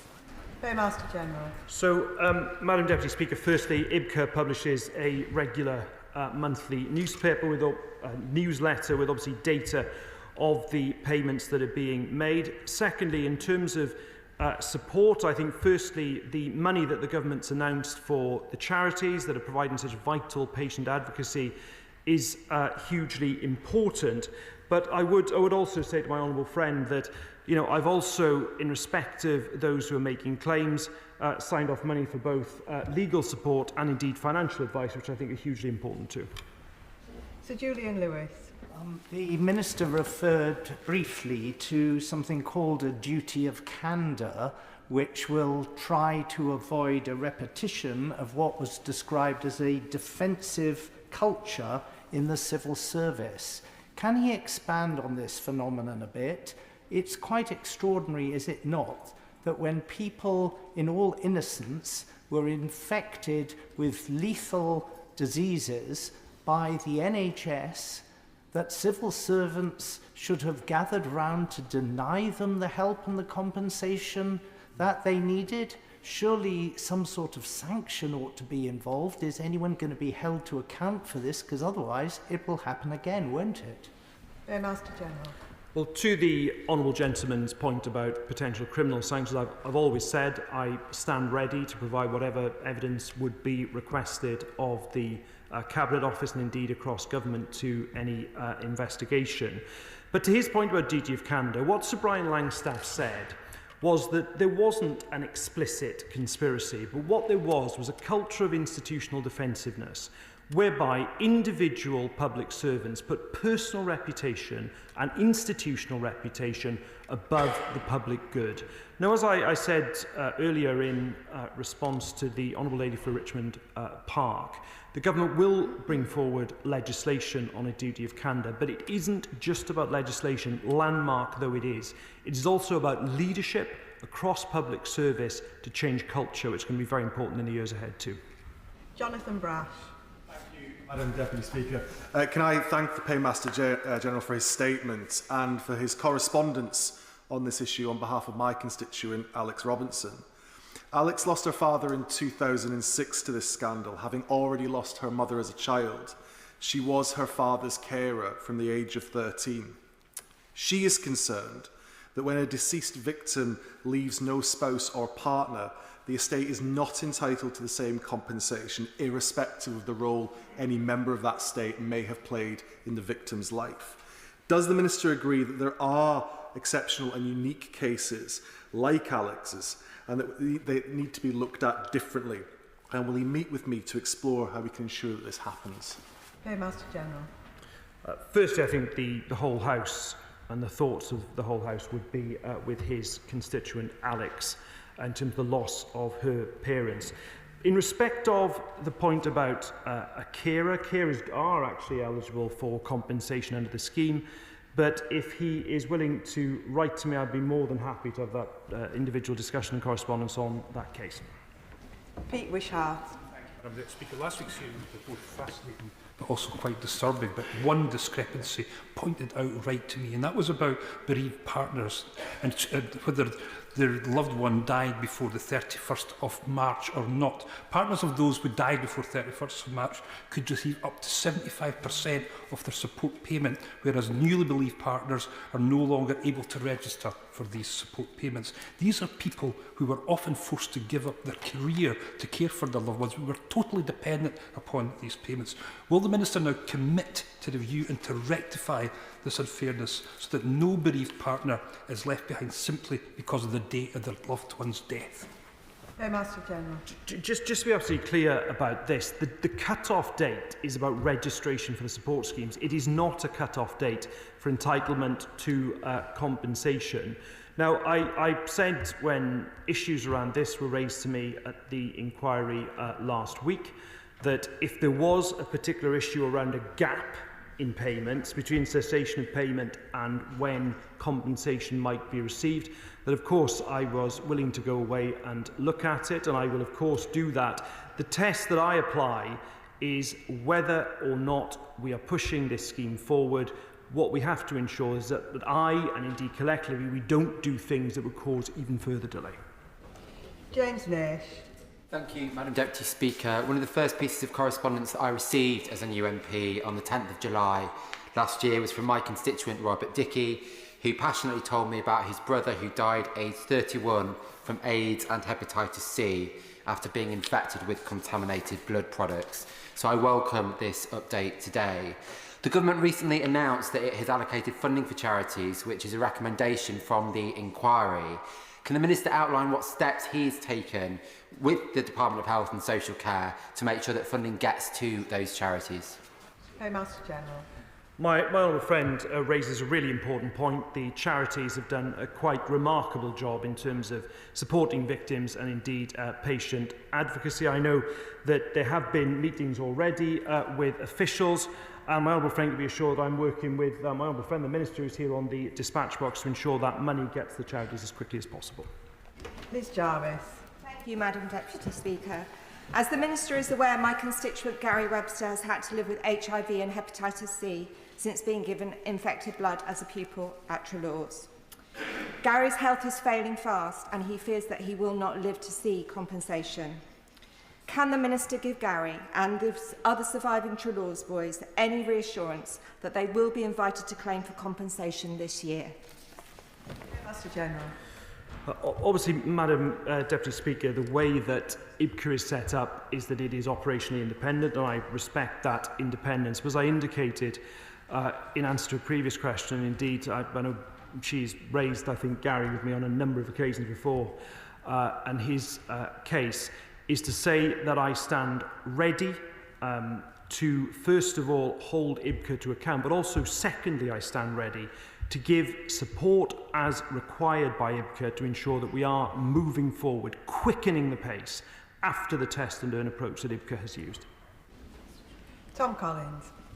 Thank you, Madam Deputy Speaker. Families in Worcester have spent years caught in limbo, grieving the loss of loved ones while navigating decades of delays and bureaucratic mazes that were handed down by the very systems intended to support them. So I welcome this statement of ambition in urgently delivering compensation and justice to those both infected and affected. The changes outlined at the end of March relating to people who lose their spouses as a result of infected blood are causing anxiety in my constituency, and they're concerned that the injustice of delay is going to be extended to them more severely than others. So please could the Paymaster General reassure widows and widowers whose spouses die from April this year that they will not be waiting years and years for support payments? Yeah, as my old friend raises a very important point, and as I indicated in answer to the Honourable Gentleman from the SNP, who's no longer in his place, the deadline is not a deadline to be able to claim compensation. It's a deadline on being able to apply for the support schemes. As I also indicated in that previous answer, if there is going to be injustice that arises from a gap in time, then I will look at that. Kit Malthouse. Thank you. As a number of members have said to the Minister, speed is obviously of the essence. So two questions. First of all, while I hear him say there's a sort of backstop date where he wants everything completed by, would it be possible for individual applicants to have a target landing date at which they will be contacted, or where the IBCA will contact them, so that expectations are managed and people can think about their affairs in due course? The second thing is, can you hand on heart say that IBCA has enough resources? If they had twice as many people, could they move twice as fast? In relation to his first question, obviously I'm sure he will understand this as a former minister. I'm respecting IBCA's operational independence in terms of the payments that are being made, but as I've indicated on previous questions, I stand ready to help to push this forward. Secondly, absolutely there are adequate resources here. We've allocated £11.8 billion to this scheme, and I stand ready on. I did say the example he is using, which is around, say, number of caseworkers, for example. I stand ready to assist with that to push things forward with IBCA. Thank you very much, Madam Deputy Speaker. Can I thank the Minister for his statement today, fulfilling an earlier promise he made to make one. Can I also thank him for his correspondence with me about a specific case, and also welcome that the Government is committed, in principle or in full, to all of the recommendations made by the inquiry. Last week at the inquiry, I met my constituent Martin Threadgold, one of the victims of this scandal, and Martin has expressed several concerns with me about the pace at which victims are being compensated. That's been echoed across the House today. So can I ask two questions on Martin's behalf? The first is, 11.8 billion was allocated in the budget to this scheme. Can the Minister confirm how much has been paid out so far? And the second is, what can the Minister do to make sure he uses the powers of his good offices to ensure that IBCA pay out as many claims as possible as fast as they possibly can? Well, I'm grateful to my honourable friend for raising this. He speaks very powerfully on behalf of his constituent. I think, as I indicated in relation to an earlier answer, just over £96 million has paid out. But I will continue to use, obviously, my ministerial office, but also working to hold IBCA to account, to move from what has been the test and learn phase that IBCA used, to now move into a different phase, which is to start to really speed up these payments. Benley. I thank the Minister for all the work that he's doing to lead on this matter and to bring justice to all those victims, and indeed for his statement today.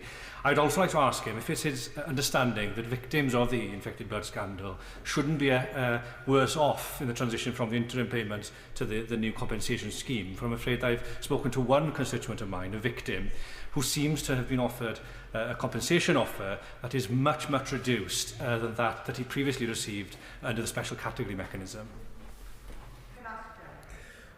The issue of this, I thank the honourable gentleman for that question, and just to say to him, the issue of the special category mechanism and how that is translated across into what is known as the health supplemental route in relation for infected people is something I discussed before the inquiry last week.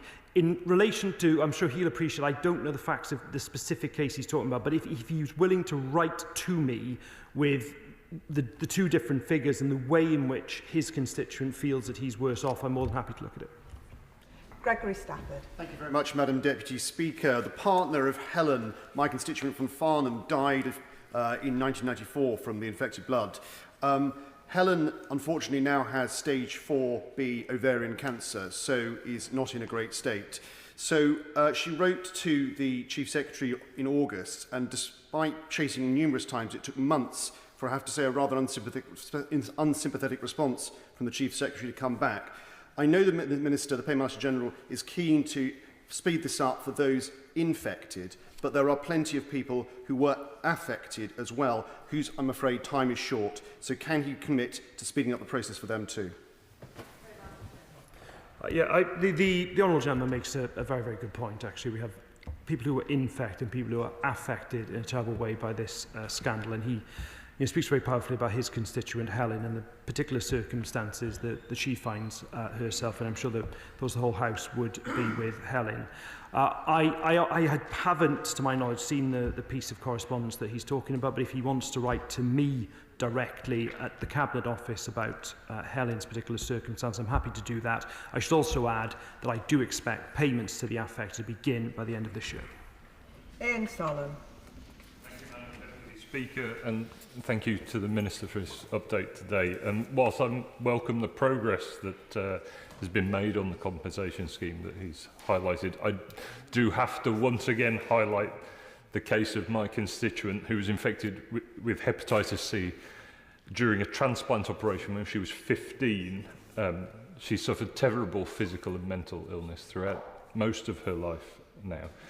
But the fact that she was infected in 1993, and that was after the cut-off date for the support scheme, means that she's had no formal acknowledgement from the Infected Blood Compensation Authority of her suffering, no support payments, no interim payments.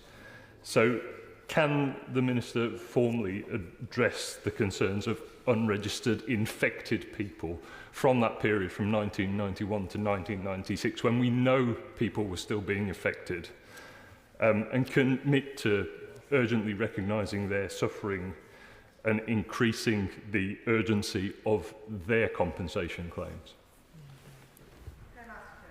Yeah, and again, I think the thoughts of the whole House would be with his constituent and the absolutely terrible experience that she's clearly had.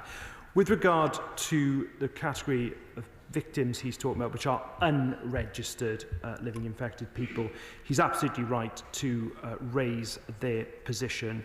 And the objective of this compensation scheme is to ensure that every victim, whatever their circumstances, actually receives the compensation for which they are due. And that obviously includes his constituent. Robbie Moore. Thank you, Madam Deputy Speaker. I will be forever indebted to Clive Smith, my constituent, who is also the president of the Haemophilia Society, who has been a long-standing advocate and a voice for those victims seeking justice for both being affected and infected. And of course, time is of the essence, and many victims still feel disillusioned and that the government is dragging its heels. And whilst the government have accepted publicly that victims victims will die, as has been referenced in this chamber, before they get compensation that they owned. Surely this just illustrates that the system is not going fast enough. So what reassurance can the Minister provide that compensation will be delivered at speed and that the system will be as simple as possible for those affected and affected to apply for compensation? And also, what reassurance can the Minister provide that they will be kept informed and updated as part of that process? So I've met Clive Smith, and I first of all pay tribute to the campaigning work that he has done over many years.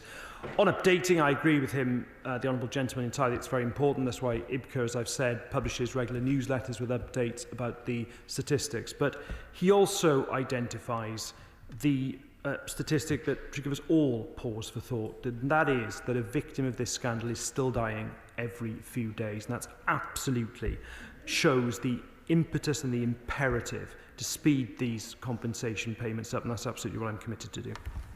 Tom Gordon. Madam Deputy Speaker, a constituent of mine infected with hepatitis C under the special category mechanism has written expressing their distress that earlier this year supplementary regulations removed the provisions that they were previously promised to bring their compensation in line with those with cirrhosis. The group were assured that they wouldn't need to go through another round of evidence gathering, yet they've been left without recourse through this mechanism. Will the Minister explain why these provisions were changed and what redress is available to the cohort of approximately 915 people, and what steps will be brought forward to make sure that further issues and reassurances aren't breached going forward? So the issue the Honourable Gentleman raises around the special category mechanism is one that I was asked about in front of the inquiry last week, and this is to do with conditions that qualified under the special category mechanism, some of which go into the core route for infected people and some of which go into the supplemental route. I gave an undertaking to the inquiry last week that again I would look if there were particular issues, as I think is what he is identifying in terms of his constituent. And as I said quite openly to the inquiry last week, the test that I use around changes to the scheme is ensuring that it doesn't cause even further delay. The final question on the statement, Tessa Munns. Thank you, Madam Deputy Speaker.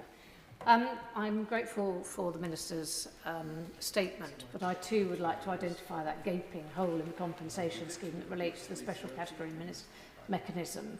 And I would point out that actually some of my constituents are in really poor health, and therefore their life may well be limited time-wise, and yet they're going to receive, potentially they will end up with less compensation than someone who is in stage 1 and is healthy. So since it was the case that at every point throughout the process, the compensation scheme has said that the SCM infected should be compensated, that the infected blood inquiry said the same thing, the government's own expert group said in August 24, until they were hauled back into the Cabinet Office and changed their minds, they also said they must have compensation. And I would invite the Paymaster General to meet with me. It'll have to be online, and with my affected constituents to explain exactly, it is actually his carer who will need to speak to him, because this gentleman is so very ill and is suffering dreadfully, and yet he seems to have been excluded from fair compensation. Thank you. Well, again, I think the Honourable Lady quite reasonably raises the issue of the special category mechanism, which obviously I answered in respect of her honourable friend who sits next to her on those benches. With regard to the specific case that she's talking about, though, I would be very grateful if the Honourable Lady were able to write to me in the first instance with all the details of that case, so I can look at the very specific issue that she's talking about. But I'm more than happy to do that, and if she could write to me, I will ensure she gets a reply as soon as possible. And that concludes the statement. Point of order, Jeremy Corbyn. Thank you, Madam Deputy Speaker. I've given notice to the Speaker's office and to the Honourable Member for Ashfield of this point of order that I'm raising today. And I'm referring to column 95 of Hansard of Monday, the 12th of May. And in an intervention on the Minister in the debate on border security and immigration, the members claimed that more than 600 illegal migrants have entered this country today. They could get up to all sorts of mischief, commit crimes and maybe even acts of terrorism.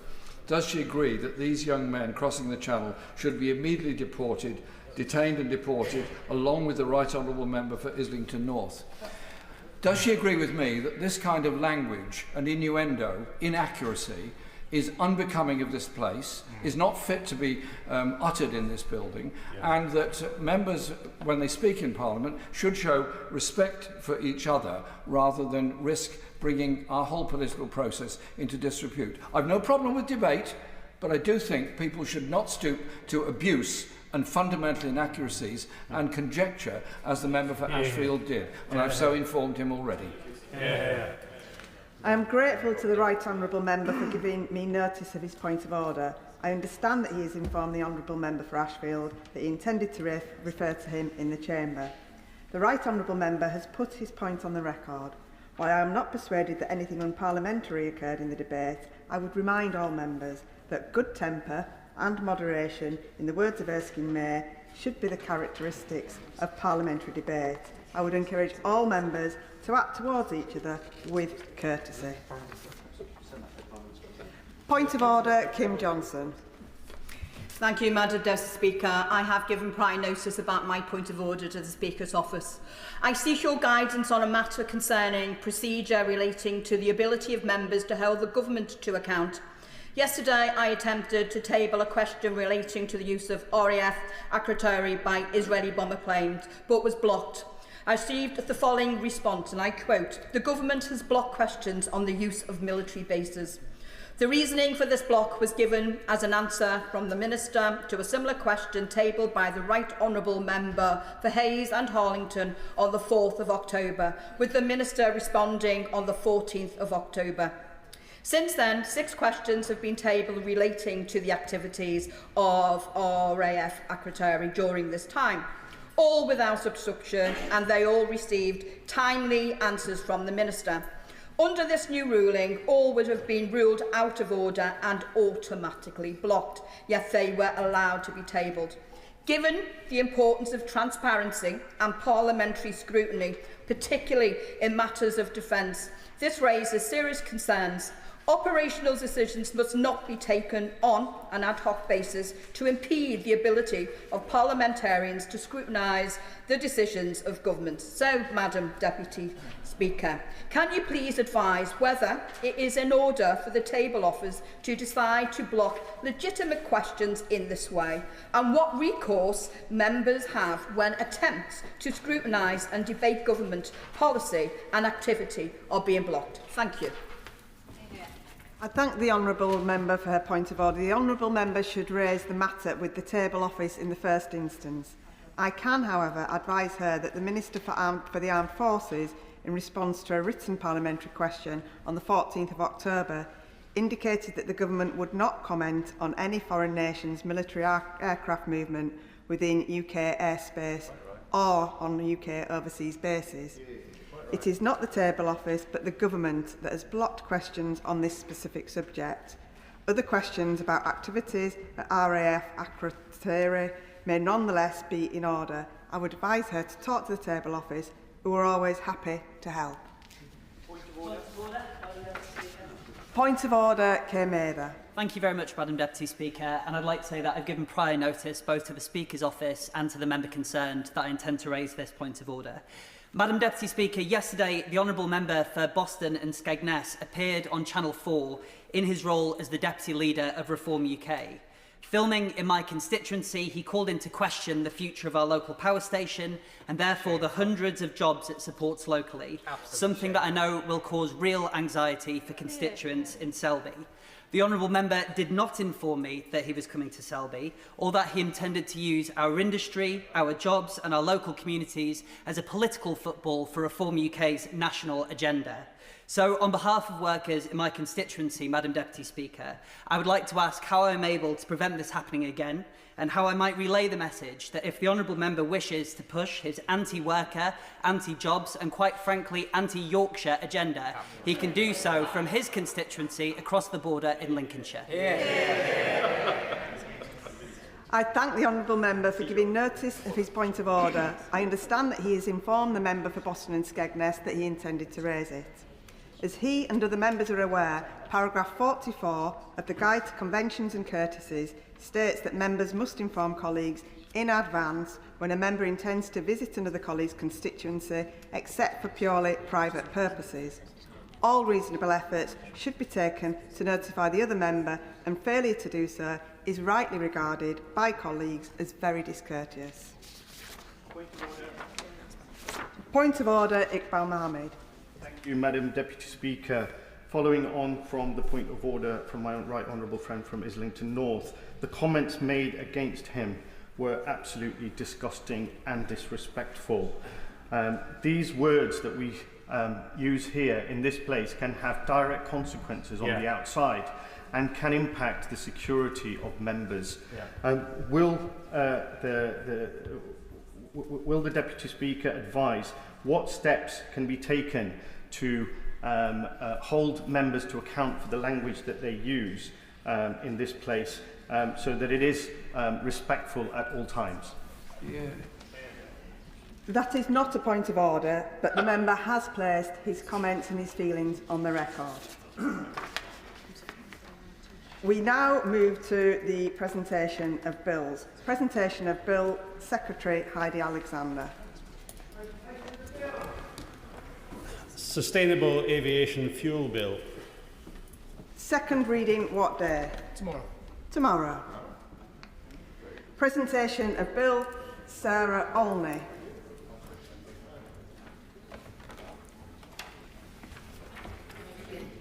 Victims of Rape and Serious Sexual Offences, Free Access to Sentencing Remarks Bill. Second reading what day? July the 11th. July the 11th. Presentation of Bill Carla Denyer.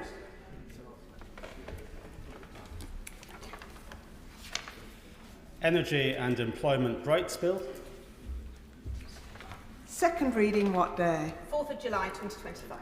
4th of July 2025. We now move to the 10-minute rule motion.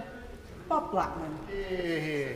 Thank you, Madam Deputy Speaker. I beg to move that leave be given to bring in a bill to make provision about compensation for Equitable Life policyholders affected by regulatory maladministration and for connected purposes. Madam Deputy Speaker, most members of the House will know that I have been campaigning for the last 15 years for proper compensation for Equitable Life policyholders who lost pension savings because of government and regulatory maladministration. As has my honourable friend, and that is to me, the member for Leeds North East, and many other friends and colleagues from across the House. This has always been a cross-party campaign for justice, and representative MPs from 6 political parties in this House support this proposed bill. And for the benefit of members who may not be familiar with the scandal, this is a sorry saga spanning nearly a quarter of a century. Equitable Life was considered the gold standard of the retirement savings world. Founded in 1762, the world's oldest mutual insurer, it was widely respected and considered a safe place to invest your hard-earned pension. It turned out that in the 1990s, the society was in fact effectively being run as a Ponzi scheme. Returns and bonuses were being funded by contributions from new members. The House of Cards eventually collapsed in 2000 following a House of Lords court case, which led to the inescapable conclusion that the society didn't have enough money to cover its commitments. The question inevitably rose as to how the collapse of one of the biggest and apparently safest pension companies could possibly have happened. While several inquiries were set up with varying and limited remits, it wasn't until the Parliamentary Ombudsman undertook a 4-year detailed investigation that we got to the bottom of what actually happened. While the society was clearly mismanaged, the Ombudsman's 2,800-page report, I recommend it for bedtime reading for colleagues, published in 2008, concluded there had been a decade of serial maladministration by government departments and their regulators, whose job it was to oversee the society in the first place. Specifically, the Ombudsman concluded that the serial maladministration resulted in the true financial position of the society being concealed and misrepresented. The Ombudsman further went on to say that the prudential regulation of the society during the relevant time period failed, and failed comprehensively. And she said it was not a system failure, but a failure properly to implement the the system of regulation that Parliament had enacted. In fact, the most serious maladministration ever discovered by the Parliamentary Ombudsman. It's important to emphasise that the maladministration led to a failure of prudential regulation, which government departments and their agencies were responsible for. Whilst the management of the society had failed, the Ombudsman was clear that the prudential regulators alone were responsible for scrutinising the society's financial returns and of verifying its solvency position.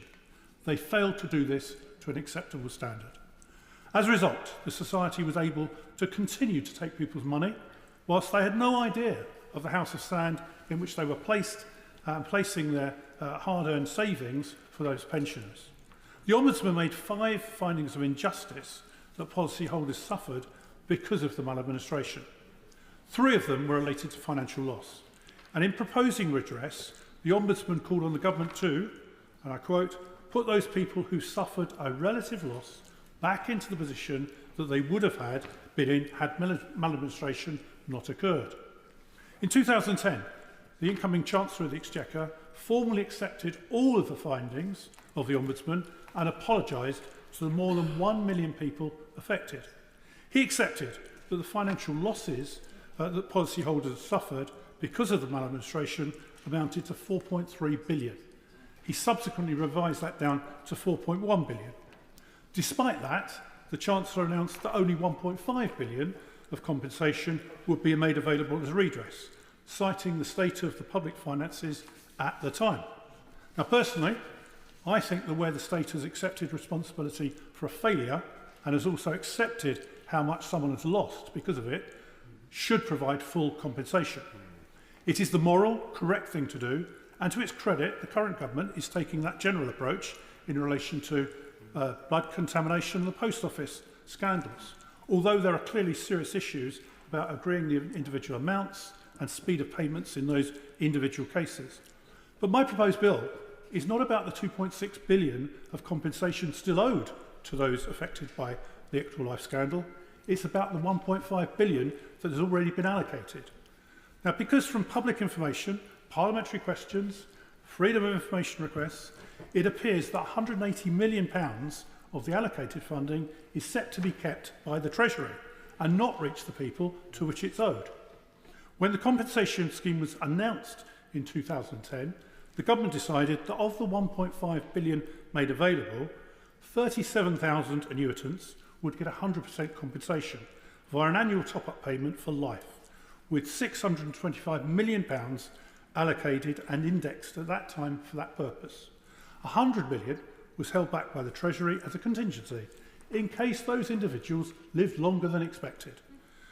The rest, £775 million, was allocated to 895,000 non-annuitants via a one-off payment, effectively giving them 22.4% of their acknowledged losses. Of that latter group, more than 100,000 people were never traced, contributing to a £24 million underspend of their allocation. In addition, the data shows that the annual compensation payments to annuitants have been running significantly below forecast by some £54 million from the most recent figures that I have seen. That means that the £100 million contingency reserve will never be spent. It in total, therefore, around £180 million, over 10% of the money allocated to compensate people for their losses, is set to be kept by the Treasury, unless something is done. The bill I propose would require the Treasury to pay the full value of the £1.5 billion allocated for compensation to those affected. In doing so, I would prioritise around 10,000 of the most elderly annuitants who were, in my view, unfairly excluded from compensation simply because they bought an annuity prior to a government-imposed cut-off date of September 1992. I've never understood why that date was chosen. The reality is that those annuitants suffered the same consequences as others in reduced pension payments because of the maladministration and failure of prudential regulation. Through campaigning by members of this House, the Equitable Life Members Action Group, the government announced an ex gratia payment to that cohort in 2013, which was welcome in as far as it went. However, they should, however, be treated the same as the other annuitants. Doing so, according to EMAG, would cost around £108 million after deducting the ex gratia payments they received. This is the most elderly and vulnerable group of policyholders. Those that are still alive are in their 80s and 90s. Many will be veterans who served their country and risked their lives for this country, and have so recently been celebrated and thanked. Many others worked in our National Health Service and other services. They should be treated fairly in line with other annuitants. Payments can be calculated simply and quickly. The government and the Treasury and the Prudential, who took over their policies, know who they are and where they live. As you might imagine, Madam Deputy Speaker, the people who saved responsibly for their retirement find it difficult to understand why they've not had full redress, when the state has accepted responsibility for the failure that led to their financial losses, which have been calculated and accepted by the state. So in the absence of full redress, it must surely be right that the money that has been allocated for compensation actually reaches those that have been affected. In doing so, it must also be surely right that we prioritise the most elderly and vulnerable. And this is what the bill I propose seeks to do, and for which I hope the House will give leave to be introduced. And it is supported by MPs from 6 political parties in this House, and I'm sure many other colleagues who are not able to. I thank you. The question is that the honourable member have leave to bring in the bill. As many of that opinion say aye? Aye. On the contrary, no? The ayes have it, the ayes have it. Who will prepare and bring in the bill? Thank you, Madam Deputy Speaker, and I thank the House.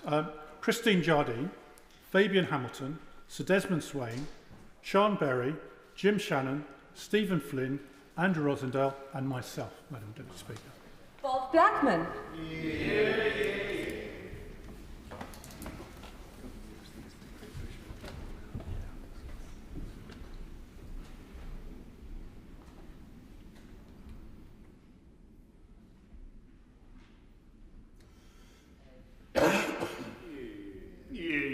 Bit of a wobble, let's keep it straight. I was just about to say so.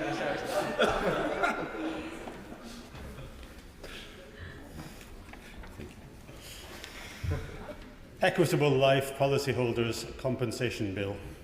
Second reading what day? Friday the 4th of July 2025. Friday the 4th of July.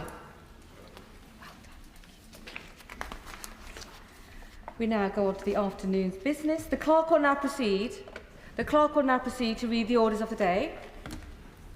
Great British Energy Bill, consideration of Lord's messages. Now, we will begin with the government motion to agree with the